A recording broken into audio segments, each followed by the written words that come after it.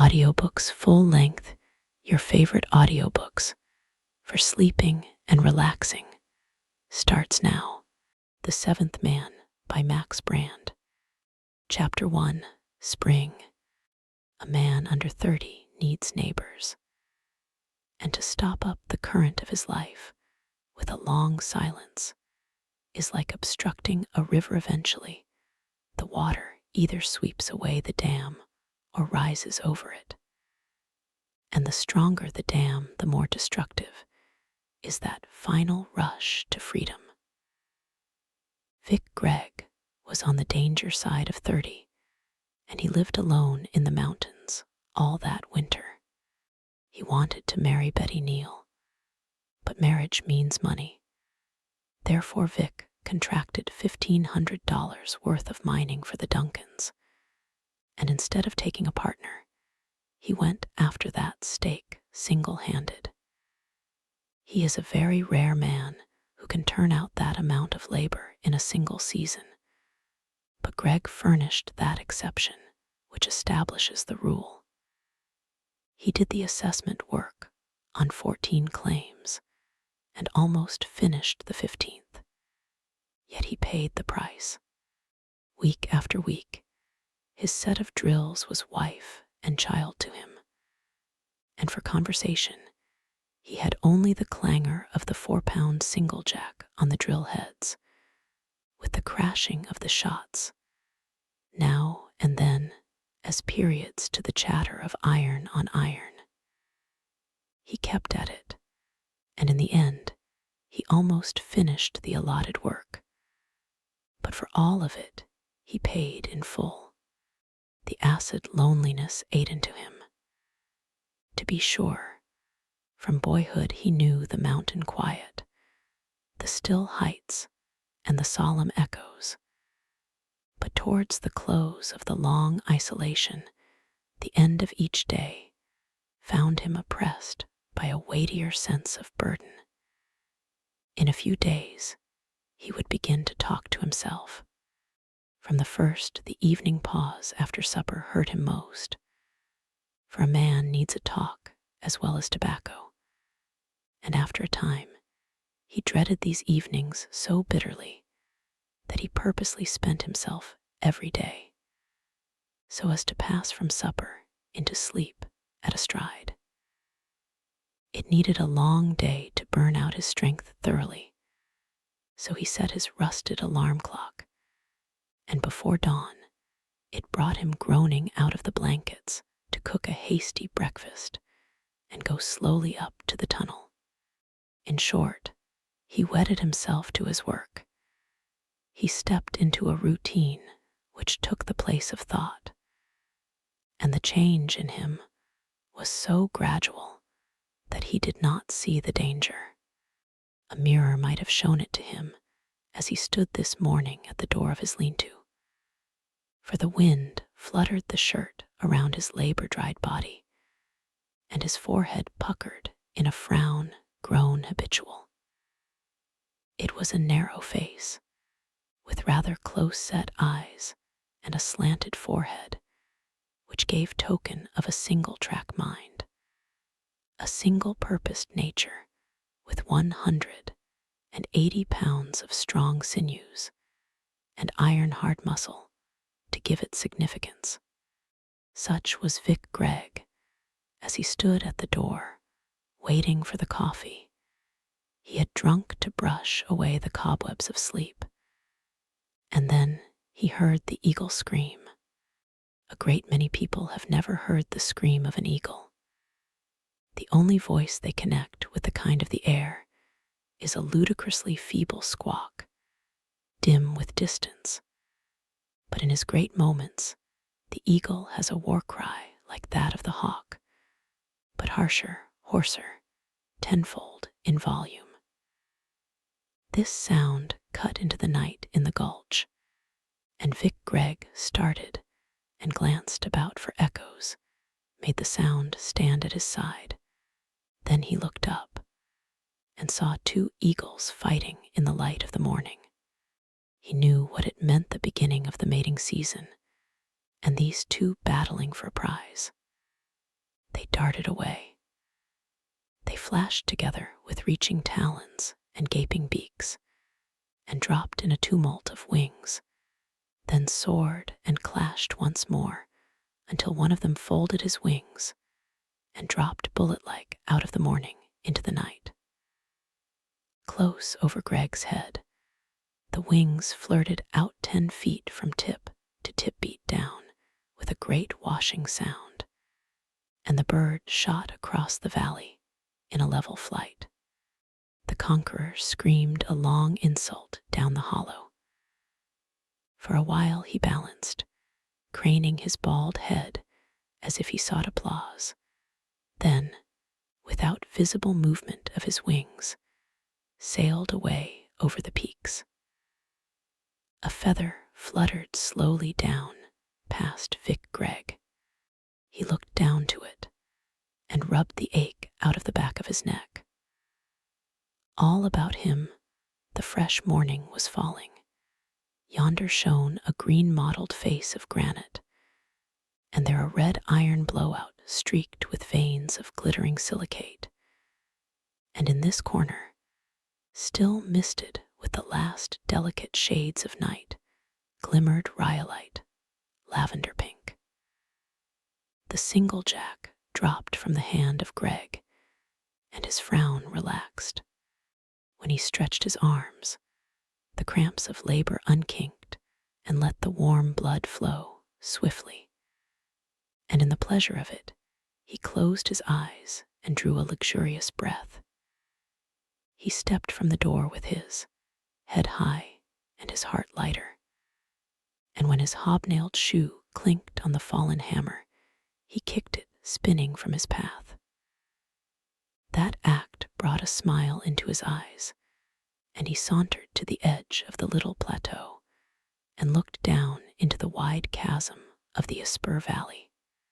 Blue shadows washed across it, though morning shone around Gregg on the height, and his glance dropped in a 2,000-foot plunge to a single yellow eye that winked through the darkness, a light in the trapper's cabin. But the dawn was falling swiftly now, and while Gregg lingered, the blue grew thin, purple-tinted, and then dark, slender points pricked up, which he knew to be the pines. Last of all, he caught the sheen of grass. Around him pressed a perfect silence, the quiet of night holding over into the day. Yet he cast a glance behind him as he heard a voice. Indeed, he felt that someone approached him, someone for whom he had been waiting. Yet it was a sad expectancy, and more like homesickness than anything he knew. "Ah, hell," said Vic Gregg, "it's spring."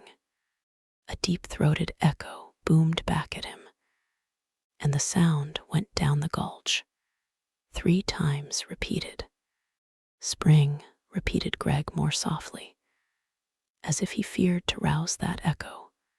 "Damned if it ain't." He shrugged his shoulders and turned resolutely towards the lean-to, picking up the discarded hammer on the way. By instinct, he caught it at exactly the right balance for his strength and arm, and the handle, polished by his grip, played with an oiled, frictionless movement against the calluses of his palm. From the many hours of drilling, fingers crooked, he could only straighten them by a painful effort. A bad hand for cards, he decided gloomily, and still frowning over this, he reached the door. There he paused in instant repugnance, for the place was strange to him. In thought and wish he was even now galloping gray Molly over the grass along the Asper, and he had to wrench himself into the mood of the patient miner. There lay his blankets, rumpled, brown with dirt, and he shivered at sight of them. The night had been cold. Before he fell asleep, he had flung the magazine into the corner, and now the wind rustled its torn, yellowed pages in a whisper that spoke to Greg of the 10 times repeated stories, tales of adventure, drifts of tobacco smoke in gaming halls, the chant of the croupier behind the wheel, deep voices of men, laughter of pretty girls, tattoo of running horses, shouts which only red-eye can inspire. He sniffed the air. Odor of burned bacon and coffee permeated the cabin. He turned to the right and saw his discarded overalls with ragged holes at the knees. He turned to the left and looked into the face of the rusted alarm clock. Its quick, soft ticking sent an ache of weariness through him. "What's wrong with me?" muttered Greg. Even that voice seemed ghostly loud in the cabin, and he shivered again. I must be going nutty. As if to escape from his own thoughts, he stepped out into the sun again, and it was so grateful to him after the chill shadow in the lean-to that he looked up, smiling, into the sky. A west wind urged a scattered herd of clouds over the peaks, tumbled masses of white which puffed into transparent silver at the edges, and behind, long wraiths of vapor marked the path down which they had traveled. Such an old cowhand as Vic Gregg could not fail to see the forms of cows and heavy-necked bulls and running calves in that drift of clouds. About this season, the boys would be watching the range for signs of screw worms in the cattle, and the bog riders must have their hands full dragging out cows, which had fled into the mud to escape the heel flies. With a new lonesomeness, he drew his eyes down to the mountains. Ordinarily, strange fancies never entered the hard head of Greg, but today it seemed to him that the mountains found a solemn companionship in each other. Out of the horizon, where the snowy forms glimmered in the blue, they marched in loose order down to the valley of the Espur, where some of them halted in place, huge cliffs, and others stumbled out into foothills. But the main range swerved to the east beside the valley, eastward out of his vision, though he knew that they went on to the town of Alder. Alder was Vic Gregg's Athens and Rome in one, its schoolhouse his Acropolis, and Captain Lorimer's saloon his forum. Other people talked of larger cities, but Alder satisfied the imagination of Vic. Besides, Grey Molly was even now in the blacksmith's pasture, and Betty Neal was teaching in the school. Following the march of the mountains and the drift of the clouds, he turned towards Alder. The piled water shook the dam, topped it, burst it into fragments, and rushed into freedom. He must go to Alder, have a drink, shake hands with a friend, kiss Betty Neal, and come back again. 2 days going, 2 days coming, 3 days for the frolic. A week would cover it all. And 2 hours later, Vic Gregg had cached his heavier equipment, packed his necessaries on the burro, and was on the way. By noon, he had dropped below the snowline and into the foothills, and with every step, his heart grew lighter. Behind him, the mountains slid up into the heart of the sky, with cold, white winter upon them. But here below it was spring indubitably. There was hardly enough fresh grass to temper the winter brown into shining bronze, but a busy, awakening insect life thronged through the roots. Surer sign than this, the flowers were coming.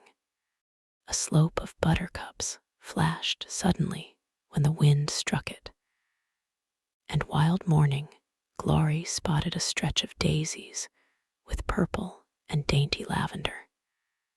To be sure, the blossoms never grew thickly enough to make strong dashes of color, but they tinted and stained the hillsides.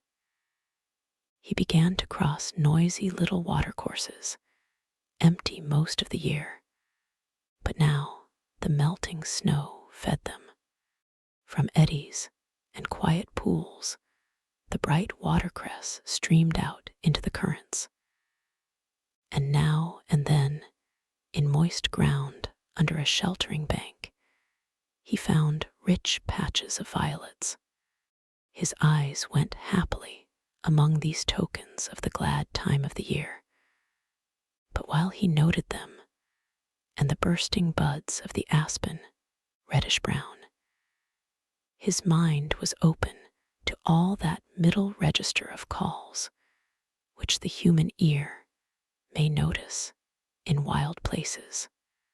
Far above his scale were shrilling murmurs of birds and insects, and beneath it ran those ground noises that the rabbit, for instance, understands so well. But between these overtones and undertones, he heard the scream of the hawk, spiraling down in huge circles, and the rapid call of a grouse, far off, and the drone of insects about his feet, or darting suddenly upon his brain and away again. He heard these things by the grace of the wind, which sometimes blew them about him in a chorus, and again shut off all except that lonely calling of the grouse, and often whisked away every murmur and left Greg in the center of a wide hush, with only the creak of the pack saddle and the click of the burro's accurate feet among the rocks. At such times, he gave his full attention to the trail, and he read it as one might turn the pages of a book. He saw how a rabbit had scurried, running hard, for the prints of the hind feet planted far ahead of those on the forepaws. There was reason in her haste, for here the pads of a racing coyote had dug deeply into a bit of soft ground. The sign of both rabbit and coyote veered suddenly, and again the trail told the reason clearly, the big print of a lobo's paw, that gray ghost which haunts the ranges with the wisest brain and the swiftest feet in the West. Vic Gregg grinned with excitement. $50 bounty, if that scalp were his. But the story of the trail called him back with the sign of some small animal which must have traveled very slowly, for in spite of the tiny size of the prints, each was distinct. The man sniffed with instinctive aversion and distrust, for this was the trail of the skunk, and if the last of the 7 sleepers was out, it was spring indeed. He raised his cudgel and thwacked the burro joyously. "Get on, Marn," he cried. "We're overdue in Alder." Marn switched her tail impatiently and canted back a long ear to listen, but she did not increase her pace, for Marn had only one gait, and if Vic occasionally thumped her, it was rather by way of conversation than in any hope of hurrying their journey. Chapter 2. Gray Molly. If her soul had been capable of enthusiasm, Marn could have made the trip on schedule time, but she was a burro good for nothing except to carry a pack well nigh half her own weight, live on forage that might have starved a goat, and smell water 15 miles in time of drought. Speed was not in her vocabulary, and accordingly, it was late afternoon rather than morning when Greg, pointing his course between the ears of Marn, steered her through Murphy's Pass and came out over Alder. There they paused by mutual consent, and the burro flicked one long ear forward to listen to the rushing of the Doan River. It filled the valley with continual murmur, and just below them, where the brown, white-flecked current twisted around an elbow bend, lay Alder tossed down without plan, here a boulder and there a house. They seemed marvelously flimsy structures, and one felt surprise that the winter snow, had not crushed them, or that the Doan River had not sent a strong current licking over bank and tossed the whole village crashing down the ravine. One building was very much like other, but Greg's familiar eye pierced through the roofs and into Widow Sullivan's staggering shack, into Hezekiah Whittleby's hushed sitting room, down to the moist, dark floor of the captain's saloon, into that amazing junk shop, the general merchandise store. So he headed straight for that place. What human face would he see first? It was Mrs. Sweeney's little boy, Jack, who raced into the street whooping, and Vic caught him under the armpits and swung him dizzily into the air. By God, muttered Vic as he strode on, that's a good kid, that Jack. And he straightway forgot all about that knife which Jackie had purloined from him the summer before. Me and Betty, he thought, will have kids like Jack, tougher'n leather. Old Garrigan saw him next and cackled from his truck garden in the backyard. But Vic went on with a wave of his arm, and on past Gertie Vincent's inviting shout. Gertie had been his particular girl before Betty Neal came to town, and on with the determination of a soldier, even past the veranda of Captain Lorimer's saloon, though Lorimer himself bellowed a greeting and chick. Stewart crooked a significant thumb over his shoulder towards the open door. He only paused at the blacksmith shop and looked in at Doug, who was struggling to make the print of a hot shoe on a hind foot of Simpson's sorrel Glencoe. Hey, Doug. Pym raised a grimy, sweating forehead. You boy, easy, damn you. Hello, Vic. And he propped that restless hind foot on his inner thigh and extended a hand. Goin' workin', Doug, because I can't stop. I just want a rope to catch Gray Molly. You red devil, take that rope over there, Vic. You won't have no work catchin' Molly, which she's plumb tame. Stand still, damn you. I never seen a Glencoe with any sense. Where you goin', Vic? Up to the school. And his sweaty grin followed Vic as the latter went out with the coil of rope over his shoulder. When Greg reached the house, Nellie Pym hugged him, which is the privilege of fat and 40, and then she sat at the foot of the stairs and shouted up gossip while he shaved with frantic haste and jumped into his best clothes. He answered her with monosyllables and only half his mind. Finish up your work, Vic. Nope. You sure worked yourself all thin. I hope somebody appreciates it. She chuckled. Ain't been sick, have you? Say, who do you think's in town? Sheriff Glass. This information sank in on him while he tugged at a boot, at least a size and half too small. Pete Glass, he echoed then. Who's he after? I dunno. Vic, he don't look like such a bad one. "He's plenty bad enough," Greg assured her. IHH. His foot ground into place, torturing his toes.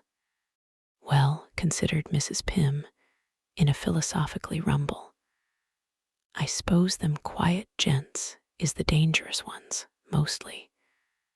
But looking at Glass, you wouldn't think he'd ever killed all those men."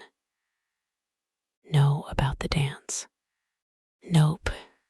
Down to Singer's place. Betty goin' with you." He jerked open the door and barked down at her. Who else would she be goin' with? "Don't start pullin' leather before the horse bucks," said Mrs. Pym. "I don't know who else she'd be goin' with. You sure look fine in that red shirt, Vic."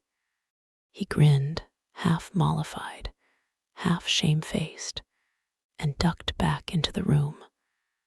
But a moment later, he clumped stiffly down the stairs, frowning. He wondered if he could dance in those boots. Feel kind of strange in these clothes. How do I look, Nellie? And he turned in review at the foot of the stairs. Slick as a whistle, I'll tell a man. She raised her voice to a shout as he disappeared through the outer door. "Kiss her once for me, Vic." In the center of the little pasture, he stood shaking out the noose, and the 3 horses raced in a sweeping gallop around the fence, looking for a place of escape, with Gray Molly in the lead. Nothing up the Doane River, or even down the Spur, for that matter, could head Molly when she was full of running, and the eyes of Greg gleamed as he watched her. She was not a picture horse, for her color was rather a dirty white than a dapple. And besides, there were some who accused her of tucked-up belly. But she had the legs for speed, in spite of the sloping croup, and plenty of chest at the girth, and a small, bony head that rejoiced the heart of a horseman. He swung the noose, and while the others darted ahead, stupidly straight into the range of danger, Gray Molly whirled like a doubling coyote and leaped away. "Good girl," cried Vic, in involuntary approbation. He ran a few steps. The noose slid up and out, opened in a shaky loop, and swooped down. Too late the gray saw the flying danger, for even as she swerved, the riata fell over her head, and she came to a snorting halt with all 4s planted, skidding through the grass. The first thing a range horse learns is never to pull against a rope. A few minutes later, she was getting the pitch out of her system, as any self-respecting cattle horse must do after a session of pasture and no work. She bucked with enthusiasm and intelligence, as she did all things. Sunfishing is the most deadly form of bucking, for it consists of a series of leaps apparently aimed at the sun, and the horse comes down with a sickening jar on stiff front legs. Educated pitchers land on only one foot, so that the shock is accompanied by a terrible sidewise, downward wrench that breaks the hearts of the best riders in the world. Gray Molly was educated, and Mrs. Pym stood in the doorway with a broad grin of appreciation on her red face. She knew riding when she saw it. Then, out of the full frenzy, the mare lapsed into high-headed, quivering attention, and Greg cursed her softly, with deep affection. He understood her from her fetlocks to her teeth. She bucked like a fiend of revolt one instant, and cantered like an angel of grace the next. In fact, she was more or less of an equine counterpart of her rider. But now He heard shrill voices passing down the street, and he knew that school was out, and that he must hurry if he wanted to ride home with Betty. So he waved to Mrs. Pym and cantered away. For over 2 days, he had been rushing towards this meeting. All winter he had hungered for it, but now that the moment loomed before him, he weakened. He usually did when he came close to the girl.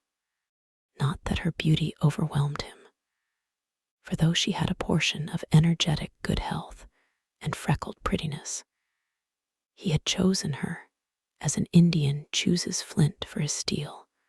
One could strike fire from Betty Neal.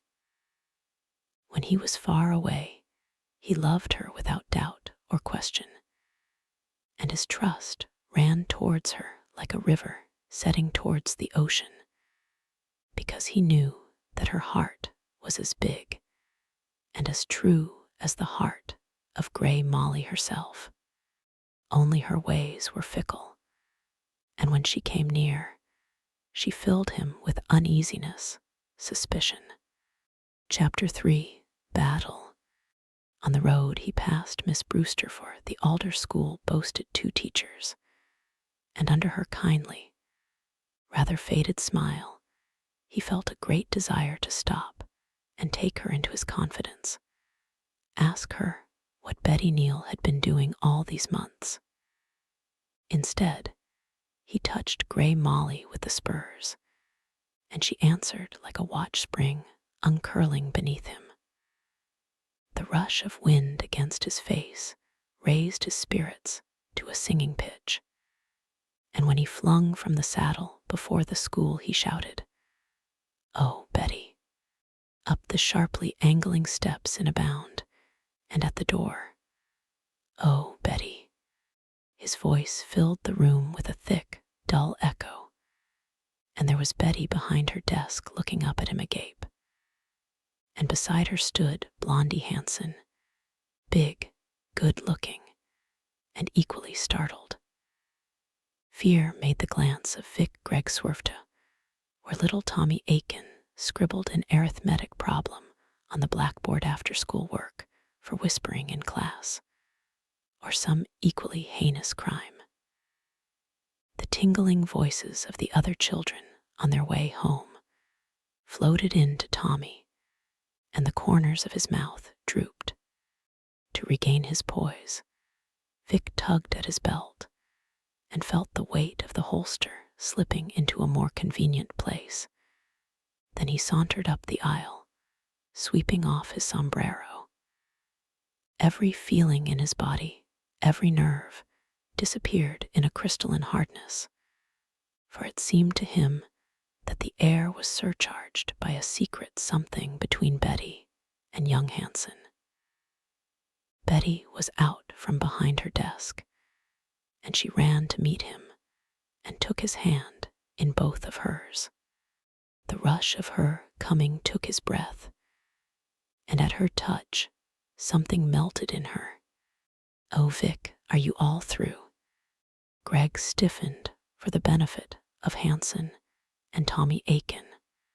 "Pretty near through," he said carelessly. "Thought I'd drop down to Alder for a day or 2 and get the kinks out." "Hello, Blondie." "Hey, Tommy." Tommy Aiken flashed a grin at him, but Tommy was not quite sure that the rules permitted speaking, even under such provocation as the return of Vic Gregg. So he maintained a desperate silence. Blondie had picked up his hat as he returned the greeting. "I guess I'll be going," he said, and coughed to show that he was perfectly at ease. But it seemed to Vic that it was hard for Blondie to meet his eye when they shook hands. "See you later, Betty." "All right." She smiled at Vic a flash and then gathered dignity of both voice and manner. "You may go now, Tommy." She lapsed into complete unconsciousness of manner as Tommy swooped on his desk. included hat and book in one grab, and darted towards the door through which Hansen had just disappeared. Here he paused, tilting, and his smile twinkled at them with understanding. "Good night, Miss Neal. Hope you have a good time, Vic." His heel clicked twice on the steps outside, and then the patter of his racing feet across the field. "The little mischief," said Betty, delightfully flushed. "It beats everything, Vic, how Alder takes things for granted. He should have taken her in his arms and kissed her. Now that she had cleared the room, he very well knew. But the obvious thing was always last to come in Greg's repertoire. Why not take it for granted? It ain't going to be many days now." He watched her eyes sparkle, but the pleasure of seeing him drowned the gleam almost at once. "Are you really almost through? Oh, Vic, you've been away so long." And she checked herself. There was no overflow of sentiment in Betty. "Maybe I was a fool for laying off work this way," he admitted. "But I sure got terrible lonesome up there." Her glance went over him contentedly, from the hard brown hands to the wrinkle which labor had sunk in the exact center of his forehead. He was all man to Betty. "Come on along," he said. He would kiss her by surprise as they reached the door. "Come on along. It's sure enough spring outside. I've been eating it up, and we can do our talking over things at the dance. Let's ride now." "Dance?" "Sure, down to Singer's place. It's going to be kind of hard to get out of going with Blondie.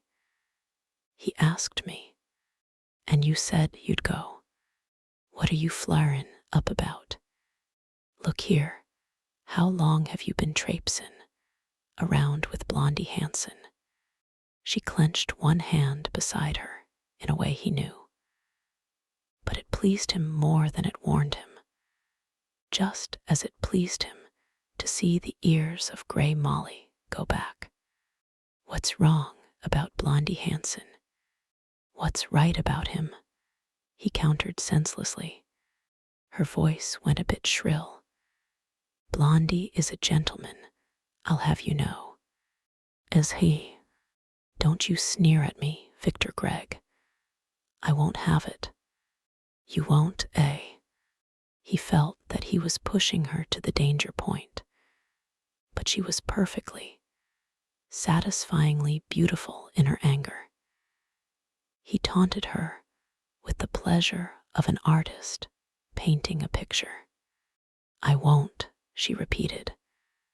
Something else came to her lips, but she repressed it, and he could see the pressure from within telling. "Don't get in a huff over nothing," he urged, in real alarm. "Only, it made me kind of mad to see Blondie standing there with that calf look." "What calf look?" "He's a lot better to look at than you'll ever be." A smear of red danced before the vision of Greg. "I don't set up for no beauty prize. Tie a pink ribbon in Blondie's hair and take him to a baby show if you want. He's about young enough to enter." If she could have found a ready retort, her anger might have passed away in words, but no words came, and she turned pale. It was here that Greg made his crucial mistake, for he thought the pallor came from fear which his sham jealousy had roused in her, perhaps. He should have maintained a discreet silence, but instead, he poured in the gall of complacency upon a raw wound.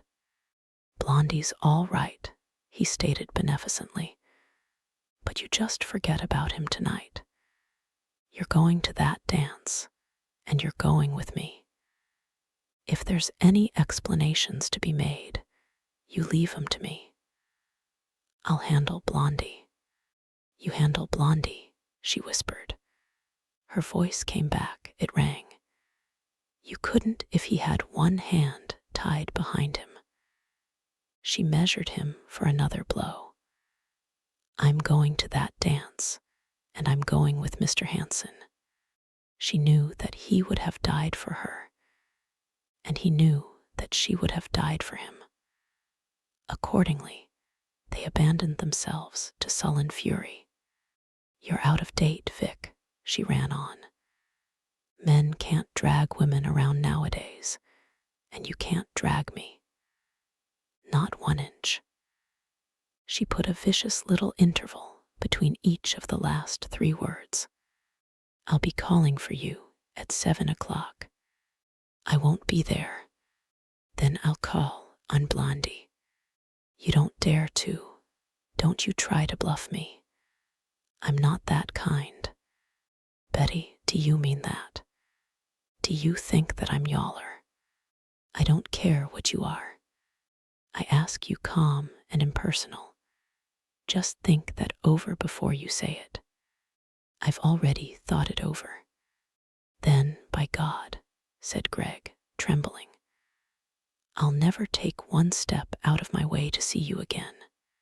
He turned, so blind with fury that he shouldered the door on his way out. And so, into the saddle, with Gray Molly standing like a figure of rock, as if she sensed his mood. He swung her about on her hind legs with a wrench on the curb and a lift of his spurs. But when she leaped into a gallop, he brought her back to the walk with a cruel jerk. She began to sidle across the field with her chin drawn almost back to her breast, prancing. That movement of the horse brought him halfway around towards the door, and he was tempted mightily to look, for he knew that Betty Neal was standing there, begging him with her eyes. But the great, sullen pain conquered. He straightened out the mare for the gate. Betty was indeed at the door, leaning against it in a sudden weakness, and even in her pain, she felt pride in the grace and skill of Vic's horsemanship. The hearts of both of them were breaking, with this rather typical difference, that Greg felt her to be entirely at fault, and that she has fully accepted every scruple of the blame. He had come down tired out, and nervous from work he had done for her sake, she remembered. And if he would only glance back once, he must know that she was praying for it, she would cry out and run down to him. But he went on, through the gate. A flash of her passion returned to her. "I shall go with Blondie if it kills me." And she flung herself into the nearest seat and wept. So when he reached the road and looked back at last, the doorway yawned black, empty, and he set his teeth with a groan and spurred down the road for Alder. He drew rein at Captain Lorimer's and entered with curt nods in exchange for the greetings. "Red-Eye," he ordered, and seized bottle and glass as Lorimer spun them deftly towards him. Captain Lorimer picked up the bottle and gazed at it mournfully when Vic had poured his drink.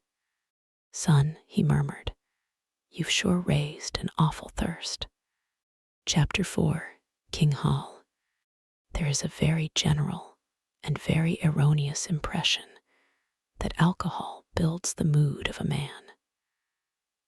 As a matter of fact, it merely makes his temper of the moment fast. The man who takes his first drink with a smile ends in uproarious laughter, and he who frowns will often end in fighting.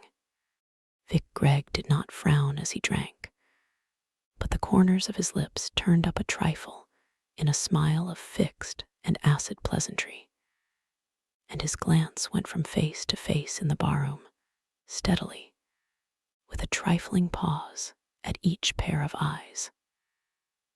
Beginning with himself, he hated mankind in general. The burn of the cheap whiskey within served to set the color of that hatred in a fixed dye. He did not lift his chaser, but his hand closed around it hard. If someone had given him an excuse for a fist fight or an outburst of cursing, it would have washed his mind as clean as a new slate. And 5 minutes later, he might have been with Betty Neal, riotously happy. Instead, everyone overflowed with good nature, gossip, questions about his work, and the danger in him crystallized. He registered cold reasons for his disgust. Beginning in the first person, he loathed himself as a thick-headed ass for talking to Betty as he had done.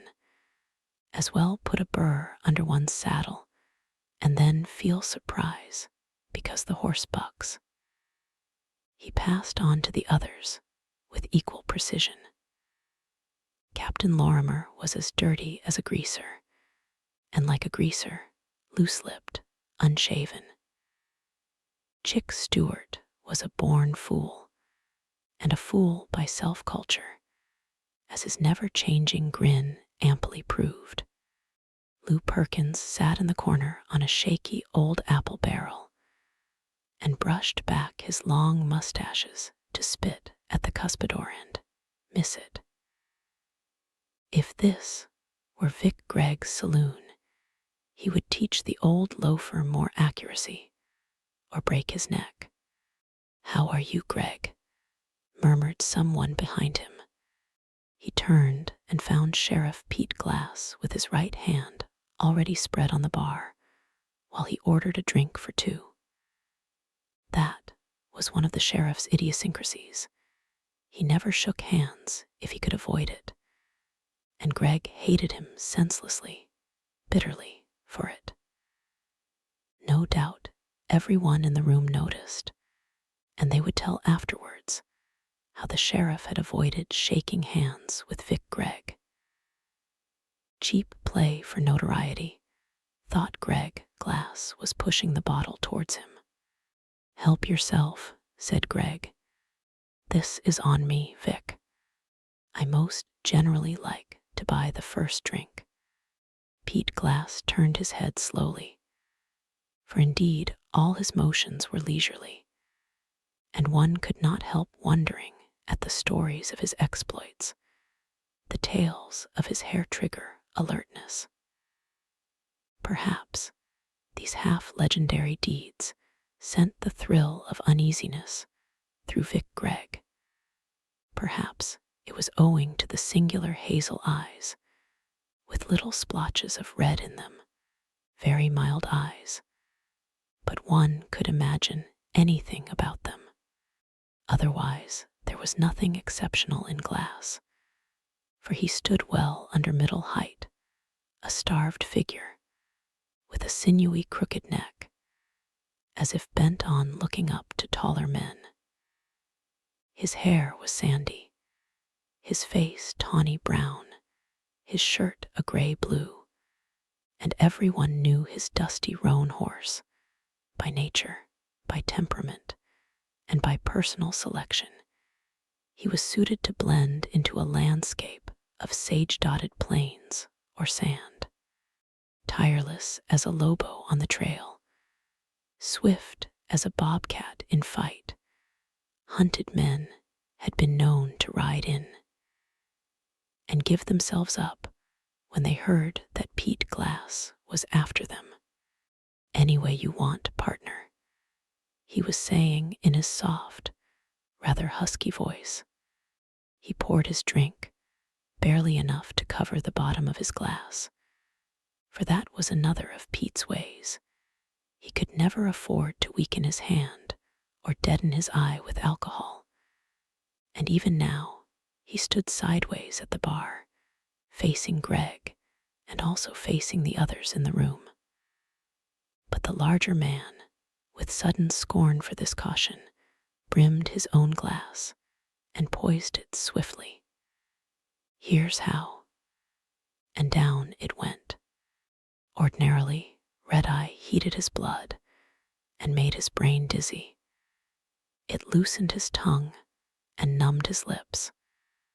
But today it left him cool, confident, and sharpened his vision until he felt that he could see through the minds of everyone in the room. Captain Lorimer, for instance, was telling a jocular story to Chick Stewart in the hope that Chick would set them up for everyone. And old Lou Perkins was waiting for the treat. And perhaps the sheriff was wondering how he could handle Vic in case of need, or how long it would take to run him down. Not long, decided Greg, breathing hard. No man in the world could put him on the run. Glass was treating in turn. And again, the brimming drink went down Vic's throat and left his brain clear, wonderfully clear. He saw through Betty Neal now. She had purposely played off Blondie against him to make them both jealous. "Won't you join us, Dad?" the sheriff was saying to Lou Perkins, and Vic Gregg smiled. He understood. The sheriff wanted an excuse to order another round of drinks because he had it in mind to intoxicate Greg. Perhaps Glass had something on him. Perhaps the manhunter thought that Vic had had a part in that Wilsonville affair 2 years back. That was it, and he wanted to make Vic talk when he was drunk. "Don't mind if I do," Lou said, slapping both hands on the bar as if he owned it. And while he waited for his drink, what are they going to do with Swain, the doddering idiot? Swain was the last man Glass had taken, and Lou Perkins should have known that the sheriff never talked about his work. The old ass was in his green age, his second childhood. "Swain turned state's evidence," said Pete curtly. "He'll go free, I suppose. Fill up your glass, partner. Can see you're thirsty yet." This was to Greg, who had purposely poured out a drink of the sheriff's own chosen dimension to see if the latter would notice. This remark fixed his suspicions. It was certain that the manhunter was after him. But again, in scorn, he accepted the challenge and poured a stiff dram. "That's right," nodded the sheriff. "You got nothing on your shoulders. You can let yourself go, Vic. Sometimes I wish," he sighed, "I wish I could do the same." "The sneaky coyote," thought Greg. "He's luring me on." "Turned state's evidence," maundered Lou Perkins. "Well, they's a lot of 'em that lose their guts when they're caught. I remember way back in the time when Bannock was runnin' full blast. Why did not someone shut off the old idiot before he was thoroughly started? He might keep on talking like the clank of a windmill in a steady breeze, endlessly. For Lou was old 75, 80. 85 he himself probably did not know just how old, and he had lived through at least 2 generations of pioneers, with a myriad stories about them. He could string out tales of the Long Trail, Abilene, Wichita, Ellsworth, Great Bend, Newton, where 11 men were murdered in one night. He knew the vigilante days in San Francisco and early times in Alder Gulch. Nobody would have thought Plummer was Yawler, but he turned out that way, droned on the narrator. Grit. He had enough to fit out 20 men. When Crawford shot him and busted his right arm, he went right on and learned to shoot with his left and started hunting Jack again. Packed that lead with him till he died, and then they found Jack's bullet in his wrist. All worked smooth by the play of the bones. Afterwards, it turned out that Plummer ran a whole gang. But before we learned that we'd been fools enough to make him sheriff, we got to Plummer right after he'd finished hanging a man and took him to his own gallows. You'd have thought a cool devil like that would have made a good end, but he didn't. He just got down on his knees and cried and asked God to help him. Then he begged us to give him time to pray, but one of the boys up and told him he could do his praying from the crossbeam. And that was Henry Plummer, that killed 100 men, him and his gang. HMM, murmured the sheriff, and looked uneasily about. Now that his eyes were turned away, Vic could study him at leisure, and he wondered at the smallness of the man. Suppose one were able to lay hands on him, it would be easy too. See you later, boys, drawled Glass, and sauntered from the room. Lou Perkins sighed as the most important part of his audience disappeared. But having started talking, the impetus carried him along. He held Vic Gregg with his hazy eyes. But they didn't all finish like Plummer, not all the bad ones. No, sirree, there was Boone Helm. I've heard about him, growled Vic. But the old man had fixed his glance and his reminiscent smile upon the past, and his voice was soft with distance when he spoke again. Helm was a sure enough bad one, son. They don't grow like him no more. Wild Bill was a baby compared with Helm, and Slade wasn't no man at all, even leavin' in the lies they tell about him. Why, son, Helm was just a lobo in the skin of a man, like Barry, put in Lorimer, drifting closer down the bar. Who's he? Ain't you heard of Whistlin' Dan? The one that killed Jim Silent and busted up his gang. Why, they say he's got a wolf that he can talk to like it was a man. Old Lou chuckled. They say a lot of things, he nodded. But I'll tell a man that a wolf is a wolf, and they ain't nothin' that can tame 'em. Don't you let 'em feed you up on lies like that, Lorimer. But Helm was sure bad. He killed for the sake of killin', but he died game. When the boys run him down, he swore on the Bible that he's never killed a man, and they made him swear it over again just to watch his nerve. But he never batted an eye. The picture of that wild time grew up for Vic Gregg, and the thought of free men who laughed at the law, strong men, fierce men. What would one of these have done if the girl he intended to marry had treated him like a foil? Then they got him ready for the rope, went on Lou Perkins. I've seen a tolerable lot of death, says Helm. I ain't afraid of it. There was about 6,000 folks had come in to see the end of Boone Helm. Somebody asked him if he wanted anything. Whiskey, says Boone, and he got it. Then he shook his hand and held it up. He had a sore finger, and it bothered him a lot more than the thought of hangin'. You gents get through with this, or else tie up my finger, he kept saying. Helm wasn't the whole show. There was some others Bane hung that day, And when one of them dropped off his box, Boone says, "There's one gone to hell."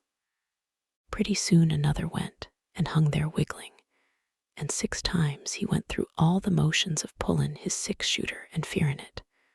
I counted. "Kick away, old fellow," says Boone Helm. "I'll be with you soon." Then it came his turn, and he hollered, "Hurrah for Jeff Davis, let her rip." That was how Boone Helm. The rest of the story was blotted from the mind of Vic Gregg by the thud of a heavy heel on the veranda. And then the broad shoulders of Blondie Hanson darkened the doorway. Blondie Hanson dressed for the dance, with the knot of his black silk handkerchief turned to the front, and above that the gleam of his celluloid collar. It was dim in the saloon, compared with the brightness of the outdoors, and perhaps Blondie did not see Vic. At any rate, he took his place at the other end of the bar. 3 pictures tangled in the mind of Gregg, like 3 bodies in a whirlpool. Betty, Blondie, Pete Glass. That strange clearness of perception increased, and the whole affair lay plainly before him. Betty had sent Hanson, dressed manifestly for the festival, to gloat over Vic in Lorimer's place. He was at it already. All turned out for the dance. Blondie, talkin' a girl. "Betty Neal," answered Blondie. "The hell you are?" inquired Lorimer, mildly astonished. "I thought, why, Vic's back in town. Don't you know that? He ain't got a mortgage on what she does." Then, guided by the side glance of Lorimer, Hanson saw Gregg, and he stiffened. As for Vic, he perceived the last link in his chain of evidence. Hanson was going to a dance, and yet he wore a gun, and there could be only one meaning in that. Betty had sent him down there to wind up the affair. "Didn't see you, Vic," Blondie was saying, his flushed face seeming doubly red against the paleness of his hair. "Have something?" "I ain't drinkin'," answered Gregg, and slowly, to make sure that no one could miss his meaning, he poured out a glass of liquor and drank it with his face towards Hanson. When he put his glass down, his mind was clearer than ever, and with omniscient precision, with nerveless calm, he knew that he was going to kill Blondie Hanson, knew exactly where the bullet would strike. It was something put behind him. His mind had already seen Hanson fall, and he smiled. Dead silence had fallen over the room, and in the silence, Gregg heard a muffled, ticking sound, the beating of his heart, heard old Lou Perkins as the latter softly, slowly, glided back out of the straight line of danger, heard the quick breathing of Captain Lorimer, who stood pasty pale, gaping behind the bar, heard the gritted teeth of Blondie Hanson, who would not take water. "Vic," said Blondie, "it looks like you mean trouble. Anyway, you just now done something that needs explaining." He stood straight as a soldier, rigid, but the fingers of his right hand twitched, twitched, twitched. The hand itself stole higher. Very calmly, Vic hunted for his words, found them. "A cattle rustler is bad," he pronounced. "A hoss thief is worse, but you're the lowest sneak of the lot, Blondie." Again that silence with the pulse in it, and Vic Gregg could feel the chill which numbed everyone except himself. The lower jaw of Captain Lorimer sagged, and his whisper came out in jerking syllables. "God Almighty." Then Blondie went for his gun, and Vic waited with his hand on the butt of his own, waited with a perfect, cold for knowledge, heard Blondie moan as his Colt hung in the holster, saw the flash of the barrel as it whipped out, and then jerked his own weapon and fired from the hip. Blondie staggered, but kept himself from falling by gripping the edge of the bar with his left hand, the right, still holding the gun, raised and rubbed across his forehead. He looked like a sleeper awakening, not a sound from anyone else, while Vic watched the tiny wraith of smoke jerk up from the muzzle of his revolver. Then Blondie's gun flashed down and clanked on the floor. A red spot grew on the breast of Hanson's shirt now. He leaned as if to pick up something, but instead slid forward on his face. Vic stepped to him and stirred the body with his toe. It wobbled, limp. Chapter 5. The Fight. There were 3 spots of white in the dim saloon, the faces of Stewart, Lorimer, and old Lou Perkins, and at the feet of Vic grew a spot of red. Knowing with calm surety that no hand would lift against him, even if he turned his back, he walked out the door without a word and swung into the saddle. There, for an instant, he calculated chances, for the street stretched empty before, and behind, with not a sound of warning stirring in the saloon. He was greatly tempted to ride to Doug Pym's for his blanket roll and a few other traveling necessities, but he remembered that the men of Alder rose to action with astonishing speed. Within 5 minutes, a group of hard riders would be clattering up his trail, with Pete Glass at their head. An unlucky providence had sent Pete to Alder on this day of all days. There stood his redoubtable Dusty Roan at the hitching rack, her head low, one ear back and one flopped forward, her underlip pendulous in a pasture full of horses. One might pick her last either for stout heart or speed. Even in spite of her history, Vic would have engaged Grey Molly to beat the roan at equal weights. But since he outbulked the sheriff full 40 pounds, he weighed in nice balance the necessity of shooting the roan before he left Alder. It was, he decided, unpleasant but vital, and his fingers had already slid around the butt of his gun when a horse whinnied far off, and the roan twitched up her head to listen. She was no longer a cloddish lump of horseflesh, but an individual, a soul. Greg's hand fell from his gun. Cursing his sentimental weakness, he lifted Molly into a canter down the street. Still no signs of awakening behind him or about. Only little Jack Sweeney playing tag with a black and tan puppy. The triumphant cackle of a hen somewhere to the left. But as he neared the end of the street, where the trail swung into the rocks of the slope, a door banged far off, and a voice was screaming. Pete. Pete Glass. Grey Molly switched her tail nervously at the shout. But Vic was too wise to let her waste strength hurrying up so sharp a declivity. That dusty roan whose life he had spared would be spending it prodigally to overtake him before long, and Molly's power must be husbanded. So he kept her at a quick walk by pressing the calf of one leg into her flank, and turned in the saddle to watch the town sink behind him. Sometime in the vague, stupid past Marn had jog-trotted down this slope, but now, He was a new man with an eye which saw all things, and a gun which could not fail.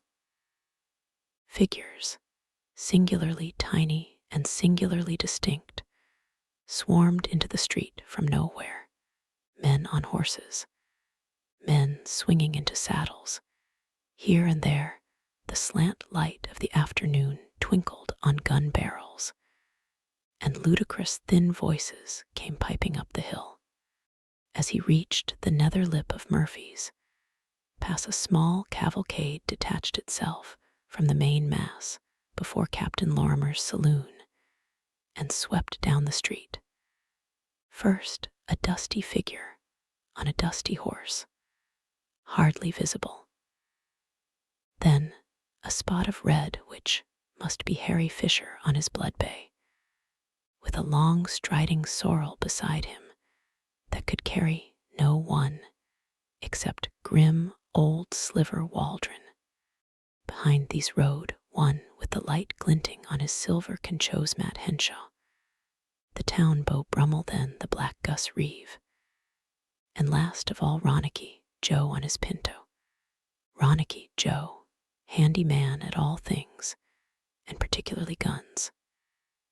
It showed how fast Pete Glass could work, and how well he knew Alder. For Vic himself could not have selected 5 cooler fighters among the villagers, or 5 finer mounts. The posse switched around the end of the street and darted up the hill like the curling lash of a whip. "Good," said Vic Gregg. "The damn fools will wind their horses before they hit the pass." He put Gray Molly into an easy trot, for the floor of the pass dipped up and down, littered with sharp-toothed rocks or treacherous, rolling ones, as bad a place for speed as a stiff upslope. According to his nicest calculation, the posse could not reach the edge of the gulch before he was at the farther side, out of range of everything except a long chance shot. So he took note of things as he went, and observed a spot of pale silver skirting through the brush on the eastern ridge of the gorge. There would be moonlight that night, and another chance in favor of Pete Glass. He remembered then, with quiet content, that jogging in the holster was a power which, with 6 words, might stop those 6 pursuers. A long halloo came barking down the pass, now drawling out, now cut away to silence as the angling cliffs sent on the echo, and Vic loosened the rein. Gray Molly swung out with a snort of relief to a free-swinging gallop, and they swept down a great, gentle slope where new grass padded the fall of her hoofs. Yet even then he kept the mare checked and held her in touch with an easily playing wrist.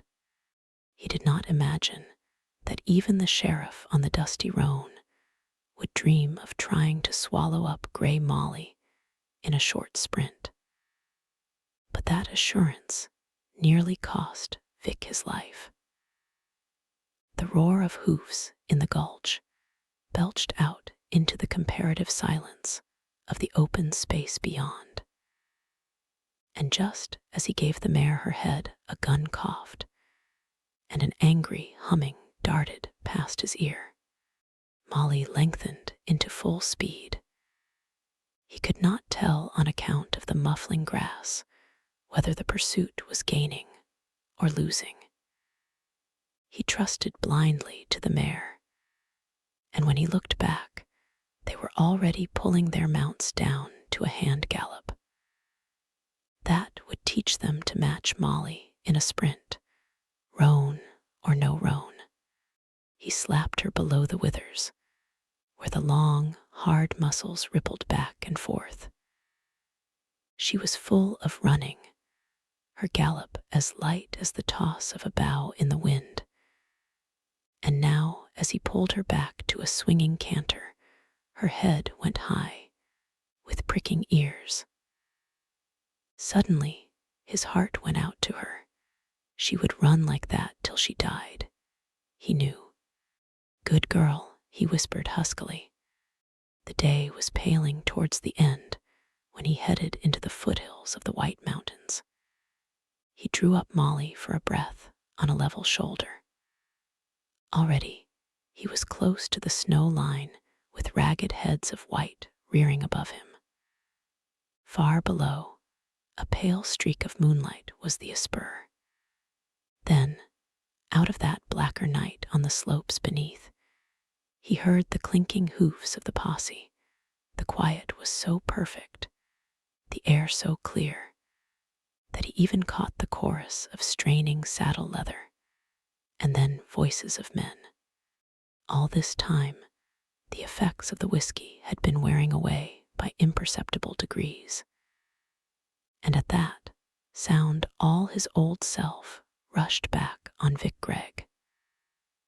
Why, they were his friends, his partners, these voices in the night. And that clear laughter floated up from Harry Fisher, who had been his bunkie at the Circle V Bar ranch 3 years ago. He felt an insane impulse to lean over the edge of the cliff and shout a greeting. Chapter 6, The Rifle. Dawn found him over the first crest.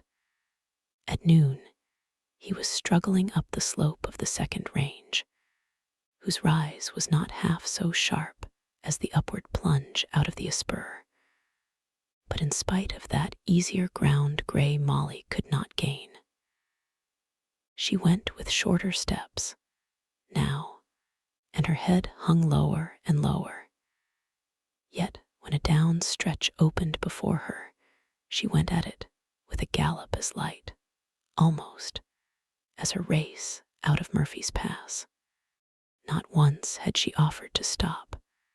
Not once had she winced from the labor of some sharp up-pitch. But still 6 horsemen hung behind her, and at their head rode a little dusty man on a little dusty roan. It was the lack of training as well as the rough going which held Molly back. Beyond that second range, however, the downslope stretched smoothly, evenly, for mile on mile, and mile on mile, perfect going for gray Molly over easy hills with patches of forest here and there where he might double, or where he might stop with the hunt sweeping past. All this the sheriff must have known perfectly well, for he no longer kept back with his pack of 5, but skirted on ahead, hunting alone. Again and again, Vic heard the little shrill whistle with which Pete Glass encouraged the roan. Vic used the spurs twice, and then he desisted from the useless brutality, for Molly was doing her best, and no power on earth could make her do more. After all, her best would be good enough, for now Vic looked up, and his heart leaped into his throat. There was only one more rise above him, and beyond lay the easy ground and a running chance for Molly's slender legs. Even as he raised his head, something whined evilly over him, followed by a sound like 2 heavy hammers swung together, face to face, and shattered by the stroke. A rifle. He looked back, saw the roan standing broadside towards him, watched the sun waver, and then flash in a straight, steady line along the barrel of the sheriff's gun. The line of light jerked up, and before the sound reached him, a blow on his right shoulder sent Vic lurching forward against the pommel.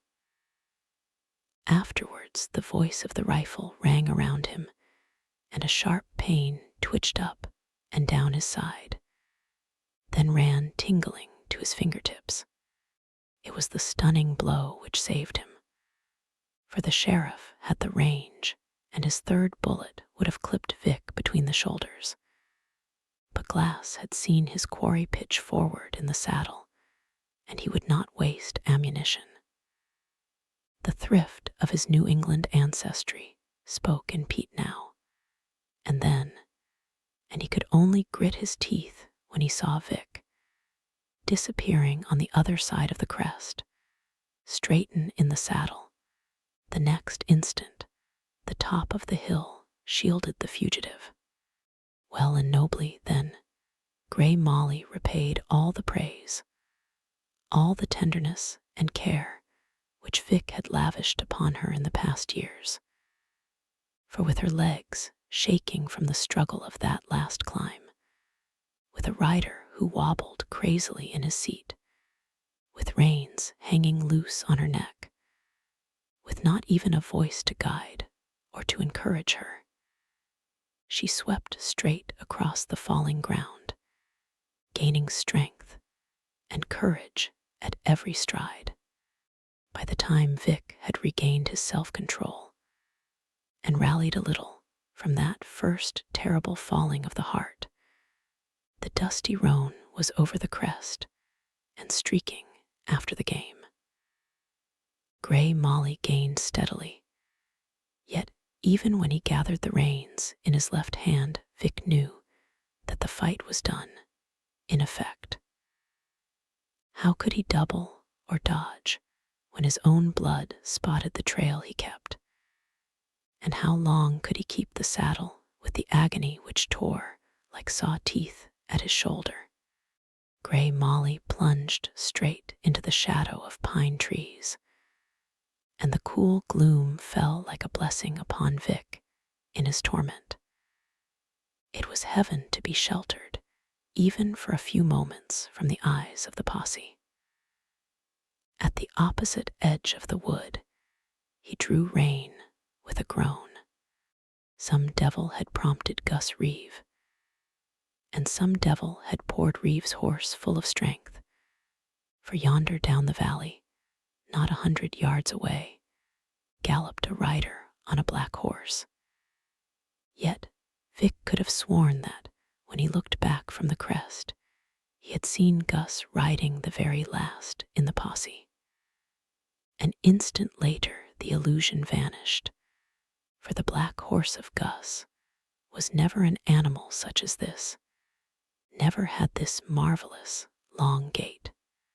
Its feet flicked the earth and shot it along with a reaching stride so easy, so flowing that only the fluttered mane and the tail stretching straight behind gave token of the speed.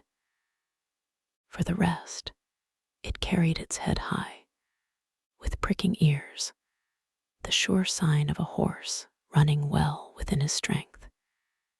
Yet Grey Molly, fresh and keen for racing, could hardly have kept pace with the black as it slid over the hills. God in heaven, if such a horse were his 1,000 sheriffs on 1,000 dusty roans, could never take him. 5 minutes would sweep him out of sight and reach. Before the horseman ran a tall dog, wolfish in head and wolfish in the gait, which carried it like a cloud shadow over the ground, but it was overlarge for any wolf Vic had ever seen. It turned its head now and leaped aside at sight of the stranger, but the rider veered from his course and swept down on Vic. He came to a halt close up without either a draw at the reins or a spoken word, probably controlling his mount with pressure of the knees, and Greg found himself facing a delicately handsome fellow. He was neither cowpuncher nor miner, Vic knew at a glance, for that face had never been haggard with labor. A tenderfoot, probably, in spite of his dress, and Vic felt that if his right arm were sound, he could take that horse at the point of his gun and leave the rider thanking God that his life had been spared. But his left hand was useless on the butt of a revolver, and 3 minutes away came the posse, racing. There was only time for one desperate appeal. "Stranger," he burst out, "I'm follered. I got to have your hoss. Take this one in exchange. It's the best I ever threw a leg over. Here's $200. He flung his wallet on the ground and swung himself out of the saddle. The wolfish dog, which had growled softly all this time and roughed up the hair of its neck, now slunk forward on its belly. "Heel, Bart," commanded the stranger sharply, and the dog whipped about and stood away, whining with eagerness. The moment Greg's feet struck the ground, his legs buckled like saplings in a wind, for the long ride had sapped his strength, and the flow of blood told rapidly on him now. The hills and trees whirled around him until a lean, strong hand caught him under either armpit. The stranger stood close. "You could have my hoss if you could ride him," said he. His voice was singularly unhurried and gentle. "But you drop out of the saddle in 10 minutes. Who's after you?" A voice shouted far off beyond the wood. Another voice answered nearer, and the whole soul of Greg turned to the stallion. Gray Molly was blown. She stood now with hanging head, and her flanks sunk in alarmingly at every breath. But even fresh from the pasture, she was not a rag, not a straw compared to the black.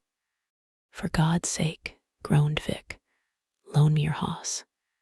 You couldn't stick the saddle. Come in here out of sight. I'm going to take 'em off your trail." While he spoke, he led half-carried Vic into a thicket of shrubs with a small open space at the center. The black and the wolf dog followed, and now the stranger pulled at the bridle rein. The stallion kneeled like a trained dog, and lying thus, the shrubbery was high enough to hide him. Closer, sweeping through the wood, Vic heard the crash of the pursuit, yet the other was maddeningly slow of speech. "You stay here, partner, and sit over there. I'm borrowing your gun." A swift hand appropriated it from Vic's holster, and his own fingers were too paralyzed to resist. "And don't you try to ride my hoss unless you want them teeth in your throat. Lie quiet and tie up your hurt. Bart, watch him." And there sat Greg, where he had slipped down in his days of weakness, with the great dog crouched at his feet, and snarling ominously every time he raised his hand. The voices came closer, the crashing burst on his very ears, and now, through the interstices of the shrubbery, he saw the stranger swing into the saddle on Gray Molly and urge her to gallop. He could follow them for only an instant with his eyes, but it seemed to Vic that Molly cantered under her new rider with strange ease and lightness. It was partly the rest, no doubt, and partly the smaller burden, a deep beat of racing hoofs, and then the dusty roan shot out of the trees close by, with the sheriff leaning forward, jockeying his horse. It seemed that no living thing could escape from that relentless rider. Then, right behind Vic, a horse snorted and grunted as it leaped a fallen log. Perhaps, and he watched in alarm to see if the stallion would answer that sound with start or whinny. The black lay perfectly still, and instead of lifting up to answer or to look, the head lowered with ears flat back until the long, outstretched neck gave the animal a snaky appearance. The dog, too, though it showed murderous fangs whenever Vic moved, did not stir from his place, but lay flattening into the ground. "Cut to the right, cut to the right, Harry," came the voice of the sheriff, already piping from the distance as the last of the posse brushed out from the trees. "Yo hoy, Gus, take the left arroyo." Two answering yells, and then the rush of hoofs fell away. They were cornering the stranger, no doubt, and Vic struggled to lift himself to his feet and watch until a faint sound from the dog made him look down. Bart lay with his haunches drawn up under him, his forepaws digging into the soft loam, his eyes demoniac. Instinctively, Vic reached for his absent gun, and then, despairing, relaxed to his former position. The wolf dog lowered his head to his paws, and there remained with the eyes following each intake of Greg's breath. A rattle of gunshots flung back loosely from the hills, and among them, Vic winced at the sound of the sheriff's rifle, clear and ringing over the bark of the revolvers. Had they nailed the stranger? The firing recommenced, more faintly and prolonged, so that it was plain the posse maintained a running fusillade after the fugitive. After that, fear of his own growing weakness shut out all else from the mind of Greg as he felt his senses. His physical strength, flowing out like an ebb tide to a sea witch, he knew was death. He began to work desperately to bind up the wound and stop the flow of blood. And it was fear which gave him momentary strength to tear away his shirt, and then with his teeth and left hand rip it into strips. After that, heedless of the pain, he constructed a rude bandage very clumsily, for he had to work over his shoulder. Here his teeth, once more, were almost as useful as another hand. And as the bandage grew tight, the deadly, warm trickle along his side lessened, and his fingers fell away from the last knot. He fainted. Chapter 7. Joan Disobeys. What he next knew was a fire of agony that wrapped his whole body, and consciousness flashed back on him. Strong arms lifted him up above him. He sensed the eyes of his torturer, dim in moonlight, and he beat his clubbed left fist into that face.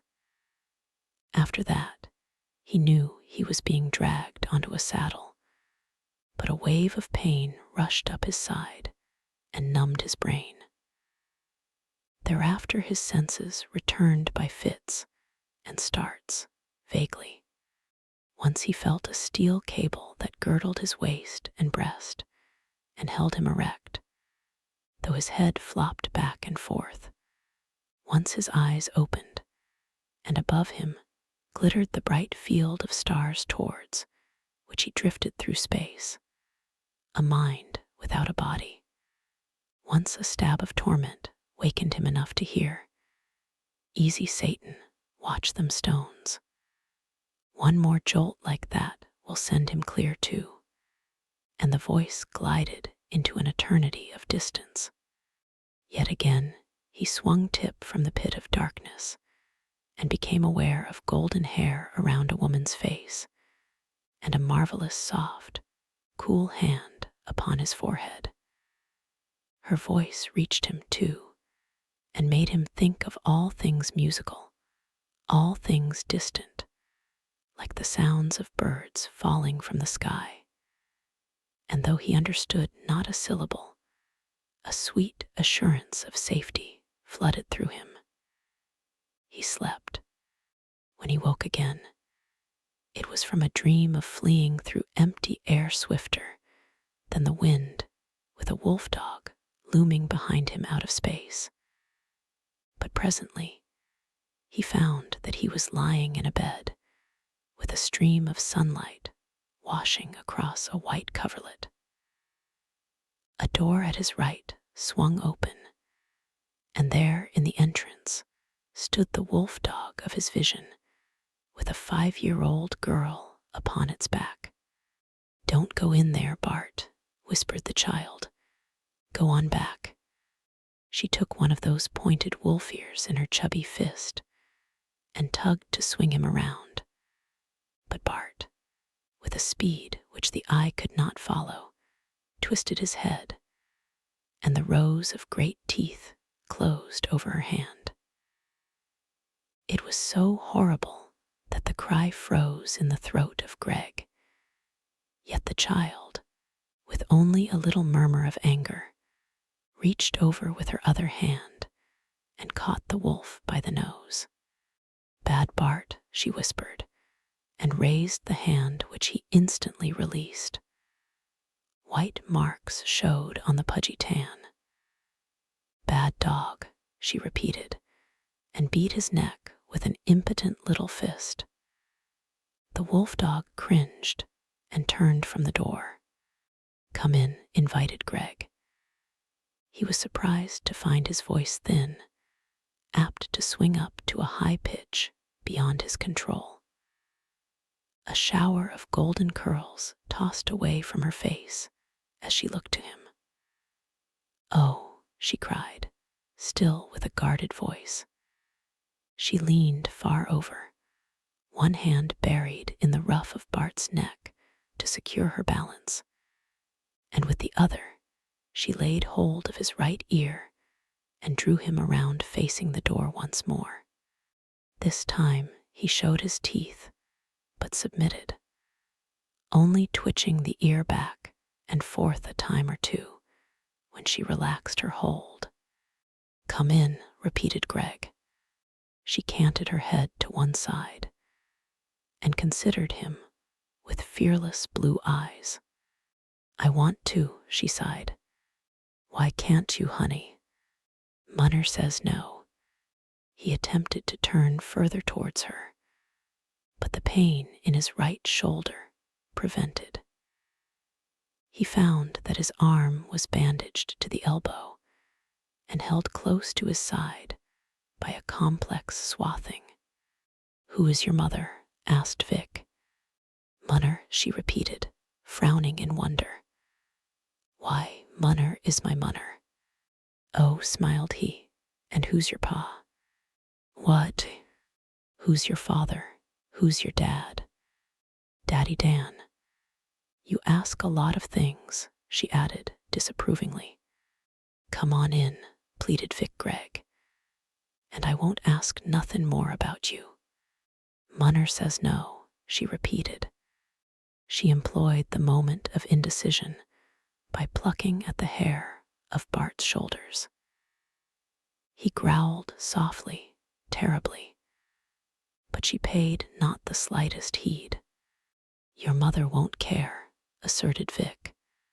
"I know," she nodded, "but Daddy will." "Spanking." She looked blankly at him. "What will he do, then, if you come in to see me?" "He'll look at me." She grew breathless at the thought and cast a guilty glance over her shoulder. "Honey," chuckled Greg weakly, "I'll take all the blame. Just you come along in, and he'll do his lookin' at me." He thought of the slender fellow who had rescued him and his large, gentle brown eyes. But to a child, even those mild eyes might seem terrible with authority. "Will you, true?" said the child wistfully. "Honest and true." "All right." She made up her mind instantly, her face shining with excitement. "Get up, Bart." And she thumped the wolf dog vigorously with her heels. He carried her in with a few gliding steps, soundless, except for the light rattle of claws on the floor. But he stopped well out of reach of the bed. And when Vic held his left hand as far as he could across his chest, Bart winced and gave harsh warning. Vic had seen vicious dogs in his day, seen them fighting, seen them playing, but he had never heard one of them growl like this. The upper lips of the animal twitched dangerously back, and the sound came from the very depths of his body. It made the flesh crawl along Vic's back. One rip of those great teeth could tear a man's throat open. The child thudded her heels against the ribs of Bart again. "Get up," she cried. The wolf dog shuddered, but would not budge an inch. "Naughty Bart," she slipped off to the floor. "I'll make him come," she said. "If it's the same to you," said Vic, rather hastily. "I'd just as soon he stayed where he is." "He's got to do what I want," she answered. She shook a tiny forefinger at him. "Bart, you just come here." The dog turned his blazing eyes on her and replied with a growl that shook his sides. "Stop," she ordered, and struck him sharply on the nose. He blinked and lowered his head under the blow, but though the snarling stopped his teeth flashed. She caught him by both jowls and tugged him forward. "Let him be," urged Vic. "He's got to come." And come he did, step by halting step, while she hauled him. And now the snarling hoarse intakes of breath filled the room. Once she moved a little to one side, and Vic caught the glint of two eyes, red-stained, which were fixed undeviatingly upon her face. Mixed with Vic's alarm at the great fighting beast was a peculiar uneasiness, for there was something uncanny in the determination, the fearlessness of this infant.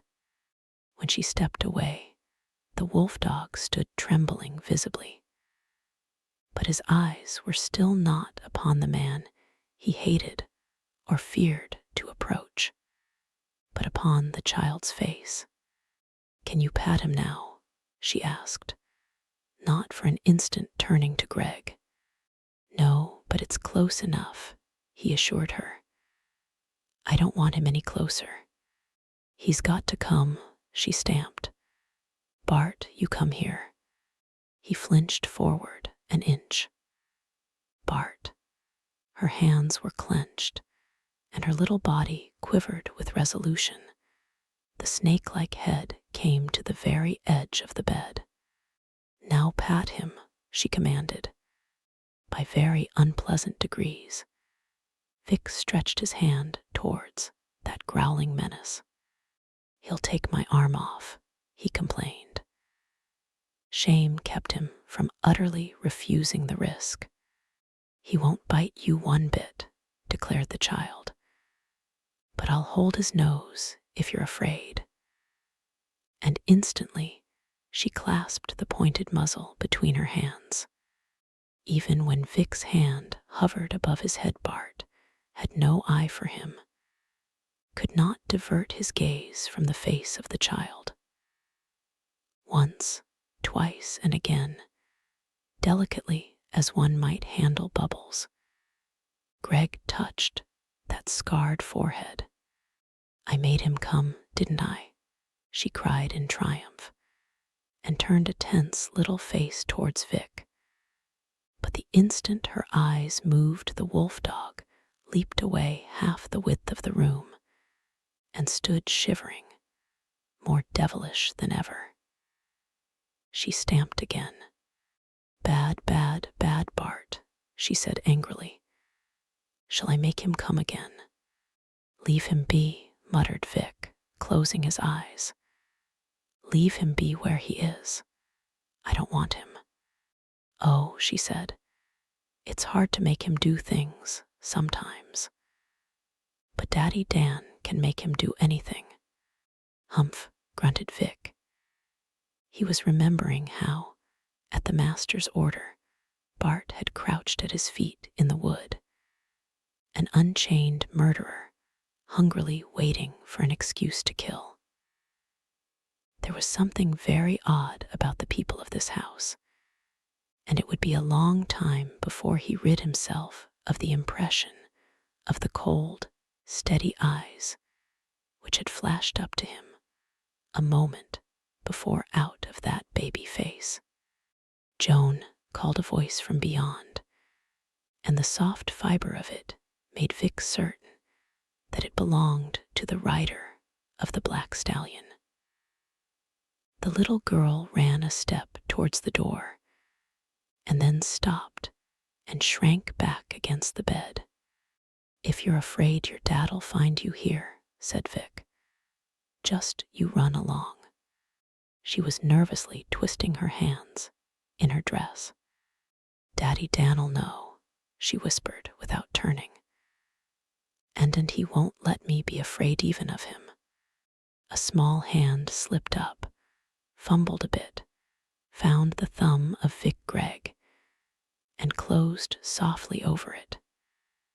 With this to steady her, she waited, facing the door. Chapter 8, Discipline. A light step crossed the outer room, with something peculiar in its lightness, as if the heel were not touching the floor, with the effect of the padded fall of the feet of some great cat. There was both softness and the sense of weight. First, the wolf dog pricked his ears and turned towards the door. The pudgy fist closed convulsively over Vic's thumb, and then his rescuer stood in the entrance. "Hello, partner," called Vic. "I got company, you see. The door blew open, and I asked your little girl in." "I told you not to come here," said the other. Vic felt the child tremble, but there was no burst of excuses. "She didn't want to come," he urged, "but I kept on asking her." The emotionless eye of Daddy Dan held upon Joan. "I told you not to come," he said. Joan swallowed in mute agony, and the wolf dog slipped to the side of the master and licked his hand as though in dumb intercession. The blood ran coldly in the veins of Gregg, as if he saw a fist raised to strike the little girl. "You go out." She went swiftly at that, sidled past her father with her eyes lifted, fascinated, and so out the door, where she paused an instant to flash back a wistful appeal. Nothing but silence, and then her feet pattering off into the outer room. "Maybe you better go keep her company, Bart," said the father. And at this sign of relenting, Vic felt his tensed muscles relaxing. The wolf whined softly and glided through the door. "You feeling better?" "Like a hoss off green feed. I been lyin' here drinkin' up the sunshine." The other stood beside the open window, and there he canted his head, his glance far off and intent. "Do you hear?" he asked, turning sharply. There was a fierce eagerness in his face. "Hear what?" "It's spring," he murmured, without answering more directly than this, and Vic felt that the other had changed again, grown understandable. Nevertheless, the shock of that sudden alteration at the window kept him watching his host with breathless interest. Whatever it was that the strange fellow heard, a light had gleamed in his eyes for a moment. As he sauntered back towards the bed, just a trace of it lingered about him, a hint of sternness. "Spring," answered Gregg. "Yep, I smelled spring a few days back, and I started out to find some action. You can see for yourself that I found it, partner." He stirred uneasily, but it was necessary that the story should be told lest it reach the ears of this man from another source. It was one thing to shelter a fugitive from justice whose crime was unknown, perhaps trifling, but it might be quite another story if this gentle, singular man learned that his guest was a new-made murderer. Better that he should learn the tale now and form his prejudices in favor of Greg. "I'll tell you the whole story," he began, but the other shrugged his shoulders. "You leave the story be," he said, and there was something in the quiet firmness of his manner which made it impossible for Vic to continue. "You're here and you're hurt, and you need a pile of rest. That's about enough story for me." 104 put himself swiftly in the place of the other. Suppose that he and Betty Neal should have a cabin off in the mountains like this. How would they receive a wounded fugitive from justice? As unquestioningly as this. In a surge of gratitude, he looked mistily towards his host. "Stranger," he said, "you're white, damned white, that's all. My name's Vic Gregg, and I come from—" "Thanks," cut in the other. "I'm glad to know your name, but in case anybody might be asking me, I wouldn't care to know where you come from." He smiled. "I'm Dan Barry." It had to be a left-handed shake on the part of Vic, a thing of which he often thought in the days that followed. But now he sent his memory hunting. "Seems like I've heard your name before," he murmured. "I dunno where. Were you ever around Alder, Barry?" No, his manner suggested that the topic might as well be closed. He reached over and dropped his hand lightly on the forehead of Vic. A tingling current flowed from it into the brain of the wounded man. "Your blood's still a bit hot," he added. "Lie quiet and don't even think. You're safe here. They ain't a thing going to get at you. Not a thing. You'll stay till you get ready to leave. 'S long. I'll see that you get something to eat." He went out with that unusual padding step which Vic had noticed before, and closed the door softly behind him. In spite of that barrier, Greg could hear the noises from the next room quite clearly, as someone brought in wood and dropped it on a stone hearth, rattling. He fell into a pleasant doze, just stretching his body now, and then to enjoy the coolness of the sheets, the delicious sense of being cared for, and the returning strength in his muscles. Through that haze, he heard voices presently, which called him back to wakefulness. That ought to be good for him. "Take it in, Kate. I shall Dan. What has Joan done? She went in there. I told her to leave him alone. But she says he asked her to come and said he would take the blame. I told her not to go. Poor baby.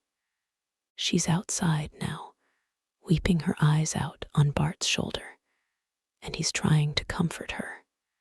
It was purer English than Vic was accustomed to hear, even from his schoolmistress. But more than the words, the voice surprised him. The low, controlled voice of a woman of gentle blood. He turned his head and looked out the window, baffled. Far above, shooting out of sight, went the slope of a mountain, a cliff shining in the slant sun of the afternoon here, a tumbled slide of rocks and debris there. And over the shoulder of this mountain, he saw white-headed monsters stepping back in range beyond range. Why should a girl of refinement choose the isolation of such a place as this for her home? It was not the only strange thing about this household, however, and he would dismiss conjectures until he was once more on his feet. She was saying, "Won't you speak to her now?" A little pause. Then, "No, not until evening. Please, Dan. She's got to learn." A little exclamation of unhappiness. And then the door moved open. Vic found himself looking up to the face with the golden hair, which he remembered out of his nightmare. She nodded to him cheerily. "I'm so happy that you're better," she said. "Dan says that the fever is nearly gone." She rested a large tray she carried on the foot of the bed, and Vic discovered, to his great content, that it was not hard to meet her eyes.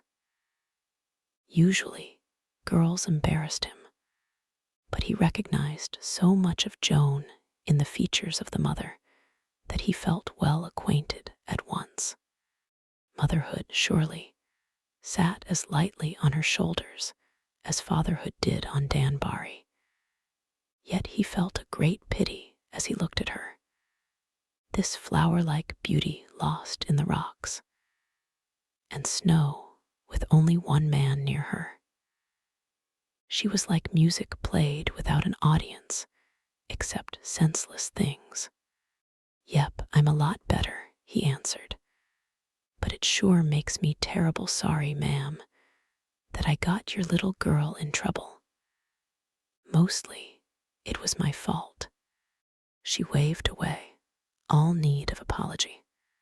"Don't think an instant about that, Mr. Gregg. Joan needs a great deal of disciplining." She laughed a little. "She has so much of her father in her, you see.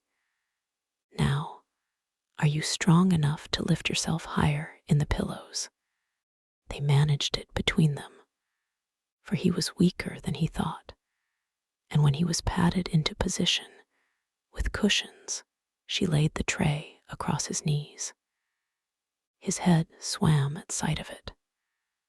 48 hours of fasting had sharpened his appetite, and the loaded tray whetted a razor edge, for a great bowl of broth steamed forth an exquisite fragrance on one side, and beside it she lifted a napkin to let him peek at a slice of venison steak. Then there was butter, yellow as the gold for which he had been digging all winter, and real cream for his coffee, a whole pitcher of a tanned, snowy bread. Best of all, she did not stay to embarrass him with her watching while he ate, since above all things in the world, a hungry man hates observation when the board is spread. Afterwards, consuming sleep rippled over him from his feet to his eyes to his brain. He partially roused when the tray was removed and the pillows slipped from under his back, but with a vague understanding that expert hands were setting the bed in order, his senses fled once more. Hours and hours later, he opened his eyes in utter darkness, with a thin, sweet voice still ringing in his ears.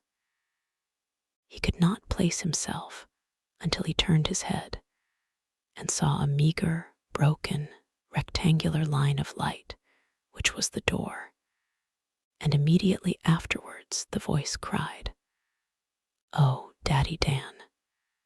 And what did the wolf do then? "I'm common to that, Joan, but don't you talk about wolves so loud, or old Black Bartle think you're talkin' about him. See him lookin' at you now. But please go on. I won't say one little word."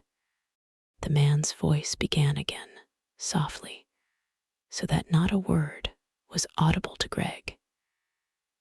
He heard the crackle of burning logs upon the hearth, saw the rectangle of light flicker, caught a faint scent of wood smoke, and then he slept once more. Chapter 9. The Long Arm of the Law. From the first, the wound healed rapidly, for Vic's blood was perfectly pure, the mountain air a tonic which strengthened him, and his food and care of the best. The high-powered rifle bullet whipped cleanly through his shoulder, breaking no bone and tearing no ligament, and the flesh closed swiftly. Even Vic's mind carried no burden to oppress him in care for the future or regret for the past. For if he occasionally remembered the limp body of Hansen on the floor of Captain Lorimer's saloon, he could shrug the picture into oblivion. It had been fair fight, man to man, with all the odds in favor of Blondie, who had been allowed to pull his gun first. If Vic thought about the future at all, it was with a blind confidence that sometime, and in some unrevealed way, he would get back to Alder and marry Betty Neal. In the meantime, as the days of the spring went mildly by, he was up and about. And very soon there was only a little stiffness in his right arm to remind him of peat glass and the dusty roan. He spent most of his time close to the cabin, for though he had forgotten the world, there was no decisive proof that the world would forget him half so easily. That was not the way of the sheriff. He had been known to spend years in the hunt for a single misdoer, and Vic had no care to wander out where he might be seen. Besides, it was very pleasant about the cabin. The house itself was built solidly, roomily, out of logs hewn on the timbered slopes above and dragged down to this little plateau. 3 mountains to the north, south, and west rolled back and up, cutting away the sunlight in the early afternoon. But at this point, the quick slopes put out shoulders and made, among them, a comfortable bit of rolling ground, deep-soiled and fertile. Here, so Kate Barry assured him, the wild flowers came even earlier than they did in the valley so far below them. And to be sure, when Vic first walked from the house, he found the meadow aflame with color, except for the space covered by the truck garden and the corral. In that enclosure, he found Gray Molly fenced away from the black, with several other horses of commoner blood. For the stallion, he learned, recognized no fraternity of horseflesh, but killed what he could reach.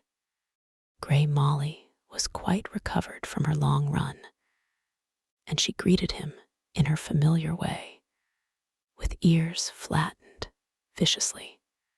He might have stayed on here quite happily for any space of time, but more and more Vic felt that he was an intruder. He sensed it, rather than received a hint of word or eye. In the first place, the 3 were complete in themselves, a triangle of happiness, without need of another member for variety or interest. It was plain at a glance that the girl was wholeheartedly happy, and whatever incongruity lay between her and these rough mountains, he began to understand that her love for Barry and the child made ample amends. As for the other 2, he always thought of them in the same instant, for if the child had her eyes and her hair from her mother, she had her nature from the man. They were together constantly, on walks up the mountain, when she rode Black Bart up the steep places, on dips into the valley when he carried her before him on the stallion. She had the same soft voice, the same quick, furtive ways, the same soundless laughter at times. And when Bari sat in the evening, as he often did for hours, staring at empty air, she would climb on his knee, place his unresisting arm around her, and she looking up into his face, sharing his silences. Sometimes Vic wondered if the young mother were not troubled, made a little jealous by this perfect companionship. But he never found a trace of it. It was she, finally, who made him determined to leave as soon as his shoulder muscles moved with perfect freedom. For as the days slipped past, he felt that she grew more and more uneasy, and her eyes had a way of going from him to her husband, as though she believed their guest a constant danger to Bari. Indeed, to some small extent he was a danger, for the law might deal hardly with a man who took a fugitive out of the very grip of its hand by a rather ironical chance, on the very morning when he decided that he must start his journey the next day but one.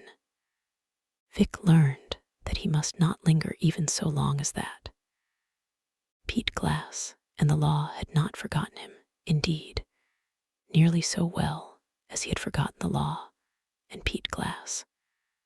For as he sat in his room filling a pipe after breakfast, the voice of Bari called him out, and he found his host among the rocks which rimmed the southern end of the plateau in front of the house. To the north, the ground fell away smoothly, rolled down to the side of the mountain, and then dipped easily to the valley, the only direction from which the cabin was accessible, though here the grade was possible for a buckboard. To the south, the plateau ended in a drop that angled sharply down, almost a cliff in places. And from this point of vantage, the eye carried nameless miles down the river. "Are them friends of yours?" asked Dan Bari as he stood among those rocks. "Take a long look." And he handed a strong pair of field glasses to Greg. The latter peered over the dizzy edge. Down there, in the very act of fording the river to get to their side of it, he marked 5 horsemen, no, 6, for he almost missed the leader of the troop, a dusty figure which melted into the background. All the terror of the first flight rushed back on Vic. He stood palsied, not in fear of that posse, but at the very thought of pursuit. "There's only one way," he stammered at length. "I'll Dan, give me a hand to get a saddle on Gray Molly, and I'll laugh at 'em yet. Damn 'em. What you goin' to do?" It was the same unhurried voice which had spoken to Vic on the day of the rescue, and it irritated him in the same manner now. Kate had come running from the house with her apron fluttering. "I'm going down that slope to the north," said Vic, "and I'll get by 'em hell-bent for election. Once I show my heels to that lot, they're done." He talked as much to restore his courage as from confidence. For if the posse sighted him going down that slope on the Gray, it would take a super horseman and a super horse to escape before they closed the gap. Bari considered the situation with a new gleam in his eye. "Wait a minute," he said, as Vic started towards the corral. "That way you got planned is a good way to die. You listen to me." But here Kate broke in on them. "Dan, what are you going to do?" "I'm going to take the Gray and go down the slope." I'm going to lead him off Vic's trail, said Barry quietly. But it seemed to Vic that he avoided his wife's eye. The voice of Betty Neal, Vic knew, would have risen shrill at a time like this. Kate spoke even more low than usual, but there was a thing in her voice that struck a tremor through Greg. If it's death for him, what is it for you? Nothing at all. If they see me and head for me before the way's clear, I'll let 'em come up and see they have the wrong man. If I get the chance, I'll lead 'em away. And Vic, you'll hit between those two mountains, see 'em, and cut across country. No hoss could carry you there except Satan, and you couldn't ride him. You'll have to go on foot, but they'll never look for you on that side. When you get to the Easygoin down in the valley, buy a hoss and hit for the railroad. Kate turned on Vic, trembling. Are you going to let him do it? She asked. Are you going to let him do it again? He had seen a certain promise of escape held before him the moment before. But pride made him throw that certainty away. Not in a million years, he answered. You'll do what I say, and you'll start now. I got a better idea than that. If you head just over the side of that north mountain, you'll find a path that a hoss can follow. It won't take you clear away from them down below, but there ain't a chance in 10 that they'll come that way. Take my old brown hoss with the white face. He'll carry you safe. 104 hesitated. The fierce eyes of Kate were on him, and with all his soul he wanted to play the man. But liberty was sweet, sweeter than ever to Vic. She seemed to give him up as he stood there with his heart in his throat. She turned back to Barry. Dan, she pleaded.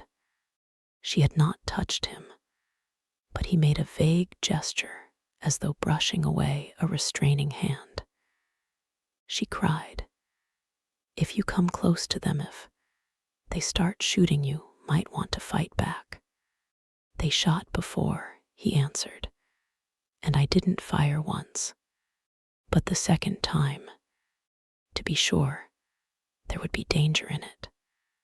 But as Barry himself had said, if the way was closed to him, he could surrender to them, and they could not harm him. Vic tried in vain to understand this overmastering terror in the girl, for she seemed more afraid of what Dan might do to the posse than what the posse might do to Dan.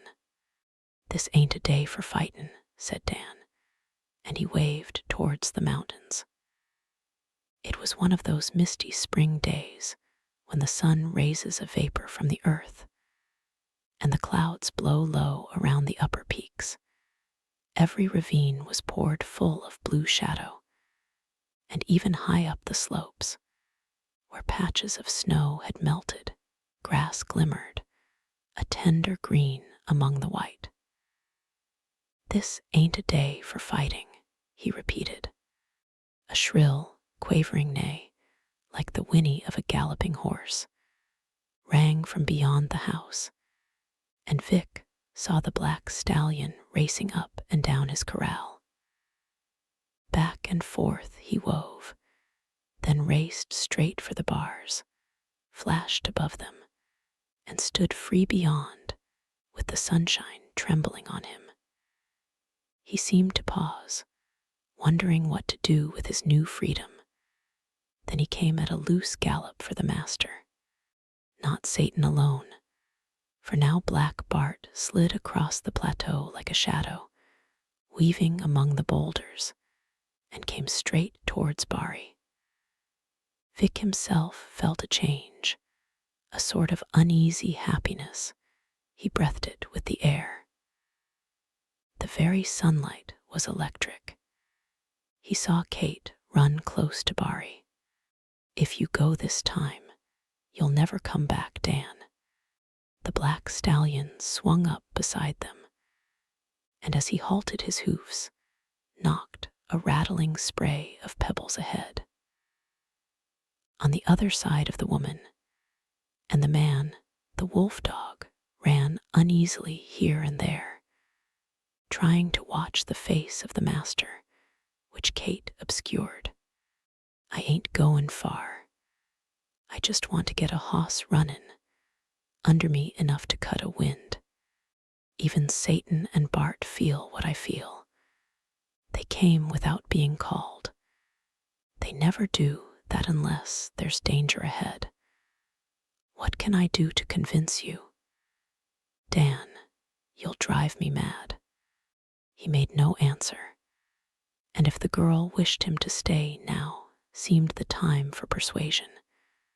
But she gave up the argument suddenly. She turned away, and Vic saw in her face the same desperate, helpless look as that of a boy who cannot swim beyond his depth in the river. There was no sign of tears. They might come afterwards. What had come over them? This desperation in Kate, this touch of anxiety in the very horse and the wolf dog.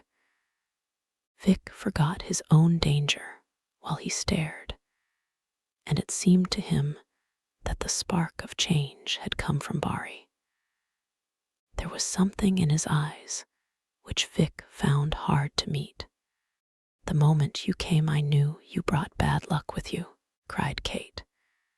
"He brought you in bleeding. He saved you and came in with blood on his hands, and I guessed at the end. Oh, I wish you—" Kate broke in Bari. She dropped upon one of the stones and buried her face in her hands, and Dan paid no more attention to her. "Hurry up," he said. "They're across the river." And Vic gave up the struggle, for the tears of Kate made him think of Betty Neal, and he followed Dan towards the corral. Around them, the stallion ran like a hunting dog, eager to be off.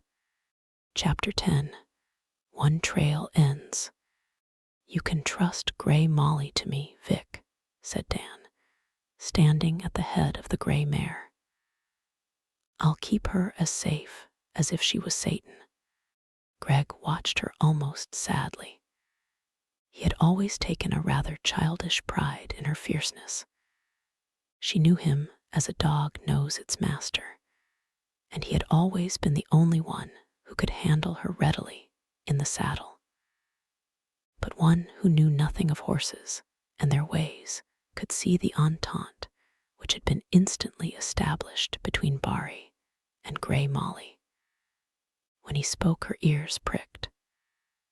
When he raised his hand, she stretched her nose inquisitively. There was no pitch in her when Bari swung into the saddle, and that was a thing without precedent in Molly's history. She tried none of her usual cat-like sidesteps and throwing of the head. Altogether, Vic was troubled even as he would have been at the sight of Betty Neal in the arms of another man. It was desertion. "Dan," he said, "I know what you've done for me, and I know what you're doing now." He took the slender hand of the other in his big paw. "If the time comes when I can pay you back, so help me God." Oaths don't do no good, cut in Bari without a trace of emotion. He added frankly, "It ain't altogether for your sake. Those gents down there have played tag once with me, and now I'd like to play with them. Molly's fresh today." He was already looking over his shoulder while he spoke, as if his mind were even then at work upon the posse. S long, partner, good luck." So they parted, and Vic, jogging slowly up the steep path, saw gray Molly wheeled and sent at a sweeping gallop over the meadow. His heart leaped jealously, and the next moment went out in a flood of gratitude, admiration, as Barry swung off the shoulder of the mountain, waved his hat towards Kate, and dipped at once out of sight. The shelving ground along which Barry rode sometimes was a broad surface like a spacious, graded road. Again, it shelved away and opened a view of all the valley. When he reached the first of these places, the rider looked back and down and saw the posse skirting rapidly on his side of the river, behind him and close to the cliff. They rode at an easy lope, and he could see that their heads were bent to watch the ground. Even at this casual gait, they would reach the point at which he and the gray must swing onto the floor of the valley before him, unless he urged Molly to top speed.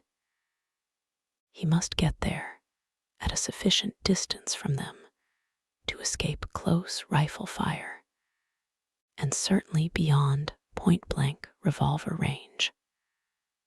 Accordingly, he threw his weight more into the stirrups and over the withers of the mare. This brought greater poundage on her forehand and made her apt to stumble or actually miss her step. But it increased her running power. There was no need of a touch of the spurs. The gathering of the reins seemed to tell Molly everything. One ear flickered back, then she leaped out at full speed. It was as though the mind of the man had sent an electric current down the reins and told her his thought. Now she floundered at her foot, struck a loose stone. Now she veered sharply and wide to escape a boulder. Now she cleared a gully with a long leap, and riding high as he was, bent forward out of balance to escape observation from below. It was only a miracle of horsemanship that kept her from breaking her neck as they lurched down the pitch. Gray Molly seemed to be carrying no weight, only a clinging intelligence. At this speed, he was sure to reach the valley safely in front, unless the posse caught sight of him on the way and gave chase. And Barry counted on that instinct in hunting men, which makes them keep their eyes low, the same sense which leads a searcher to look first under the bed and last of all at the wall and ceiling. Once more, as he neared his goal, he looked back and down, and there came the 6 horsemen, their quirts swinging. Their hat brims blown straight up, they raced at full speed. They had seen the gray, and they rode for blood.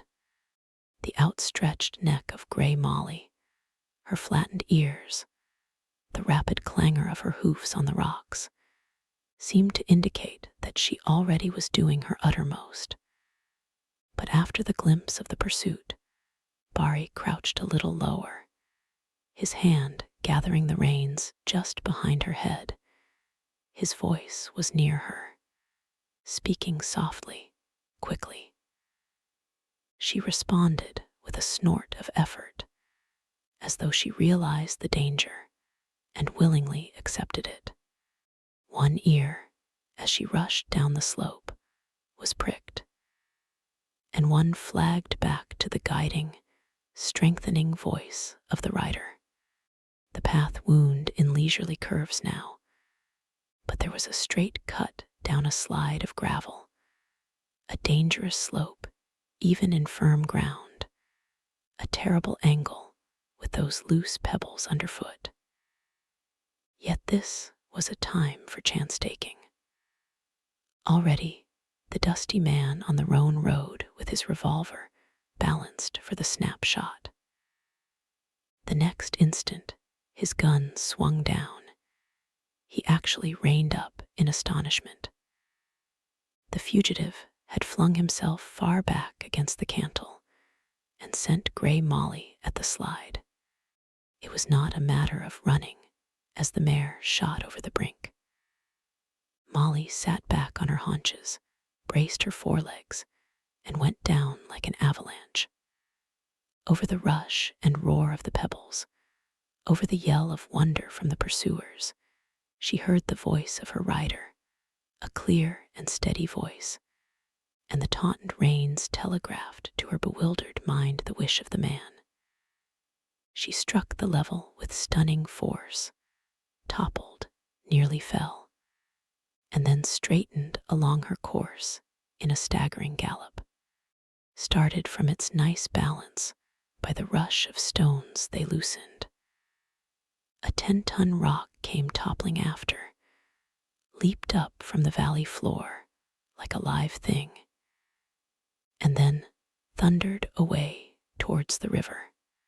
Grey Molly, finding her legs once more, tried the level going. She had beaten the same horses before under the crushing impost of Greg's weight. With this lighter rider who clung like a part of her, who gave perfectly to the rhythm of her gallop, she fairly walked away from the posse. Once, twice, and again, the gun spoke from the hand of Pete Glass, but it was the taking of a long last chance rather than a sign of closing on his chase. In 10 minutes, Grey Molly dipped out of sight among the hills. After the first hour, Barry could have cut away across country with little fear of discovery from the sheriff. But he was in no hurry to escape. Sometimes he dismounted and looked to his cinches and talked to the horse. Grey Molly listened with pricking ears and often canted her head to one side as though she strove to understand the game. It was a new and singular pleasure to Barry. He was accustomed to the exhaustless, elastic strength of Satan, with the cunning brain of a beast of prey and the speed of an antelope. On the black horse, he could have ridden circles around that posse all day. But Grey Molly was a different problem. She was not a force to be simply directed and controlled. She was something to be helped. Her very weakness, compared with the stallion, appealed to him, and it was a thrilling pleasure to feel his power over her grow, until she, also, seemed to have entered the game. A game it was, as he had said to Vic when they parted, with the rather essential difference that in this pastime one was tagged with a .45 caliber chunk of lead and was quite apt to remain it for the remainder of eternity. Barry dropped further and further back towards the posse. The danger fascinated him. Once he whistled high and shrill as a hawk's scream from the top of a bluff, while the posse labored through a ravine below. He saw the guns flash out and waited. He heard the sing of the bullets around him and the splashing lead on a solid rock face just beneath him. He listened till the deep echoes spoke from the gulch, then waved his hat and disappeared. This was almost defeating the purpose of his play, for if he came that close again, they would probably make out that they were following a decoy.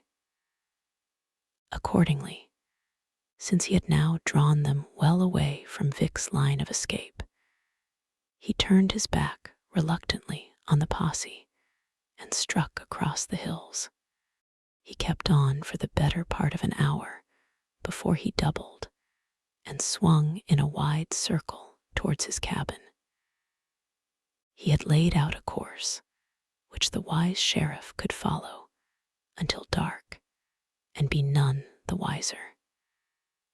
And if Pete Glass were the finest trailer who ever studied sign, and would never be able to read the tokens of the return ride.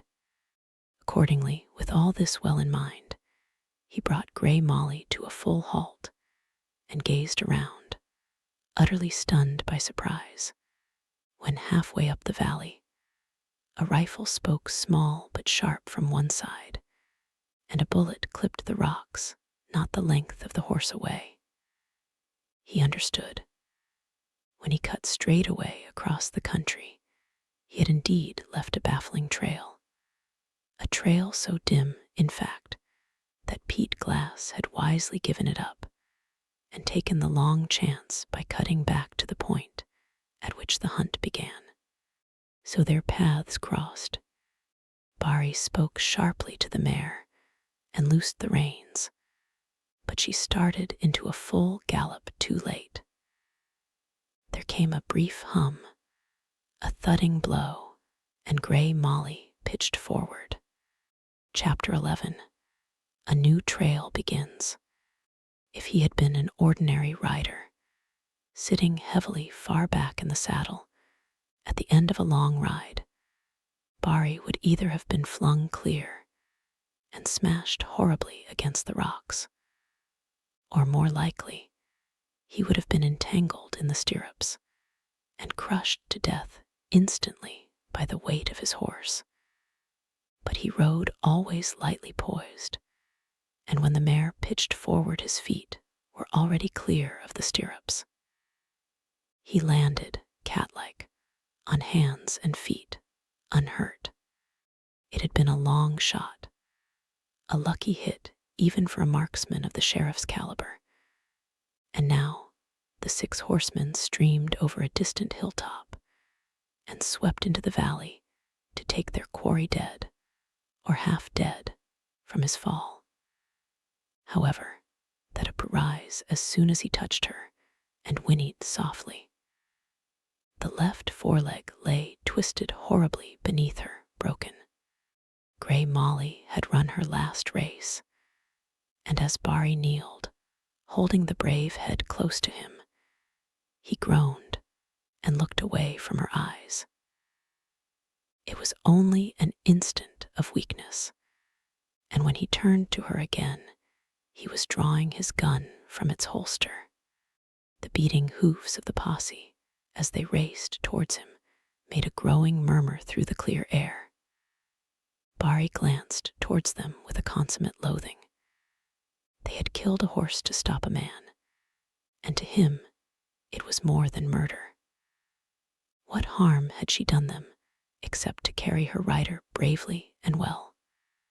The tears of rage and sorrow which a child sheds welled into the eyes of Dan Bari. Every one of them had a hand in this horrible killing, was, to that half-animal and half-childish nature, a murderer. His chin was on his shoulder. The quiver of pain in her nostrils ended as he spoke. And while the fingers of his left hand trailed caressingly across her forehead, his right carried the muzzle to her temple. "Brave Molly, good girl," he whispered. "They'll pay for you a death for a death, and a man for a hoss." The yellow which had glinted in his eyes during the run was afire now. "It ain't far, only a step to go, and then you'll be where they ain't any saddles, nor any spurs to gall you, Molly, but just pastures that's green all year, and nothin' to do but loaf in the sun and smell the wind. Here's good luck to you, girl." His gun spoke sharp and short, and he laid the limp head reverently on the ground. It had all happened in very few seconds, and the posse was riding through the river, still a long shot off, when Bari drew his rifle from its case on the saddle. Moreover, the failing light which had made the sheriff's hit so much a matter of luck was now still dimmer. Yet Bari snapped his gun to the shoulder and fired the instant the butt lay in the grove. For another moment nothing changed in the appearance of the riders. Then a man leaned out of his saddle and fell full length in the water. Around him, his companions floundered, lifted, and placed him on the bank, and then threw themselves from their horses to take shelter behind the first rocks they could find. They had no wish to take chances with a man who could snapshoot like this in such a light, at such a distance. By the time they were in position, their quarry had slipped out of sight, and they had only the blackening boulders for targets. "God Amidy," cried Ronicky Joe, "are you goin' to let that murderin' hound dog get clear off, Pete? Boys, who's with me for a run at him?" For it was Harry Fisher, who had fallen and lay now on the wet bank with his arms flung wide, and a red spot rimmed with purple in the center of his forehead. And Fisher was Ronicky Joe's partner. "You lay where you are," commanded the sheriff. And indeed, there had been no rousing response to Ronicky Joe's appeal. "You yaller quitters," groaned Joe. "Give me a square chance, and I'll tackle Vic Gregg alone day or night, on hoss or on foot. Are we 5 goin' to lay down to him?" "If that was Vic Gregg," answered the sheriff, slipping over the insult with perfect calm, "I wouldn't have told you to scatter for cover. But that ain't Vic. Pete, what in hell are you driven at?" "I say it ain't Vic," said the sheriff. "Vic is a good man with a hoss and a good man with a gun, but he couldn't never ride like the gent over there in the rocks, and he couldn't shoot like him." He pointed in confirmation at the body of Harry Fisher. "You can rush that hill if you want, but speakin' personal, I ain't ready to die." A thoughtful silence held the others until Sliver Waldron broke it with his deep bass. "You ain't far off, Pete. I done some thinkin' along them lines when I seen him standin' up there over the arroyo, wavin' his hat at the bullets. Vic didn't never have the guts for that. All the lower valley was gray, dark in comparison with the bright peaks above it, before the sheriff rose from his place and led the posse towards the body of Gray Molly. There, they found as much confirmation of Pete's theory as they needed, for Vic's silver-mounted saddle was known to all of them, and this was a plain affair which they found on the dead horse. Waldron pushed back his hat to scratch his head. "Look at them eyes, boys," he suggested. "Molly has been beatin' us all day, and she looks like she's fightin' us still." The sheriff was not a man of very many words, and surely of little sentiment. Perhaps it was the heat of the long chase which now made him take off his hat so that the air could reach his sweaty forehead. "Gents," he said, "she lived game and she died game. But they ain't no use of wastin' that saddle. Take it off." And that was Gray Molly's epitaph. They decided to head straight back for the nearest town with the body of Harry Fisher. And fagged by the desperate riding of that day, they let their horses go with loose rein at a walk. Darkness gathered. The last light faded from even the highest peaks. The last tinge of color dropped out of the sky as they climbed from the valley. Now and then, one of the horses cleared its nostrils with a snort. But on the whole, they went in perfect silence, with the short grass silencing the hoofbeats. and never a word passed from man to man.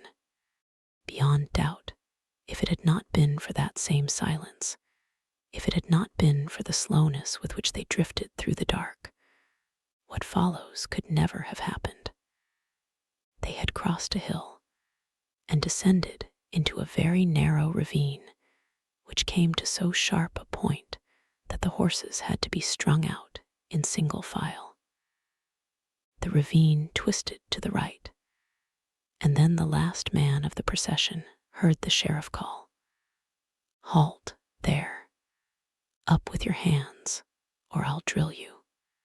When they swung from side to side, craning their heads to look, they made out a shadowy horseman facing Pete head on.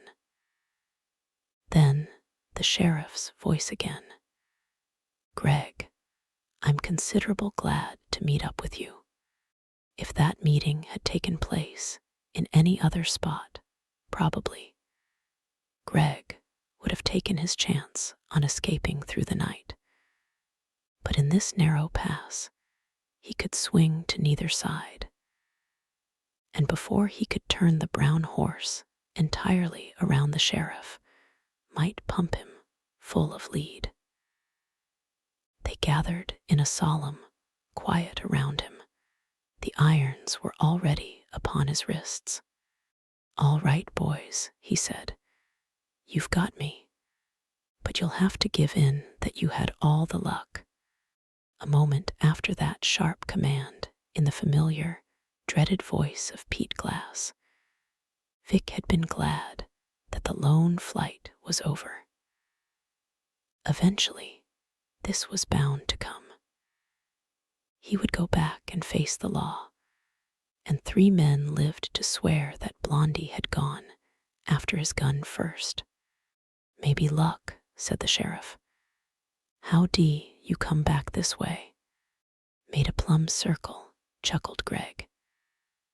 "Rode like a fool not carin' where I hid out for, and the end of it was that it was dark before I'd had sense to watch where the sun went down. Kind of cheerful, ain't you?" Cut in Ronicky Joe, and his voice was as dry as the crisping leaves in an autumn wind. "They ain't any call for me to wear crepe yet," answered Greg. "Worst fool thing I ever done was to cut and run for it.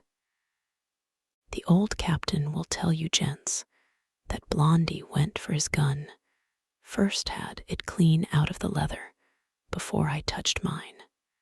He paused, and the silence of those dark figures sank in upon him. "I got to warn you," said Pete Glass, "that what you say now can be used again you later on before the jury." "My God, boys," burst out Vic, "do you think I'm a plain, low-down, murderin' snake? Harry, ain't you got a word for me? Are you like the rest of 'em?" No voice answered.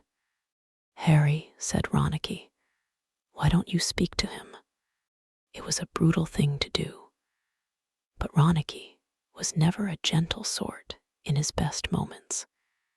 He scratched a match and held it so that under the spluttering light, Greg found himself staring into the face of Harry Fisher. And he could not turn his eyes away until the match burned down to Ronicky's fingertip, and then dropped in a streak of red to the ground. Then the sheriff spoke cold and hard.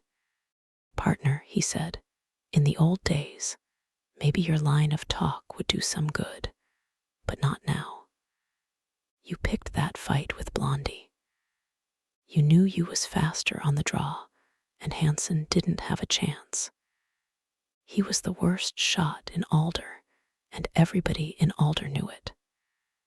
You picked that fight, and you killed your man, and you're goin' to hang for it." Another hush, no murmur of assent or dissent. "But they's one way out for you, Greg, and I'm layin' it clear. We wanted you bad, and we got you, But they's another man we want a lot worse. A pile.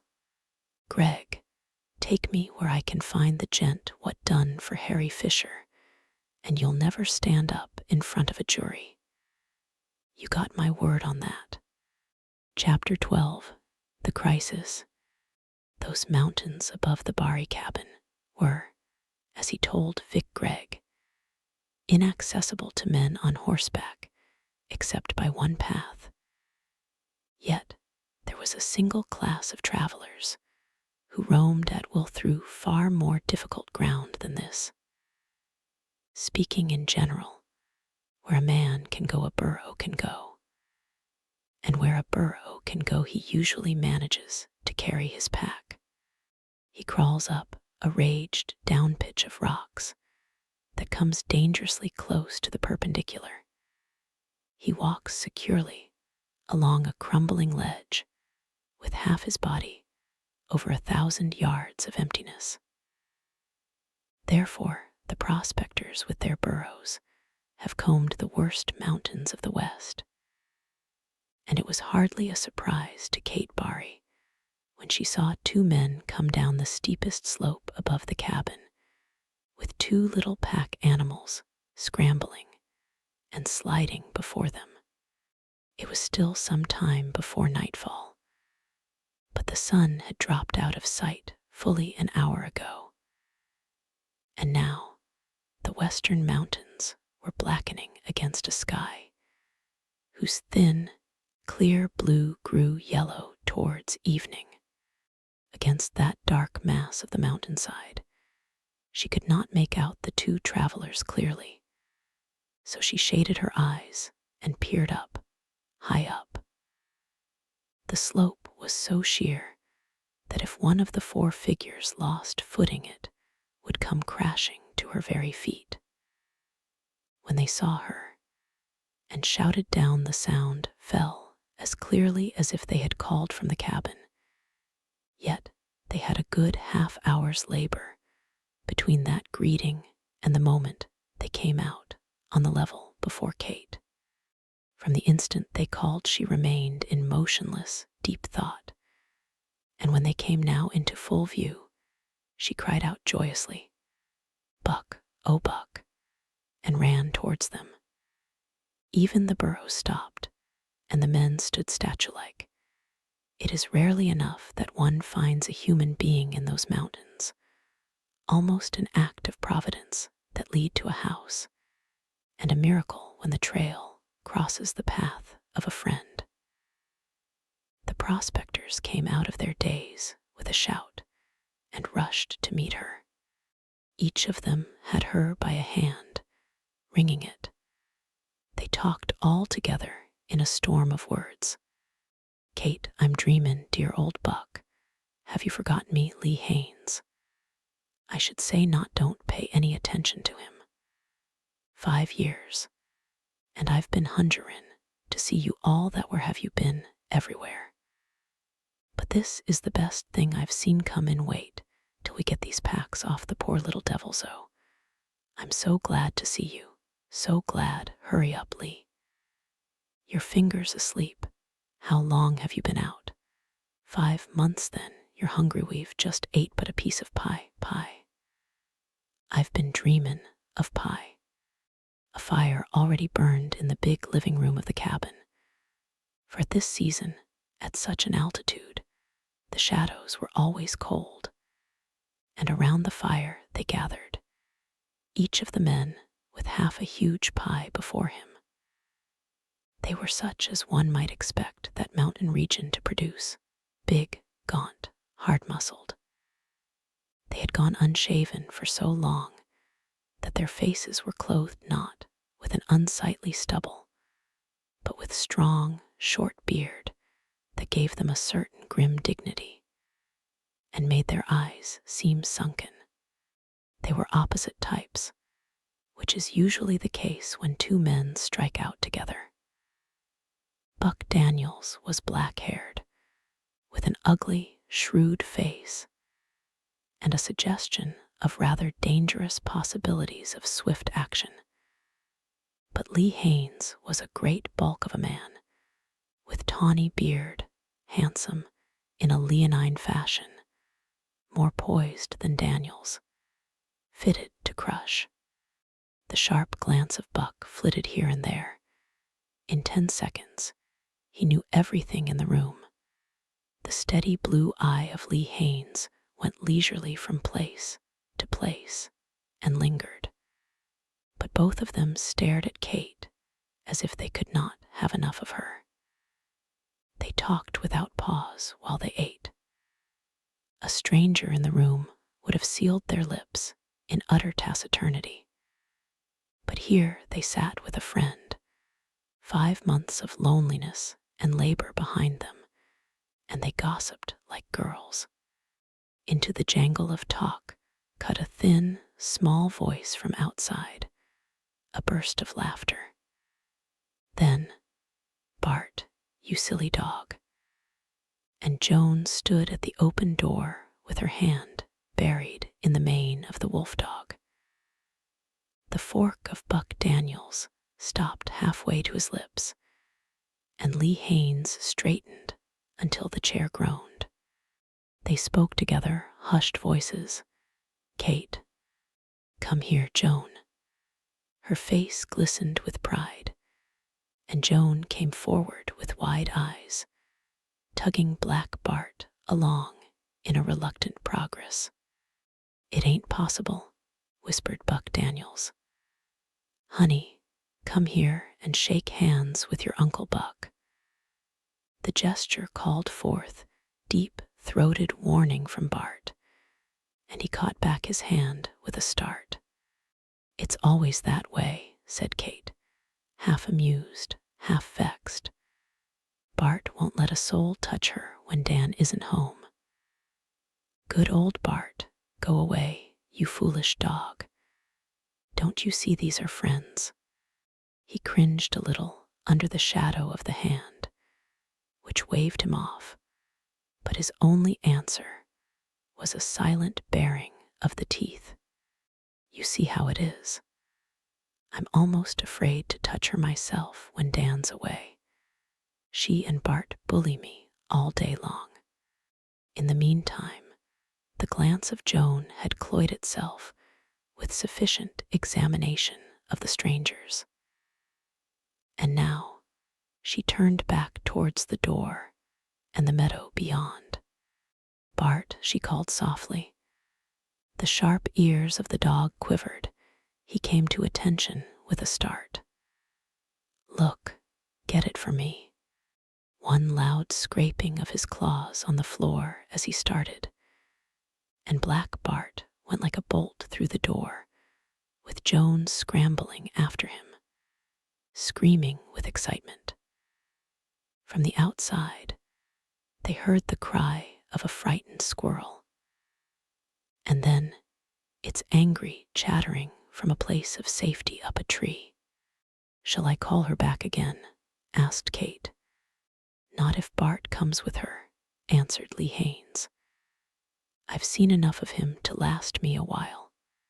"Well, we'll have her to ourselves when Dan comes.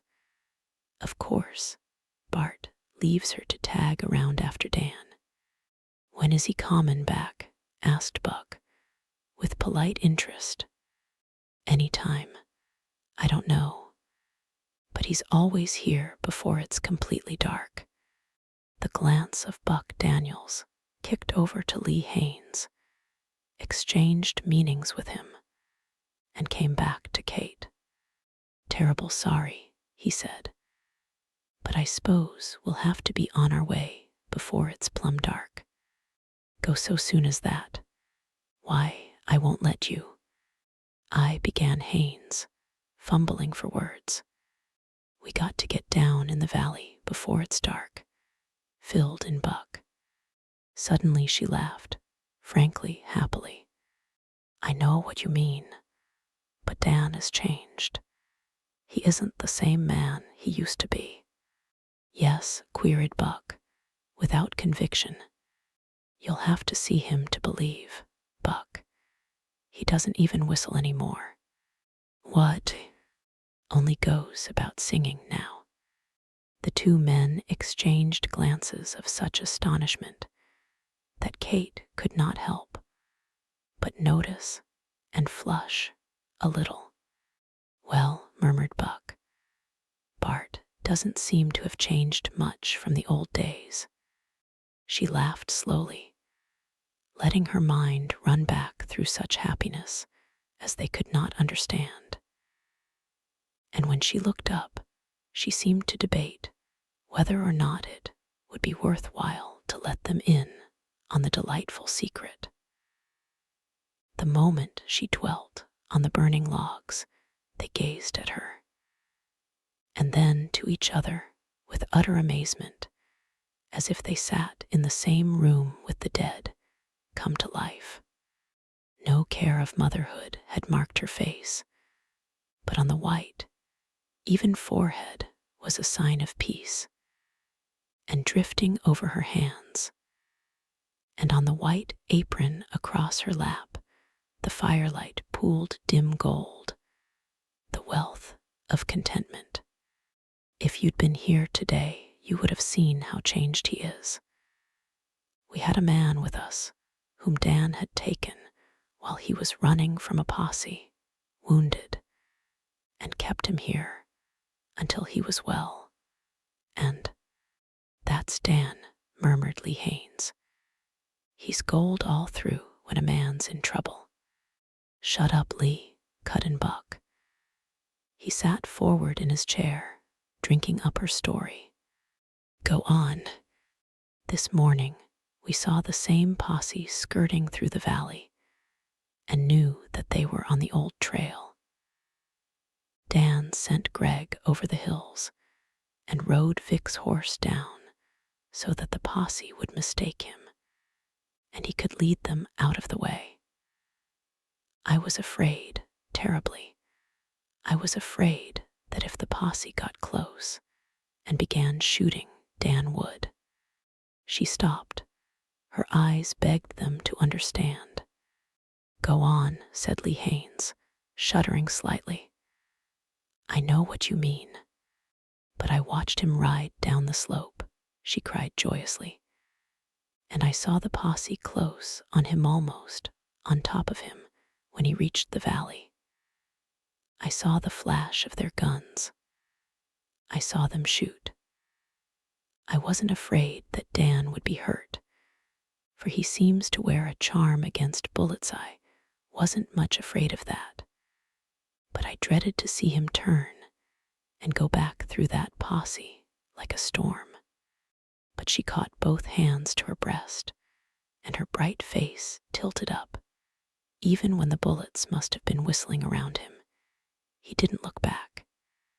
He rode straight on and on, out of view, and I knew her voice broke with emotion. "Oh, Buck, I knew that he had won, and I had won, that he was safe forever, that there was no danger of him ever slipping back into that terrible other self. I knew that I'd never again have to dream of that whistling in the wind. I knew that he was ours, Jones, and mine." "By God," broke out Buck, "I'm happier than if you'd found a gold mine, Kate.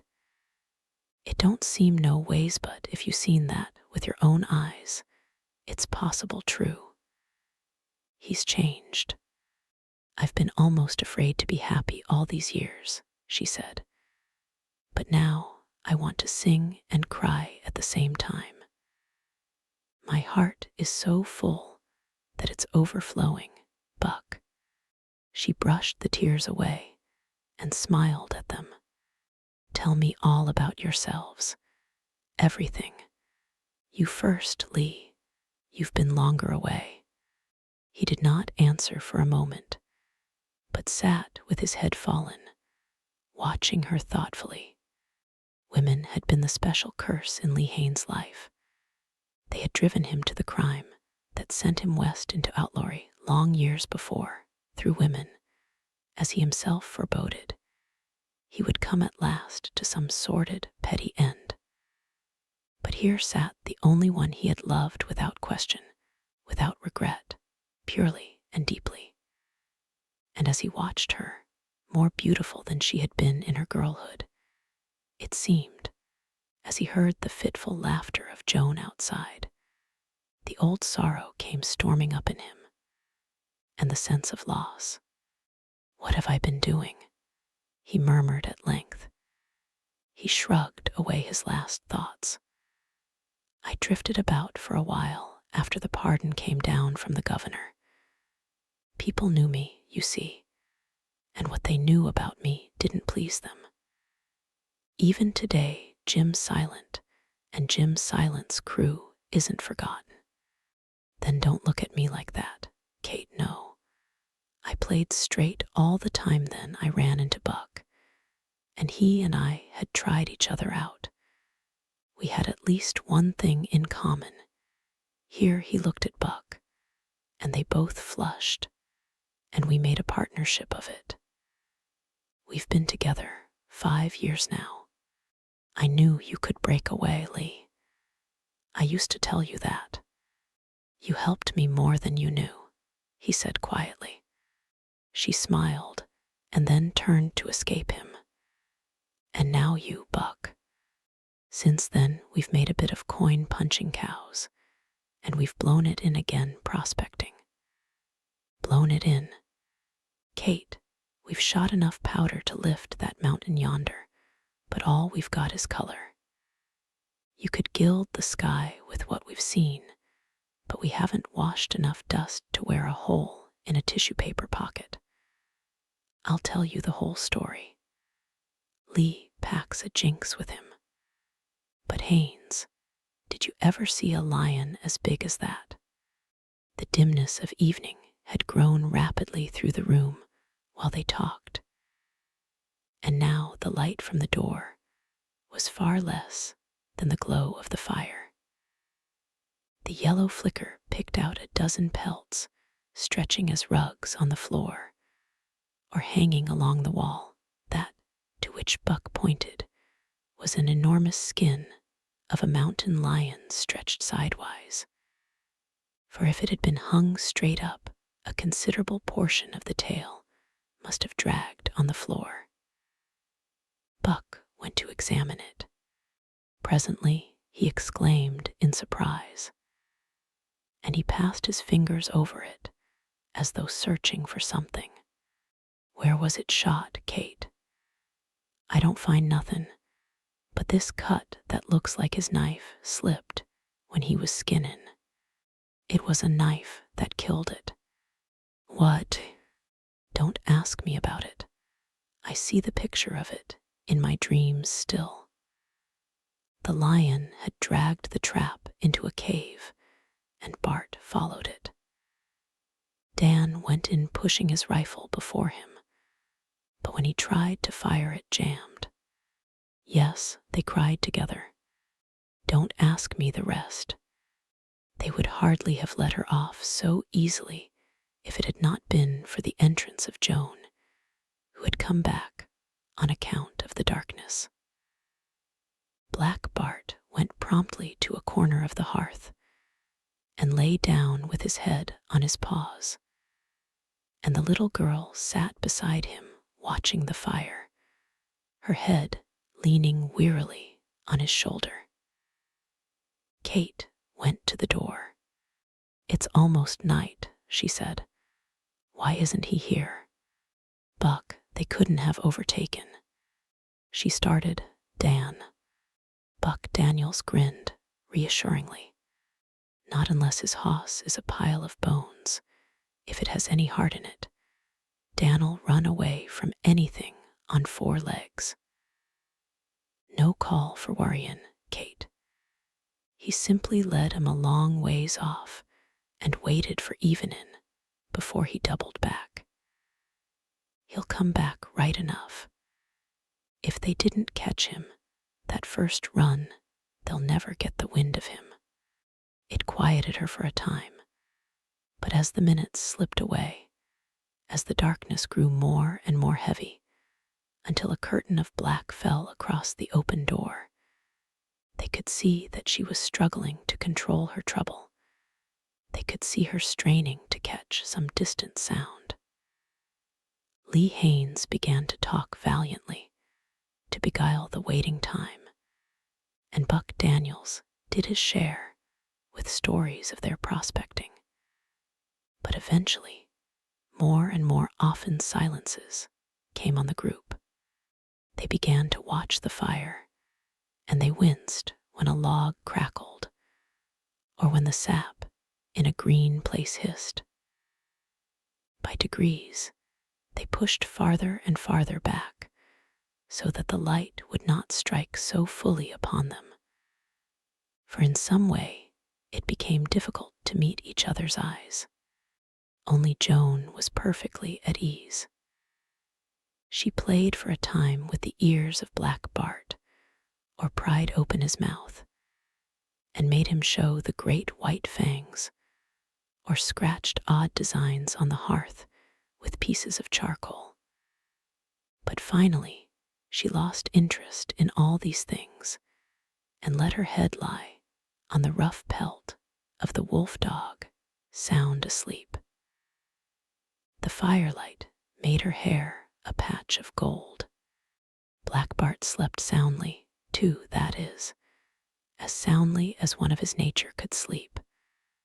For every now and then one of his ears twitched, or he stirred a paw, or an eyelid quivered up. Yet they all started when he jumped from his sleep into full wakefulness. The motion made Joan sit up, rubbing her eyes, and Black Bart reached the center of the room noiselessly. He stood facing the door, motionless. "It's Dan," cried Kate. "Bart hears him. Good old Bart." The dog pointed up his nose. The hair about his neck bristled into a ruff, and out of his quaking body came a sound that seemed to moan and whimper from the distance at first, but drew nearer, louder, packed the room with terror. The long-drawn howl of a wolf. Chapter 13. Equal Payment. They knew what it meant. Even Joan had heard the cry of the lone wolf hunting in the lean time of winter. And of all things sad, all things lonely, all things demoniacal, the howl of a wolf stands alone. Lee Haines reached for his gun. Little Joan stood up silent on the hearth, but Kate and Buck Daniels sat listening with a sort of hungry terror as the cry sobbed away to quiet. Then out of the mountains, and the night came an answer so thin, so eerie, one might have said it was the voice of the mountains, and white stars grown audible. It stole on the ear as the pulse of a heart comes to the consciousness. Truly, it was an answer to the cry of the wolf dog, for in the slender compass it carried the same wail, the same unearthly quality, with this great difference, that a thrilling happiness went through it, as if someone walked through the mountains and rejoiced in the unknown terrors. A sob formed in the throat of Kate, and the wolf turned its head and looked at her, and the yellow of things that see in the night swam in its eyes. Lee Haines struck the arm of Buck Daniels. "Buck, let's get clear of this. Let's start. He's coming." At the whisper, Buck turned a livid face. One could see him gather his strength. "I stick," he said with difficulty, as though his lips were numb. "She'll need me now." Lee Haines stood in a moment's indecision, but then settled back in his chair and gripped his hands together. They both sat watching the door as if the darkness were a magnet of inescapable horror. Only Joan, of all in that room, showed no fear after the first moment. Her face was blanched indeed, but she tilted it up now, smiling. She stole towards the door, but Kate caught the child and gathered her close with strangling force. Joan made no attempt to escape. SSH, she cautioned, and raised a plump little forefinger. Munner, don't you hear? Don't you like it? As if the sound had turned a corner, it broke all at once clearly over them in a rain of music, a man's whistling. It went out. It flooded about them again like beautiful, cold light. Once again it stopped, and now they sensed, rather than heard, a light, rapid, padding step that approached the cabin. Dan Barry stood in the door, and in that shadowy place his eyes seemed luminous. He no longer whistled, but a spirit went from him which carried the same sense of the untamed, the wild happiness which died out with his smile as he looked around the room. The brim of his hat curved up. His neckerchief seemed to flutter a little. The wolf dog reached the threshold in the same instant and stood looking steadily up into the face of the master. "Daddy Dan," cried Joan. She had slipped from the nerveless arms of Kate and now ran towards her father. But here she faltered. There, she stopped with her arms slowly falling back to her sides. He did not seem to see her, but looked past her, far beyond everyone in the room as he walked to the wall and took down a bridle that hung on a peg. Kate laid her hands on the arms of the chair, but after the first effort to rise, her strength failed. "Dan," she said, "it was only a whisper, a heart-stopping sound." "Dan," her voice rang. Then her arms gathered to her blindly Joan, who had shrunk back. "What's happened?" "Molly died. Died. They broke her leg. The posse, with a long shot. What are you going to do?" "Get Satan. Go for a ride." "Where?" He looked about him, troubled, and then frowned. "I dunno. Out yonder." He waved his arm. Black Bart followed the turn of the master's body, and switching around in front, continued to stare up into Dan's face. "You're going back after the posse?" "No, I'm done with them." "What do you mean?" "They paid for Grey Molly. You shot one of their horses. A man. God help us." Then life came to her. She sprang up and ran between him and the door. "You shan't go. If you love me." She was only inches from Black Bart, and the big animal showed his teeth in silent hate. "Kate, I'm goin'. Don't stand in the door."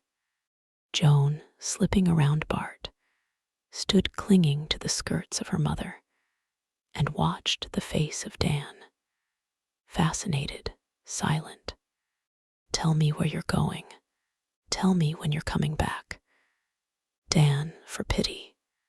Loud as a trumpet, a horse neighed from the corral. Dan had stood with an uncertain face, but now he smiled. "Do you hear? I got to go. I heard Satan whinny. But what does that mean? How does that make you go?" "Somewhere," he murmured. "Something's happening. I felt it on the wind when I was common up the pass. If you owe, Dan, you're breaking my heart. Stand out of the door. Wait till the morning. Don't you see I can't wait? 1 hour, 10 minutes. Buckley Haynes." She could not finish, but Buck Daniels stepped closer, trying to make a smile grow on his ashen face. "Another minute, Dan, and I'll tell a man you forgot me." Barry pivoted suddenly, as though uneasy at finding something behind him, and Daniels winced. "Hello, Buck. Didn't see you was here." "Lee Haines." "Lee, this is fine." He passed from one to the other, and his handshake was only the elusive passage of his fingers through their palms. Haines shrugged his shoulders to get rid of a weight that clung to him. A touch of color came back to his face. "Look here, Dan. If you're afraid that gang may trail you here and start raising the devil, how many are there?" "5. I'm as good with a gun as I ever was in the old days. So is Buck. Partner, let's make the show down together. Stick here with Kate and Joan and Buck, and I will help you hold the fort. Don't look at me like that. I mean it. Do you think I've forgotten what you did for me that night in Elkhead? Not in 1,000 years. Dan, I'd rather make my last play here than any other place in the world. Let 'em come. We'll salt them down and plant them where they won't grow." As he talked, the pallor quite left him, and the fighting fire blazed in his eyes. He stood lion-like, his feet spread apart as if to meet a shock, his tawny head thrown back, and there was about him a hair-trigger sensitiveness, in spite of his bulk, a nervousness of hand and coldness of glance, which characterizes the gunfighter. Buck Daniels stepped closer, without a word, but one felt that he also had walked into the alliance. As Barry watched them, the yellow, which swirled in his eyes, flickered away for a moment. "Why, gents," he murmured, "they ain't any call for trouble. The posse. What's that got to do with me? Our accounts are all squared up." The two stared dumbly. "They killed Gray Molly. I killed one of them." "A horse for a man," repeated Lee Haines, breathing hard. "A life for a life," said Dan simply. They got no call for complainin'. Glances of wonder, glances of meaning, flashed back and forth from Haines to Buck. "Well then," said the latter, and he took in Kate with a caution from the corner of his eye. "If that's the case, let's sit down and chin for a minute." Dan stood with his head bowed a little, frowning. Two forces pulled him, and Kate leaned against the wall off in the shadow, with her eyes closed, waiting, waiting, waiting through the crisis. "I'd like to stay and chin with you, Buck, but I got to be off. Out there in the night something may happen before mornin'." Black Bart licked the hand of the master and whined. "Easy, boy. We're startin'. But the night's just beginnin'," said Buck Daniels genially. "You got a world of time before you, and with Satan to fall back on, you don't have to count your minutes. Pull up a chair beside me, Dan, and—" The latter shook his head, decided. "Buck, I can't do it. Just to sit here," he looked about him, "makes me feel sort of choked. Them walls are as close as a coffin." He was already turning. Kate straightened in the shadow, desperate. "As a matter of fact, Dan," said Lee Haines, suddenly, "we need your help badly." "Help?" The heart of Kate stood in her eyes as she looked at Lee Haines. "Sit down a minute, Dan, and I'll tell you about it." Barry slipped into a chair, which he had pulled to one side so that the back of it was towards the wall, and everyone in the room was before him. Chapter 14. Suspense. The help which Lee Haines wanted, it turned out, was guidance across a difficult stretch of country which he and Buck Daniels wanted to prospect. and while he talked, Barry listened uneasily. It was constitutionally impossible for him to say no when a favor was asked of him, and Haynes counted heavily on that characteristic.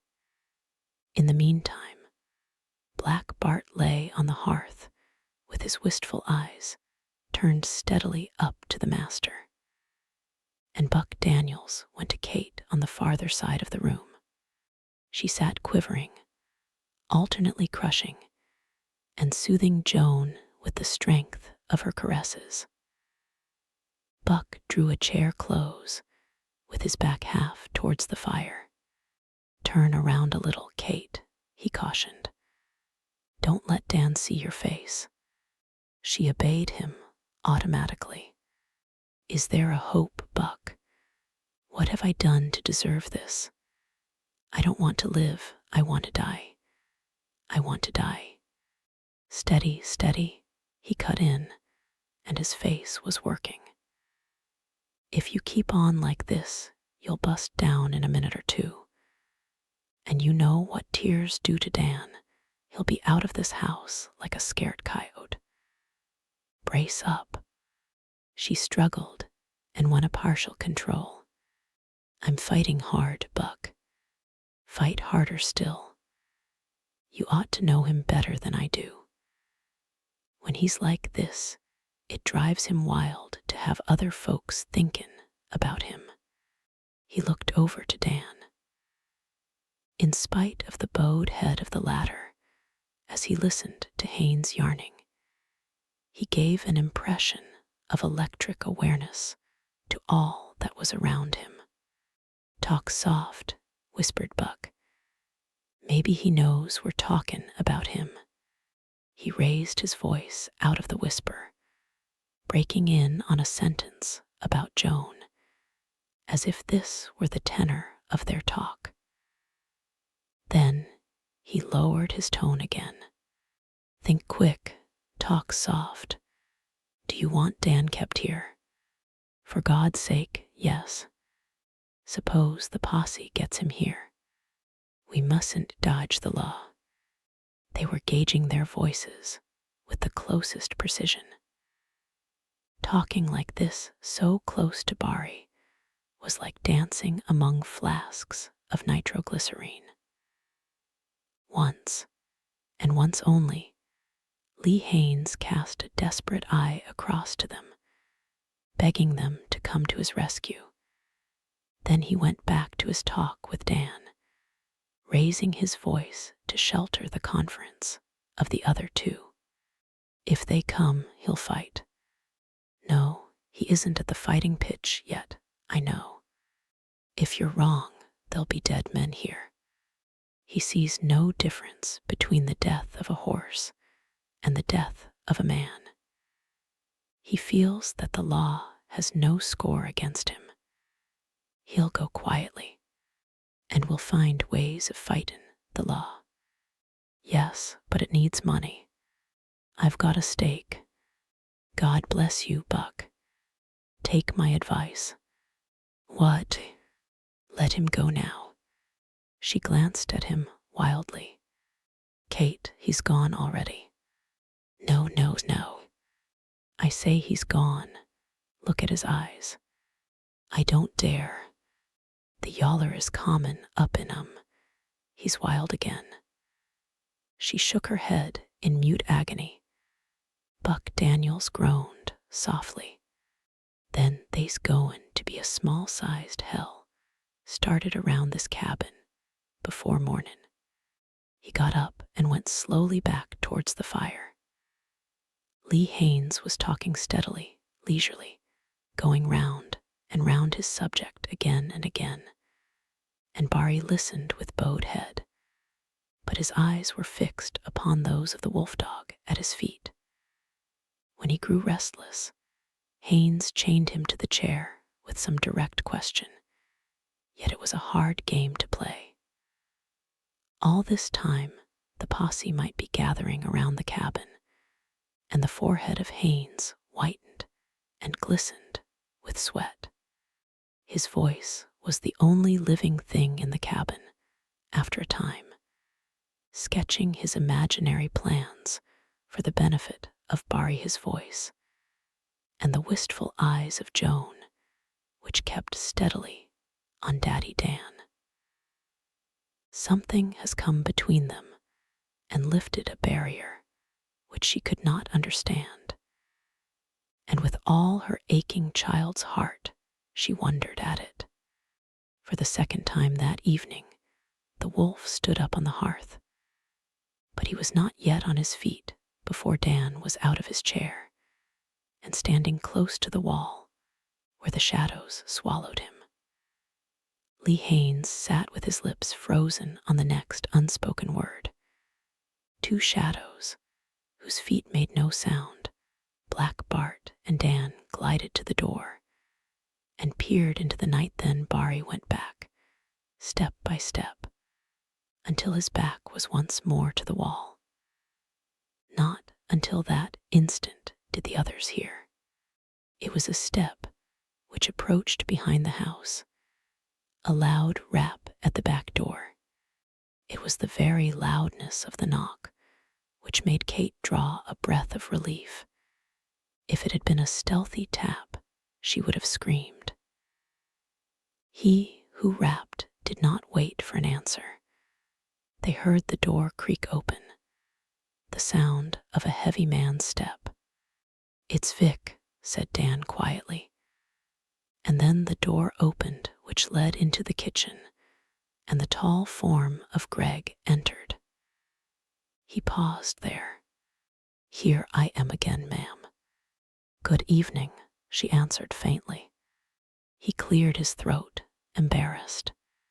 "Darned if I didn't play a fool game today. Hello, Dan." The other nodded. "Rode in a plumb circle and come back where I started." He laughed, and the laughter broke off a little shortly. He stepped to the wall and hung up his bridle on its peg, which is the immemorial manner of asking hospitality in the mountain desert. "Hope I ain't puttin' you out, Kate. I see you got company." She started, recalled from her thoughts. "Excuse me, Vic. Vic Gregg, Buck Daniels, Lee Haines." They shook hands, and Vic detained Haines a moment. "Seems to me I've heard of you, Haines." "Maybe." Greg looked at the big man narrowly, and then swung back towards Dan. He knew many things now. Lee Haines, yes, that was the name. One of the crew who followed Jim Silent and Dan Barry. What a fool he had been not to remember. It was Dan Barry who had gone on the trail of Silent's gang and hounded it to death. Lee Haines alone had been spared. Yes, 6 years before the mountain folk had heard that story, a wild and improbable one. It fitted in with what Pete Glass had told him of the shooting of Harry Fisher. It explained a great deal which had mystified him since he first met Barry. It made the thing he had come to do at once easier and harder. "I suppose Molly showed a clean pair of heels to the whole lot of 'em," he said to Dan. "She's dead." Dead, his astonishment was well enough affected. "God Amidy, Dan, not Grey Molly my hoss. Dead, I shot her." 104 gasped. "You." "They'd busted her leg. I put her out of pain." Greg dropped into a chair. It was not altogether an affectation, not altogether a piece of skillful acting now, for though the sheriff had told him all that happened, he had not had a chance to feel the truth. But now it swept over him, all her tricks, all her deviltry, all that long companionship. His head bowed. No smile touched the faces of the others in the room, but a reverent silence fell on the room. Then that figure among the shadows moved out, stepped to the side of Vic, and a light hand rested on his shoulder. The other looked up, haggard. "She's gone, partner," Dan said gently. "But she's paid for." "Paid for?" "Dan, they ain't any money could pay me back for Grey Molly." I know. Not that way. But there was a life given for a life. One man died for Molly." As the meaning came home to Greg, he blinked. And then, looking up, he found a change in the eyes of Bari, for they seemed to be lighted from within coldly, and his glance went down to the very bottom of Vic's soul, probing. It was only an instant, a thing of which Greg could not make sure, and then Dan slipped back into his place among the shadows by the wall. But a chill sense of guilt, a premonition of danger, stayed in Greg. The palms of his hands grew moist. Chapter 15. 7 for 1. Dangerous men were no novelty for Greg. He had lived with them, worked with them, as hard-fisted himself as any, and as ready for trouble. But the man of the mountain desert has a peculiar dread for the practiced, known gunfighter. In the days of the rapier, when the art of fence grew so complicated that half a life was needed for its mastery, men would as soon commit suicide as ruffle it with an assured duelist. And the man of the mountain desert has a similar respect for those who are born, it might be said, gun in hand. There was ample reason for the prickling in his scalp, Vic felt. For here he sat on an errand of consummate danger with 3 of these deadly fighters. 2 of them he knew by name and repute, however dimly. And as for Buck Daniels, unless all signs failed, the dark, sharp-eyed fellow was hardly less grim than the others. Vic gauged the 3 one by one. Daniels might be dreaded for an outburst of wild temper, and in that moment he could be as terrible as any. Lee Haines would fight coolly, his blue eyes never clouded by passion, for that was his repute as the right-hand man of Jim Silent, in the days when Jim had been a terrible, half-legendary figure. One felt that same quiet strength as the tawny-haired man talked to Bari now. His voice was a smooth, deep current. But as for Bari himself, Greg could not compute the factors which entered into the man. By all outward seeming, that slender, half-timid figure was not a tithe of the force which either of the others represented. But out of the past, Greg's memory gathered more and more details, clear and clearer, of the wolf dog, the black stallion, and the whistling man who tracked down Silent, whistling Dan Bari. That was what they called him sometimes. Nothing was definite in the mind of Greg. The stories consisted of patched details, heard here and there at third or fourth hand. But he remembered one epic incident in which Bari had ridden, so rumor told, into the very heart of Elkhead, taken from the jail this very man, this Lee Haines, and carried him through the cordon of every armed man in Elkhead. And there was another picture, dimmer still, which an eyewitness had painted, of how, at an appointed hour, Bari met Jim Silent and killed him. Out of these thoughts, he glanced again at the man in the shadow, half expecting to find his host swollen to giant size. Instead, he found the same meager form, the same old suggestion of youth which would not age, the same pale hands, of almost feminine litheness. Lee Haines talked on about a porphyry dike, somewhere to the north a ledge, to be found in the space of 10,000 square miles, a list of vague clues and appeal for Bari to help them find. It and Bari was held listening, though ever seeming to drift, or about to drift, towards the door. Black Bart lay facing his master, and his snaky head followed every movement.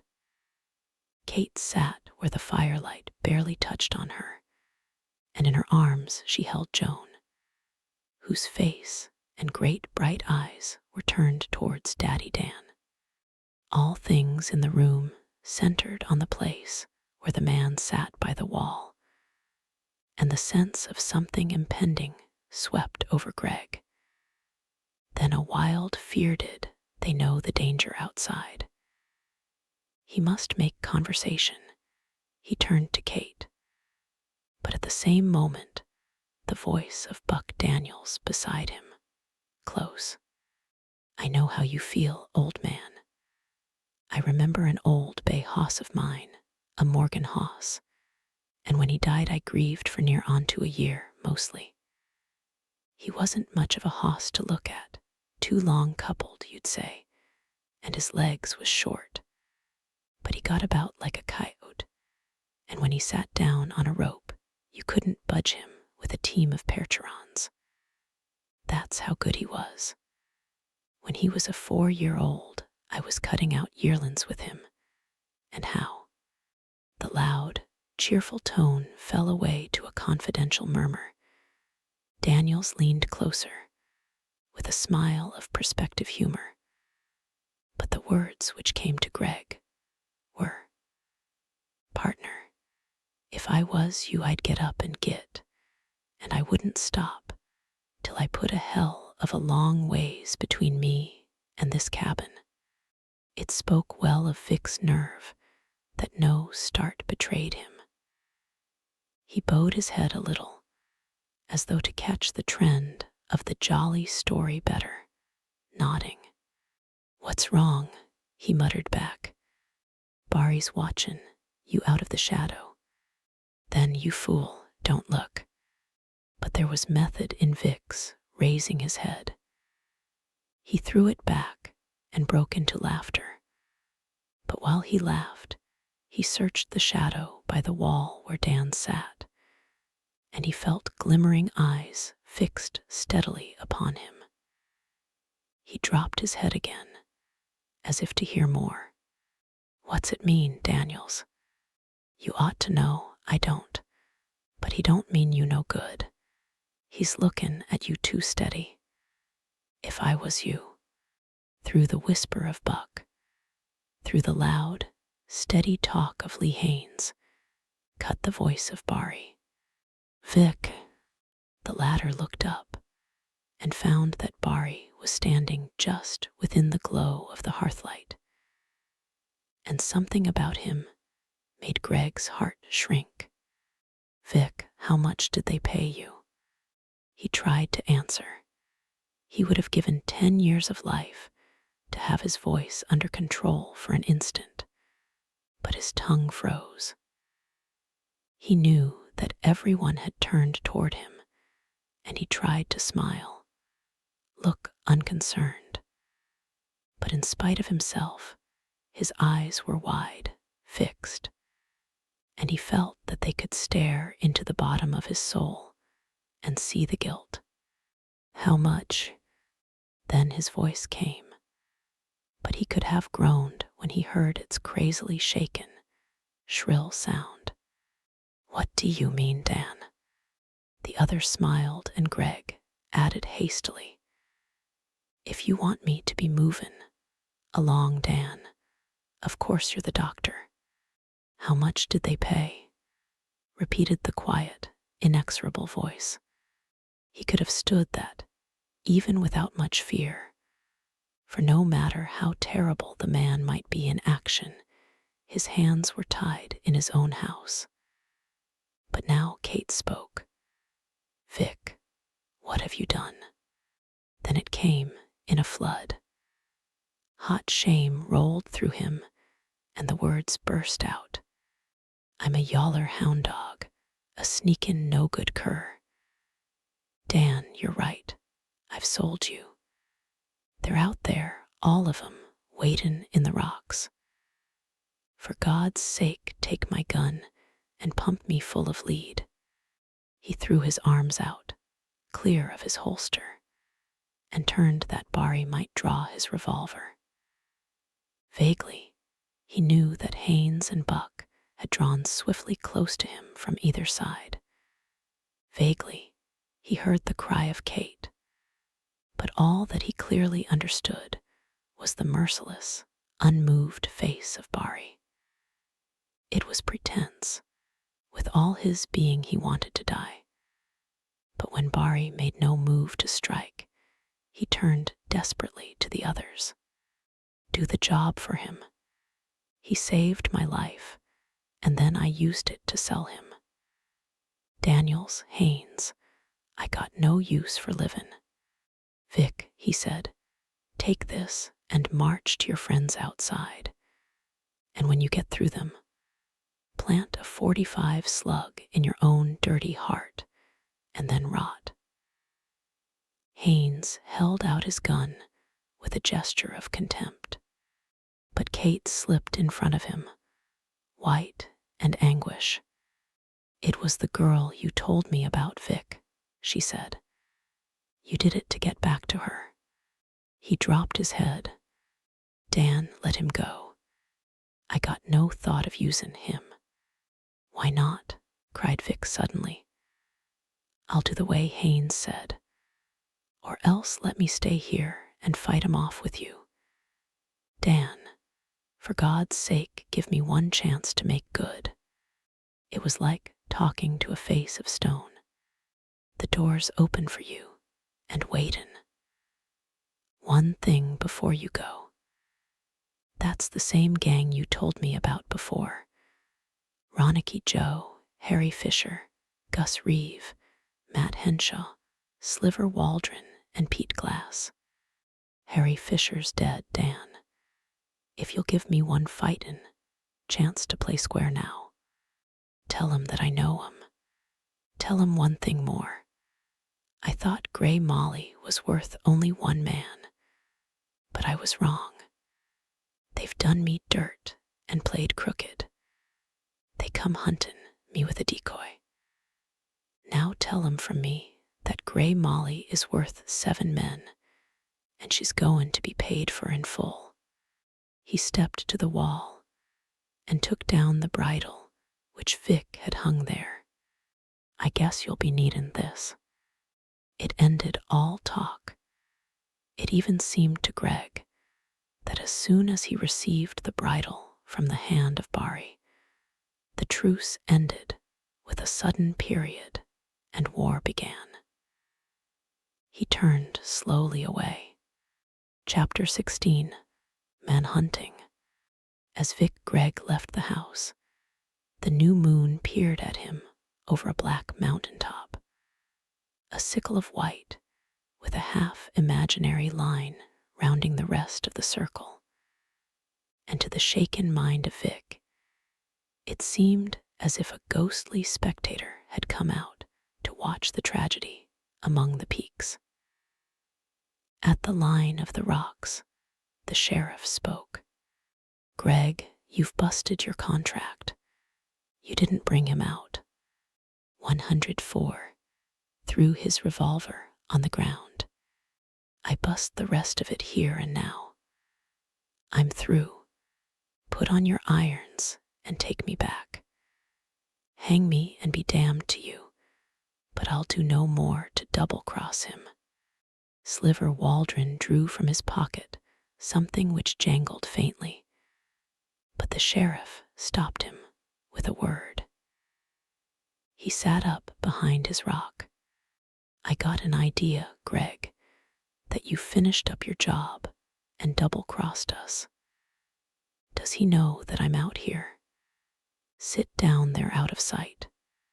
I'll do that, said Greg, obeying. Because you got the right to make me.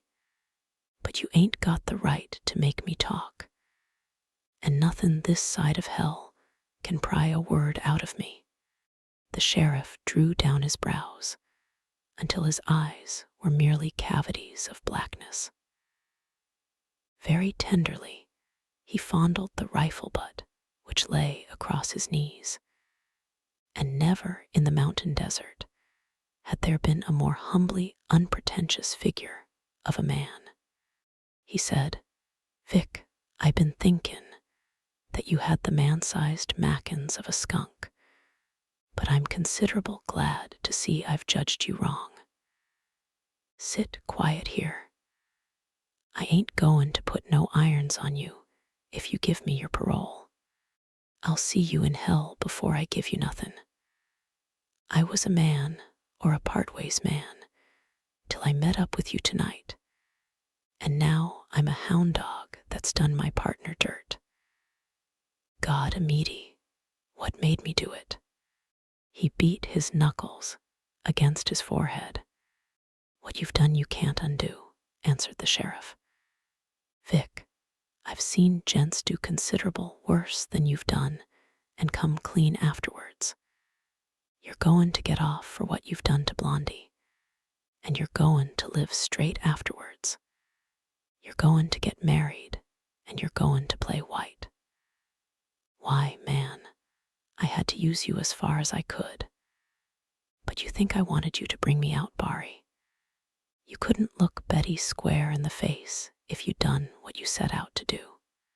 Now, I ain't pressin' you, but I done some scouting while you was away, and I heard 4 men's voices in the house. Can you tell me who's there?" "You've played square, Pete," answered Vic hoarsely, "and I'll do my part.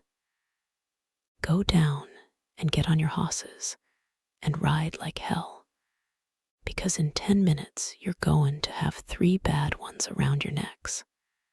A mutter came from the rest of the posse, for this was rather more than they had planned ahead. The sheriff, however, only sighed, and as the moonlight increased, Vic could see that he was deeply, childishly contented, for in the heart of the little dusty man there was that inextinguishable spark, the love of battle. Chance had thrown him on the side of the law, but sooner or later dull times were sure to come, and then Pete Glass would cut out work of his own making go bad. The love of the man trail is a passion that works in 2 ways, and they who begin by hunting will, in the end, be the hunted.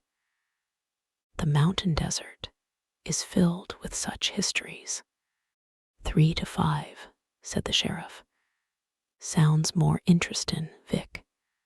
A sudden passion to destroy that assured calm rose in Greg. 3 common men might make you a game, he said, glowering. But them ain't common ones. One of 'em I don't know, but he has a damned nervous hand. Another is Lee Haines. He had succeeded in part, at least. The sheriff sat bolt erect. He seemed to be hearing distant music. Lee Haines, he murmured. That was Jim Silent's man. They say he was as fast with a gun as Jim himself. He sighed again. They's nothing like a big man, Vic, to fill your sights. Daniels and Haines. Suppose you count them off again, the rest of your gang, Pete. That leaves Barry for you. He grinned maliciously. Do you know what Barry it is? It's a kind of common name, Vic. Pete, have you heard of Whistlin' Dan? No doubt about it. He had burst the confidence of the sheriff into fragments. The little man began to pant, and even in the dim light, Vic could see that his face was working. Him, he said at length. And then, I might have knowed. Him, he leaned closer. Keep it to yourself, Vic, or you'll have the rest of the boys runnin' for cover before the fun begins." He snuggled a little closer to his rock and turned his head towards the house. "Him," he said again. Columbus, when he saw the land of his dream wavering blue in the distance, might have hailed it with such a heart-filling whisper. And Vic knew that when these two met, these two slender, small men with the uneasy hands, there would be a battle whose fame would ring from range to range. "If they was only a bit more light," muttered the sheriff. "My God, Vic, why ain't the moon just a mite nearer the full?" After that, not a word for a long time, until the lights in the house were suddenly extinguished. "So they won't show up again no background when they make their run," murmured the sheriff. He pushed up his hat brim so that it covered his eyes more perfectly. "Boys, get ready. They're common now." Matt Henshaw took up the word and repeated it, and the whisper ran down the line of men who lay irregularly among the rocks, until at last Sliver Waldron brought it to a stop with a deep murmur. Not even a whisper could altogether disguise his booming bass. It seemed to Vic Gregg that the air about him grew more tense. His arm muscles commenced to ache from the gripping of his hands. Then a door creaked. They could tell the indubitable sound, as if there were a light to see it swing cautiously wide. "They're goin' out the back way," interpreted the sheriff, "but they'll come around in front. They ain't any other way they can get out of here. Pass that down the line, Matt."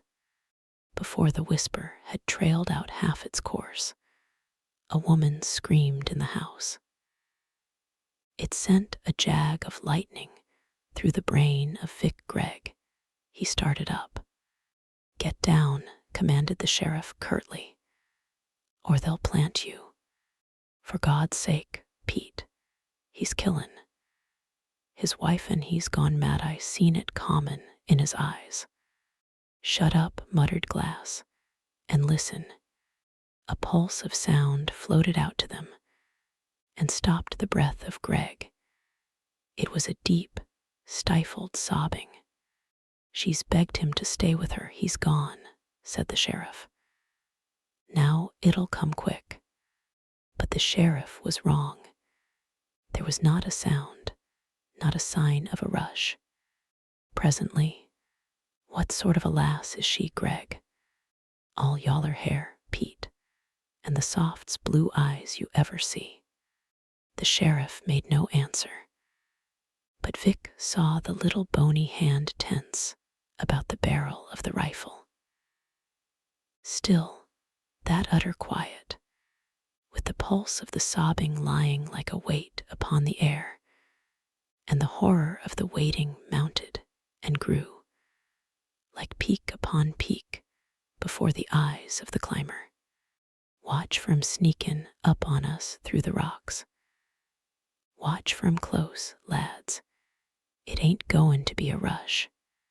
Once more, the sibilant murmur ran down the line, and the voice of Sliver Waldron brought it faintly to a period. "3 of 'em," continued the sheriff, "and most likely they'll come at us 3 ways." Through the shadow Vic watched the lips of Glass work, and caught the end of his soft murmur to himself. All 3. He understood. The sheriff had offered up a deep prayer that all 3 might fall by his gun. Up from the farther end of the line, the whisper ran lightly, swiftly, with a stammer of haste in it. "To the right. Aye, there to the right," gliding from the corner of the house, went a dark form, and then another, and disappeared among the rocks. They had offered not enough target for even chance shooting. "Hold for close range," ordered the sheriff, and the order was repeated. However much he might wish to win all the glory of the fray, the sheriff took no chances, threw none of his odds away. He was a methodical man. A slight patter caught the ear of Vic, like the running of many small children over a heavy carpet, and then 2 shades blew around the side of the house, one small and scudding close to the ground, the other vastly larger, a man on horseback. It seemed a naked horse at first, so close to the back did the rider lean, and before Vic could see clearly, the vision burst on them all. Several things kept shots from being fired earlier. The first alarm had called attention to the opposite side of the house from that on which the rider appeared. Then the moon gave only a vague, treacherous light, and the black horse blended into it. The grass lightened the fall of his racing feet. Like a ship driving through a fog, they rushed into view, the black stallion and Bart fleeting in front, and the surprise was complete. Vic could see it work even in the sheriff, for the latter, having his rifle trained towards his right, jerked it about with a short curse and blazed at the new target again, and the line of the posse joined the fire. Before the crack of their guns went from the ears of Vic, long before the echoes bellowed back from the hills, Satan leaped high up. Perhaps that change of position saved both it and its rider. Straight across the pale moon drove the body, with head stretched forth, ears back, feet gathered close, a winged horse with a buoyant figure upon it. It cleared a 5-foot rock and rushed instantly out of view among the boulders. The fugitive had fired only 1 shot, and that when the stallion was at the crest of its leap. Chapter 17. The Second Man. The sheriff was on his feet, whining with eagerness, and with the rest of his men he sent a shower of lead splashing vainly into the deeper night beside the mountain, where the path wound down. "It's done, hold up, lads," called Pete Glass. "He's beat us." The firing ceased, and they heard the rush of the hoofs along the graveled slope and the clanging on rocks. "It's done," repeated the sheriff. "How?" And he stood staring blankly, with a touch or horror in his face. "By God, Matt's plugged. Matt Henshaw, clean through the head." He lay in an oddly twisted heap, as though every bone in his body were broken. And when they drew him about, they found the red mark in his forehead, and even made out the dull surprise in his set face. There had been no pain in that death, the second for the sake of Grey Molly. "The other 2, said the sheriff, more to himself than to Vic, who stood beside him. "Easy, Pete," he cautioned. "You got nothing agin Haynes and Daniels." The sheriff flashed at him that hungry, baffled glance. "Maybe I can find something. You, Greg, keep your mouth shut and stand back. Halloo." He sent a long call, quavering between the lonely mountains. "You yonderly Haynes, do you give up to the law?" A burst of savage laughter flung back at him, and then, "Why the hell should I? Haynes, I give you fair warnin'. For resistin' the law and interferin', I ask you, do you surrender?" "Who are you?" The big voice fairly swallowed the rather shrill tone of the sheriff. "I'm Sheriff Pete Glass." "You lie. Whoever heard of a sheriff come sneakin' round like a coyote lookin' for dead meat?" Pete Glass grinned with rage. "Haynes, you ain't much better'n spoiled meat if you keep back. I gave you till I count 10. "Why, you bobtailed skunk," shouted a new voice. "You bone-spavined, pink-eyed rat-catcher," continued this very particular describer. "What have you got on us? Come out and dicker, and we'll do the same." The sheriff sighed, softly, deeply. "I thought maybe they wouldn't get down to talk," he murmured. But since the last chance for a battle was gone, he stepped fearlessly from behind his rock and advanced into the open. Two tall figures came to meet him. "Now," said Lee Haynes, stalking forward.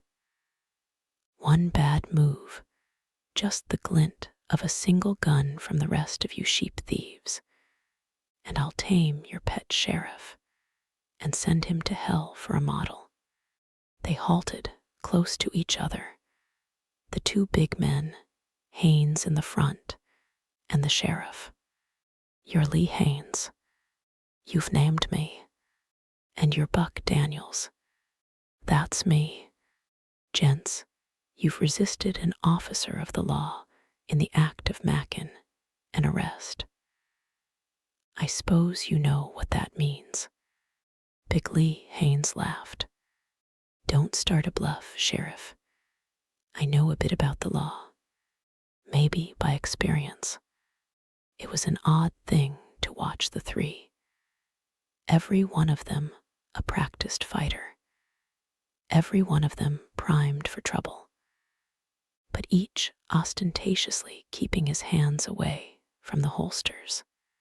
"What we might have done if we had come to pinch," said Haynes, "is one thing, and what we did do is another. Barry was started and off before we had a chance to show teeth, my friend, and you never even caught the flash of our guns. If he'd waited, but he didn't. There's nothing left for us to do except say goodbye."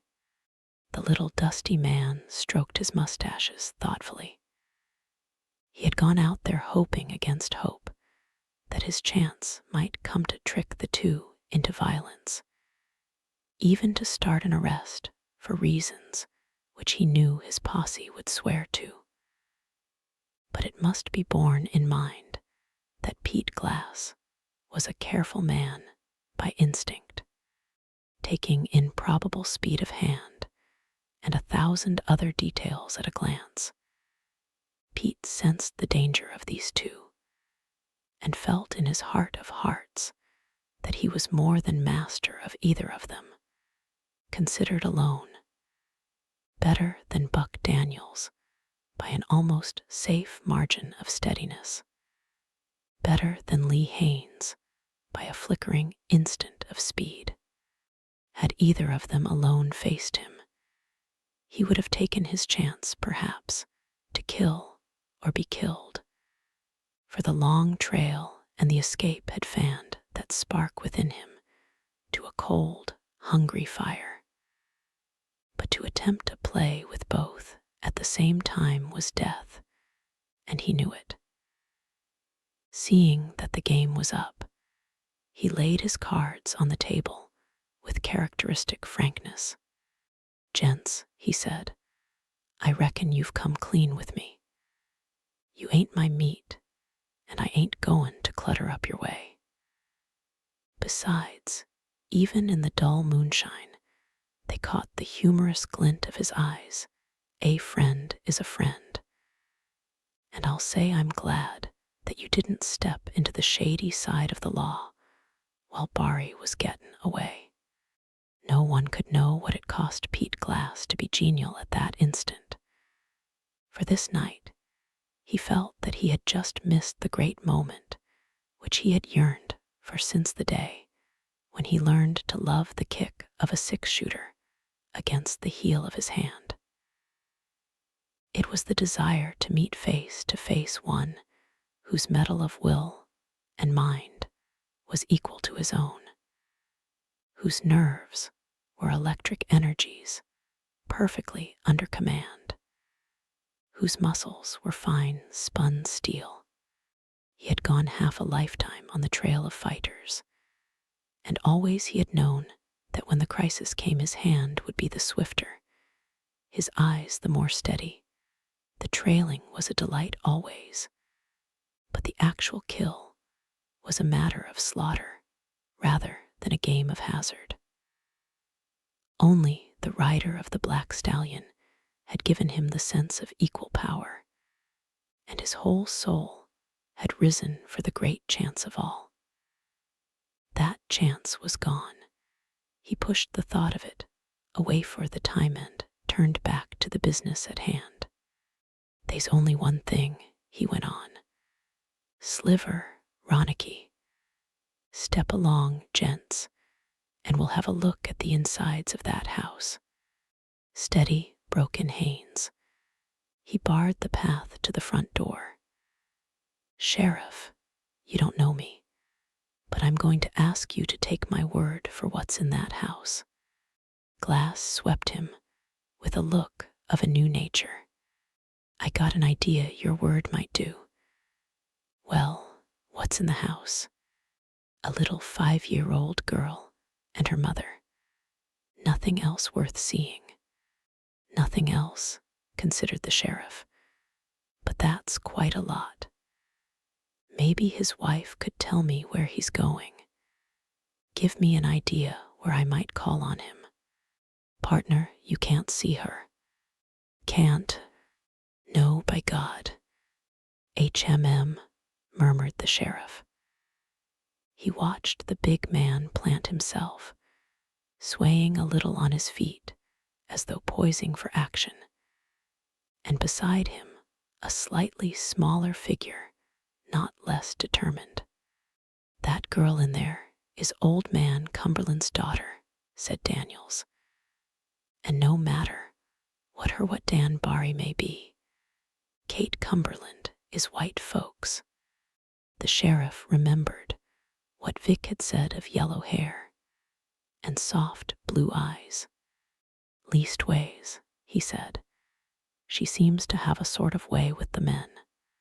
"Sheriff, you're on a cold trail," said Haynes. "Inside that house is just a heartbroken girl and her baby. If you want to see them, go ahead." "She might know something," mused the sheriff, "and I suppose I'd ought to pry it out of her right now.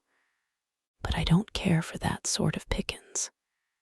He repeated softly, "A girl and a baby," and turned on his heel. "All right, boys, climb your hosses. 2 of you take Matt. We'll bury him where we put Harry. I guess we can pack him that far." "How's that?" This from Haynes. "One of your gang dropped." "He is." They followed him and stood presently beside the body.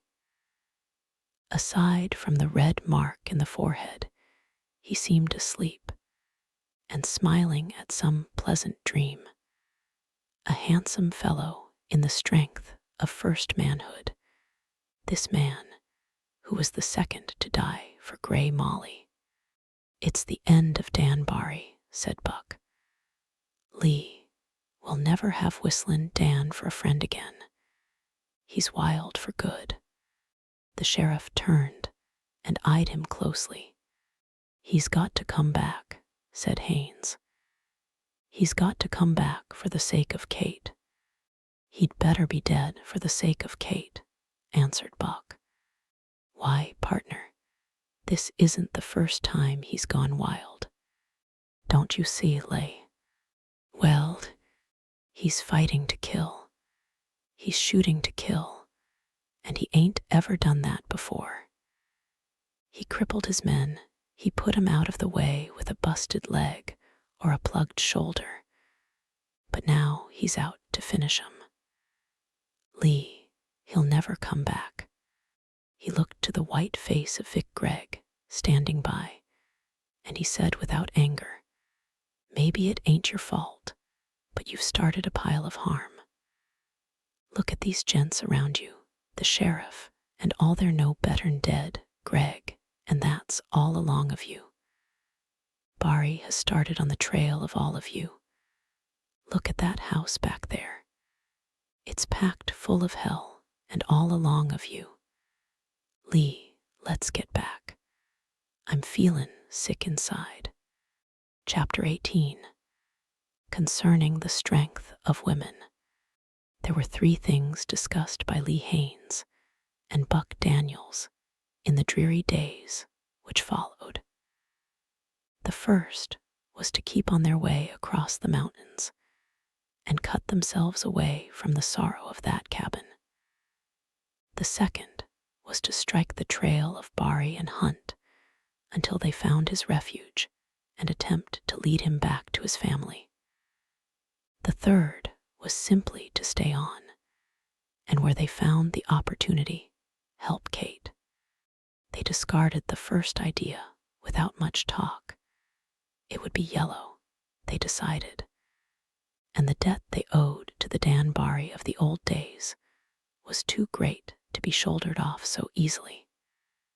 They cast away the second thought still more quickly, for the trail which baffled the shrewd sheriff, as they knew, would be too much for them. It remained to stay with Kate, making excursions through the mountains from day to day to maintain the pretense of carrying on their own business, and always at hand in time of need. It was no easy part to play, for in the house they found Kate more and more silent, more and more thoughtful, never speaking of her trouble, but behind her eyes a ghost of waiting that haunted them. If the wind shrilled down the pass, if a horse neighed from the corral, there was always the start in her, the thrill of hope, and afterwards the pitiful deadening of her smile. She was not less beautiful, they thought, as she grew paler, but the terrible silence of the place drove them away time and again. Even Joan no longer pattered about the house, and when they came down out of the mountains, they never heard her shrill laughter. She sat cross-legged by the hearth in her old place during the evenings, with her chin resting on one hand and her eyes fixed wistfully upon the fire. And sometimes they found her on the little hillock behind the house, from the top of which she could view every approach to the cabin, of Dan and even of Black Bart. Her playmate she soon learned not to speak, for the mention of them made her mother shrink and whiten. Indeed, the saddest thing in that house was the quiet in which the child waited, and never spoke. "She ain't more'n a baby," said Buck Daniels, "and you can leave it to time to make her forget." "But," growled Lee Haines, "Kate isn't a baby. Buck, it drives me damn near crazy to see her fade this way." "Now you lay to this," answered Buck. "She'll pull through. She'll never forget, maybe, but she'll go on livin' for the sake of the kid. You know a hell of a lot about women, don't you?" said Haines. "I know enough, son," nodded Buck. He had, in fact, reduced women to a few distinct categories, and he only waited to place a girl in her particular class before he felt quite intimate acquaintance with her entire mind and soul. "It'll kill her," pronounced Lee Haines. "Why, she's like a flower, Buck, and sorrow will cut her off at the root. Think of a girl like that thrown away in these damned deserts. It makes me sick. She ought to have nothing but velvet to touch nothing, but a millionaire for a husband and never a worry in her life. He grew excited. But here's the flower thrown away and the heel crushing it without mercy. Buck Daniels regarded him with pity. I feel kind of sorry for you, Lee, when I hear you talk about girls. No wonder they make a fool of you. A flower crushed under the foot. You just listen to me, my boy. You and me figure to be pretty hard, don't we? Well, soft pines stacked up again quartzite is what we are compared to, Kate. Lee Haynes gaped at him, too astonished to be angry. He suggested softening of the brain to Buck, but the latter waved aside the implications. Now, Sapassin, Kate, was one of these dark girls with eyes like black diamonds, and a lot of snap and zip to her. If she was like that, I suppose you'd figure her to forget all about Dan inside of a month and maybe marry you. You be damned. Maybe I am. Them hard, snappy-looking girls are the ones that smash. They're brittle, that's why. But you take a soft-looking girl like Kate. Maybe she ain't a diamond point to cut glass, but she's tempered steel that'll bend, and bend, and bend. And then, when you wait for it to break, it flips up and knocks you down. That's Kate. Lee Haynes rolled a cigarette in silence. He was too disgusted to answer, until his first puff of smoke dissolved Buck in a cloud of thin blue. You ought to sing to a congregation instead of to cows, Buck. You have the tune, and you might get by in a church, but cows have sense. Kate will buckle and bend and fade for a while, went on Buck, wholly unperturbed. But just when you go out to pick daisies for her, you'll come back and find her singing to the stove. Her strength is down deep, like some of these outlaw hosses that got a filmy, sleepy-looking eye. They save their hell till you sink the spurs in 'em. You think she loves Dan, don't you? I have a faint suspicion of it, sneered Haynes. I suppose I'm wrong. You are. Buck, I may have slipped a nickel into you, but you're playing the wrong tune. Knock off and talk sense, will you? When you grow up, son, you'll understand some of the things I'm trying to explain in words of one syllable. She don't love Dan. She thinks she does. But down deep, they ain't a damned thing in the world she gives a rap about accepting Joan. Men, what are they to her? Marriage. That's simply an accident that's needed so she can have a baby. Delicate, shrinking flower, is she? I tell you, my boy, if it was necessary for Joan, she'd tear out your heart and mine and send Dan plumb to hell. You fasten on to them words because they're gospel. It was late afternoon while they talked, and they were swinging slowly down a gulch towards the home cabin. At that very time, Kate, from the door of the house where she sat, saw a dark form slink from rock to rock at the rim of the little plateau, a motion so swift that it flicked through the corner of her eye, a thing to be sensed rather than seen. She sat up very stiff, her lips white as chalk, but nothing more stirred. A few minutes later, when her heart was beating almost at normal, she heard Joan scream from behind the house, not in terror or pain, as her keen mother ear knew perfectly well, but with a wild delight. She whipped about the corner of the house, and there she saw Joan with her pudgy arms around the neck of Black Bart. Bart, dear old Bart, has he come? Has he come? And she strained her eyes against the familiar mountains around her, as if she would force her vision through rock. There was no trace of Dan, no sign or sound when she would even have welcomed the eerie whistle.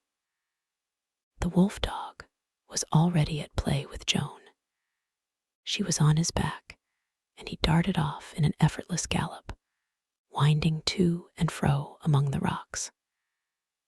Most children would have toppled among the stones at the first of his swerves, but Joan clung like a burr. Both hands dug into his hair, shrieking with excitement. Sometimes she reeled and almost slid at one of those lightning turns, for the game was to almost unseat her. But just as she was sliding off, Bart would slacken his pace and let her find a firm seat once more. They wound farther and farther away, and suddenly Kate cried, terror-stricken, "Joan, come back."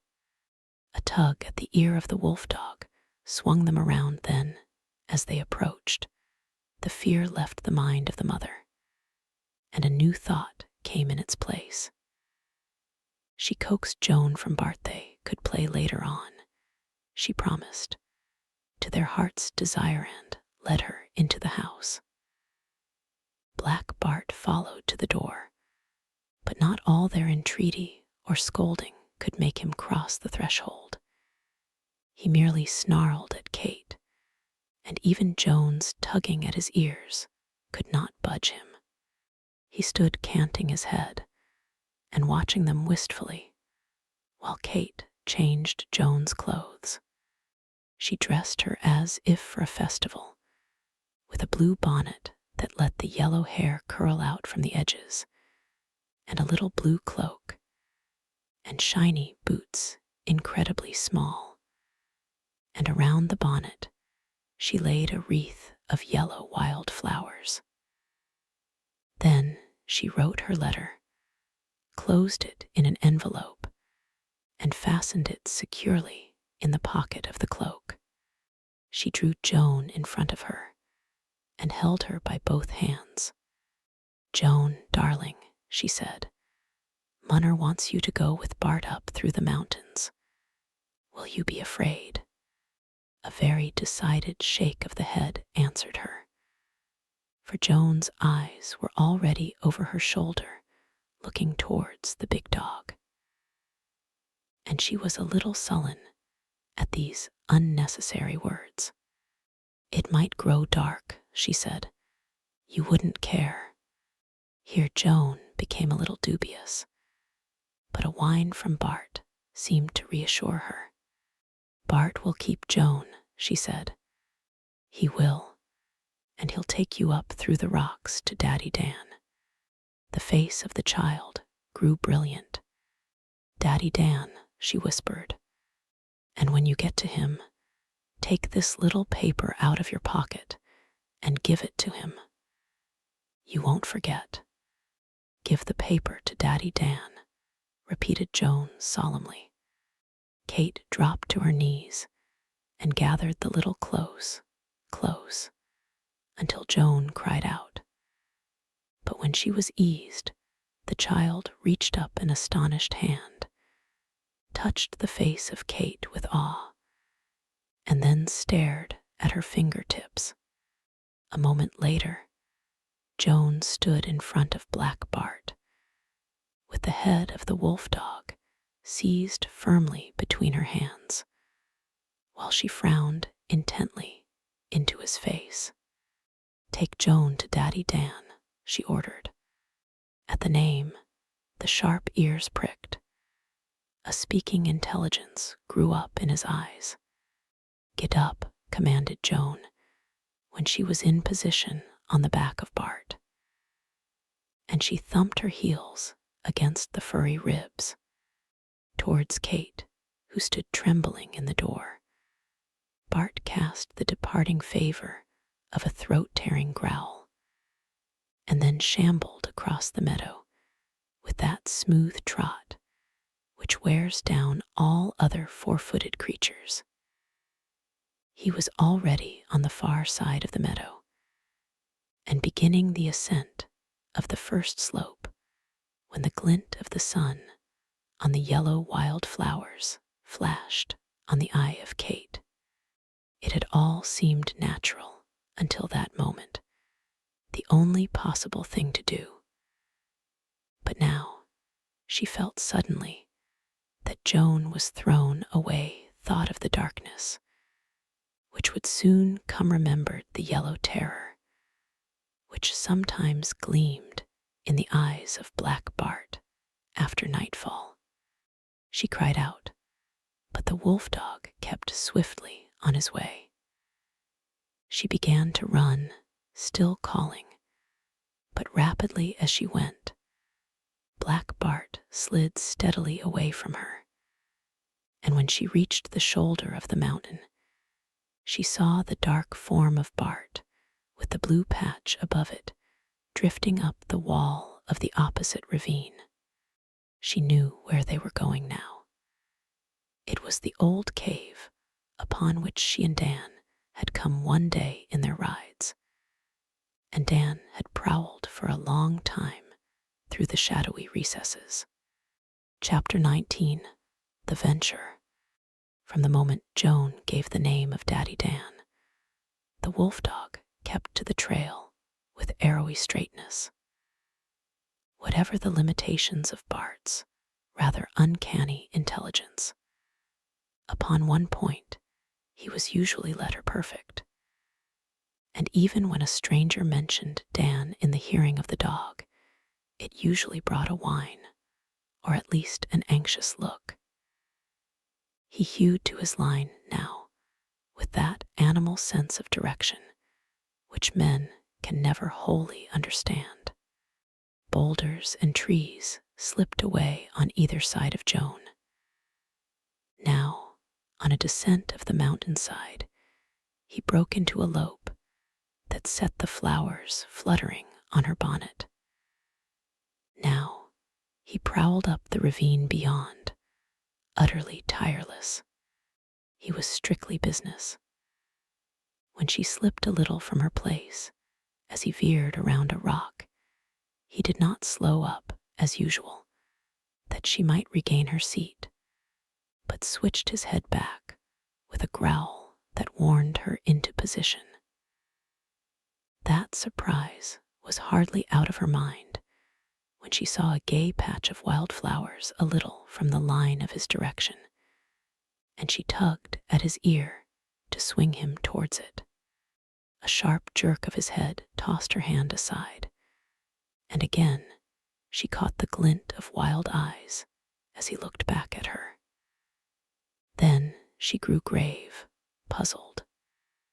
She trusted Black Bart with all her heart, as only a child can trust dumb animals, but now she sensed a change in him. She had guessed at a difference on that night when Dan came home for the last time, and the same thing seemed to be in the dog today. Before she could make up her mind as to what it might be, Black Bart swung aside up a steep slope and whisked her into the gloom of a cave.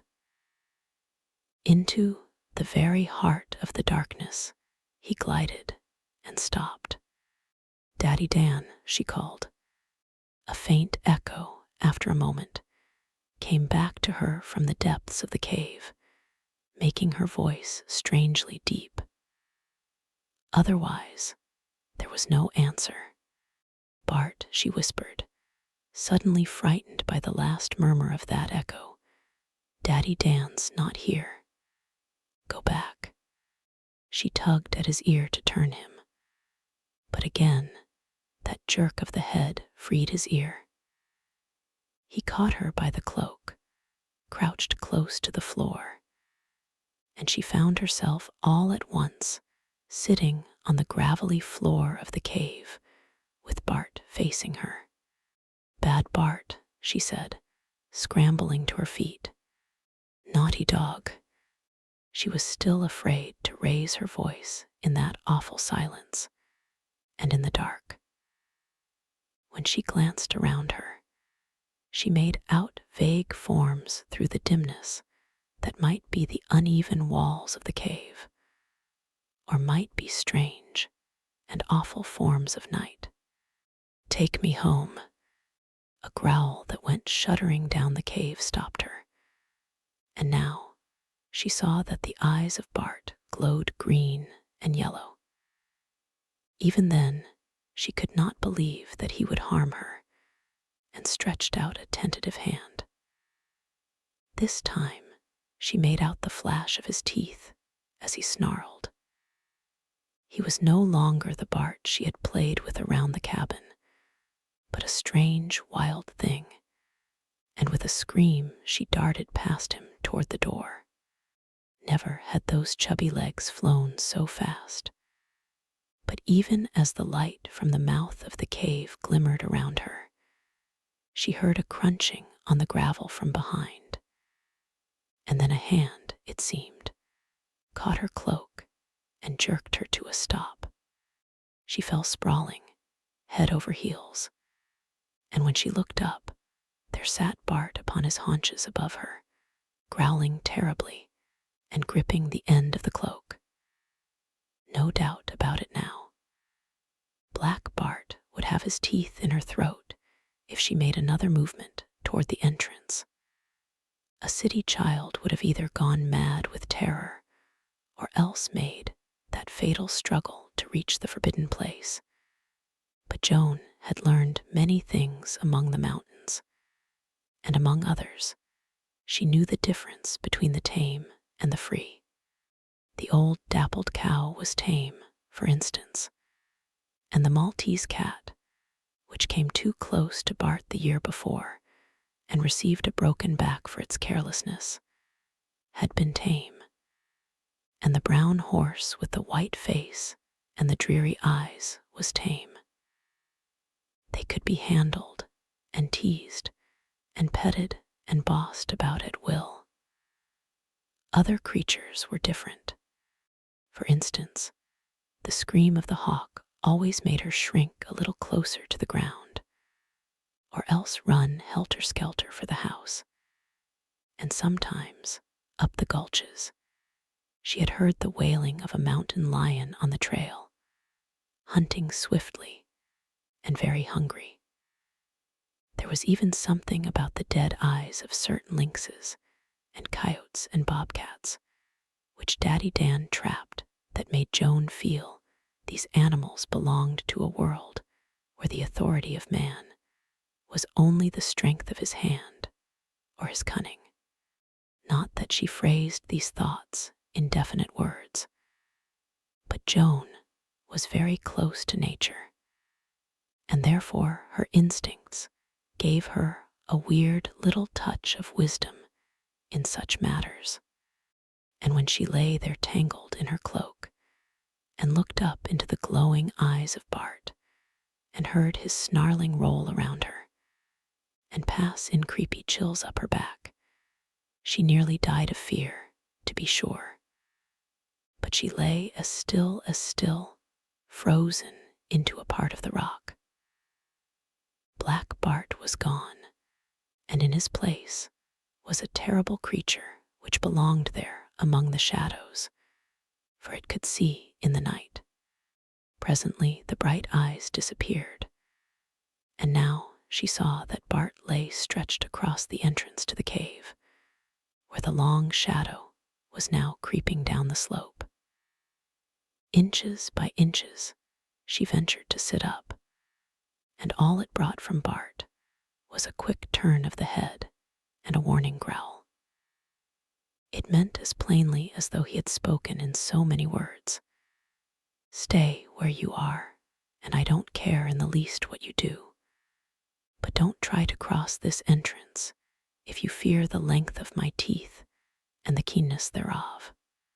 And she did fear them very much, for she remembered the gashes across the back and the terrible rips up the side of the dead Maltese cat.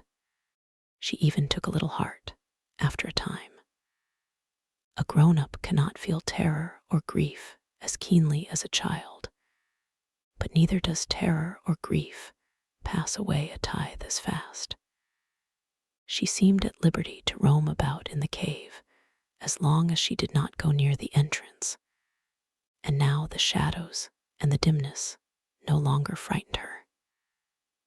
Nothing was terrible except that long, dark body which lay across the entrance to the cave, and she finally got to her feet and began to explore.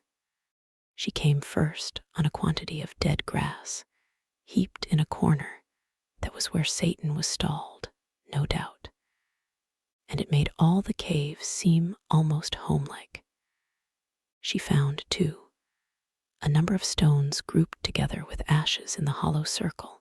That was where the fires were built, and there, to the side, lay the pile of dead wood. A little down the cave, and directly in the center of the top, she next saw the natural aperture where the smoke must escape, and last of all, she came on the bed. Boughs heaped a foot thick with the blankets on top, neatly stretched out, and the tarpaulin over all made a couch as soft as down and fragrant with the pure scent of evergreens. Joan tried the surface with a foot that sank to her ankle, then with her hands, and finally sat down to think. The first fear was almost gone. She understood that Bart was keeping her here until Dan came home, and fear does not go hand in hand with understanding. She only wondered now at the reason that kept Daddy Dan living in this cave so far from the warm comfort of the cabin and so far away from her mother. But thinking makes small heads drowsy, and in 5 minutes Joan lay with her head pillowed on her arm, sound asleep. When she awoke, the evening gray of the cave had given place to utter blackness, alarming and thick. Joan sat up with a start. She would have cried out, bewildered, but now she heard a noise on the gravel and turned to see Daddy Dan entering the cave with Satan behind him, quite distinctly outlined by the sunset outside. Black Bart walked first, looking back over his shoulder as though he led the way. It was partly because the black, silhouetted figures awed her somewhat, and partly because she wished to give Daddy Dan a gay surprise, that Joan did not run to him. And then, in the darkness, she heard Satan munching the dried grass, and the squeak and rattle as the saddle was drawn off and hung up, scraping against the rock. "What you been doin', Bart?" queried the voice of Daddy Dan, and the last of Joan's fears fell from her as she listened. "You act kind of worried. If you been runnin' rabbits all day and got your pads full of thorns, I'll everlastingly treat you rough." The wolf dog whined. "Well, speak up. What you want? Want me over there?" It would have been a trifle unearthly to most people, but Joan knew the ways of Daddy Dan with Satan and Black Bart. She lay quite still, shivering with pleasure as the footsteps approached her. Then a match scratch she saw by the blue spurt of flame that he was lighting a pine torch, then whirling it until the flame ate down to the pitchy knot. He held it above his head, and now she saw him plainly. The light cascaded over his shoulders, glowed on his eyes, and then puffed out sidewise in a draft. Joan was upon her feet and running toward him with a cry of joy, until she remembered that he was not to be approached like her mother. There were never any bear hugs from him, no caresses, not much laughter. She stopped barely in time and stood with her fingers interlaced, staring up at him, half delighted, half afraid. She read his mind by microscopic changes in his eyes and lips. Munner sent me. That was wrong, she saw at once. And Bart brought me. Much better now. And oh, Daddy Dan, I've been lonesome for you. He continued to stare at her for another moment. And even Joan could not tell whether he were angry or indifferent or pleased. Well, he murmured at length, I guess you're hungry, Joan. She knew it was complete acceptance, and she could hardly keep from a shout of happiness. Daddy, Dan had a great aversion to sudden outcries. I guess I am, said Joan. Chapter 20, Discipline. He made the preparation for supper with such easy speed that everything seemed to be done by magic hands. When Joan's mother cooked supper, there was always much rattling of the stove, then the building of the fire, a long preparation of food, and another interval when things steamed and sizzled on the fire. There followed the setting of the table, and then a long, aching time of hunger when the food was in sight. But one could not eat until Daddy Dan had done this, and Munner had done that. Also, when one did eat, half the taste was taken from things by the necessity of various complicated evolutions of knife and fork. Instance, the absurdity of taking the fork under the thumb, with the forefinger pressing along the back of the wobbly instrument, when anyone could see that the proper, natural way of using a fork was to grasp it daggerwise and drive it firmly through that skidding piece of meat. Not only this, but a cup must be held in one hand, and bread must be broken into little pieces before putting butter on it. Above all, no matter how terribly hard one tried, there was sure to be a mistake. And then, now, Joan, don't do that. This is the way. But how different everything was in this delightful house of Daddy Dan. In an incredibly short time, 3 torches flared about them and filled the air with scents of freshness and the outdoor scents that went tingling up the nose, and filled one with immense possibilities of eating. At the very same time, a few motions caused a heap of wood to catch fire and blaze among the stones, while a steady stream of blue-white smoke wavered up toward the top of the cave and disappeared in the shadows. After this, her father showed her a little stream of water, which must come from a spring far back in the cave, and the current slipped noiselessly along one wall and dipped of sight again before it reached the entrance to the place. Here she discovered a little bowl, made out of small stones nicely fitted together, and allowing the water to pour over one edge and out at another, with a delicious, purling such crystal clear water that one actually wanted to wash in it, even if it was cold. And even if one had the many sore places on fingers and nose and behind the ears.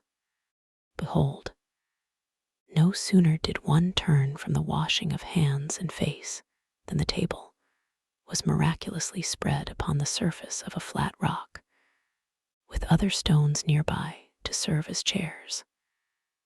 And on the table steamed pone, warmed over, coffee with milk in it coffee, which was so strictly banned at home, potatoes sliced to transparent thinness and fried to crisp brown at the edges, and a great slab of meat that fairly shouted to the appetite.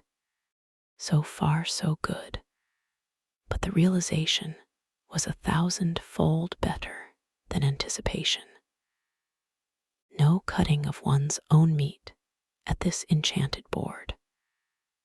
The shining knife of Daddy Dan divided it into delectable bits with the speed of light, and it needed only the slightest amount of experimenting and cautious glances to discover that one could use a fork daggerwise, and when in doubt, even seize upon a morsel with one's fingers, and wipe the fingers afterwards on a bit of the dry grass. One could grasp the cup by both sides, scorning the silly handle, and if occasionally one sipped the coffee with a little noise which added astonishingly to the taste, there was no sharp warning, no frowning eye to overlook. Besides, at Munner's table, there was never time to pay attention to Joan, for there was talk about vague, abstract things, the price of skins, the melting of the snows, the condition of the passes, the long and troubling argument about the wicker chairs, with some remarkably foolish asides, now and then, concerning happiness and love, when, all the time, anyone with half an eye could see that the thing to do was to eat and eat and eat until that hollow place ceased to be.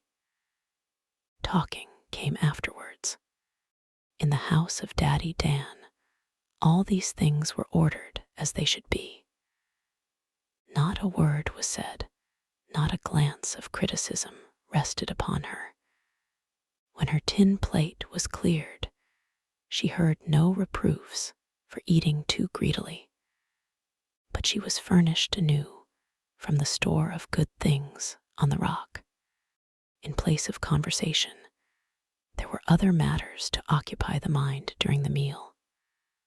For presently she observed the beautiful head of Satan just behind his master Satan, who could pass over noisy gravel with the softness of a cat, and now loomed out of the deeper night down the cavern. Inch by inch, with infinite caution and keenly pricked ears, the head lowered beside Dan, and the quivering, delicate muzzle stole towards a fragment of the pone. Joan watched breathlessly, and then she saw that in spite of the caution of that movement, her father knew all about it, just a glint of amusement in the corner of his eyes, just a slight twitch at the corners of his mouth to tell Joan that he was as delighted as a boy playing a trick. Barely in time to save the morsel of pone, he spoke, and the head was dashed up. Yet Satan was not entirely discouraged. If he could not steal the bread, he would beg for it. It made Joan pause in her destruction of the edibles, not to watch openly, for an instinct told her that the thing to do was to note these byplays from the corner of one's eye, as Daddy Dan did, and swallow the ripples of mirth that came tickling in the throat. She knew perfectly well that Satan would have it in the end, for of all living things, not even Munner had such power over Dan as the black stallion. He maneuvered adroitly. First, he circled the table and stood opposite the master, begging with his eyes. But Dan looked fixedly down at the rock until an impatient whinny called up his eyes. Then he pretended the most absolute surprise. "Why, Satan, you old scoundrel, what are you doing over there? Get back where you belong." He gestured with a thumb over his shoulder, and Satan glided around the rock and stood once more behind Dan.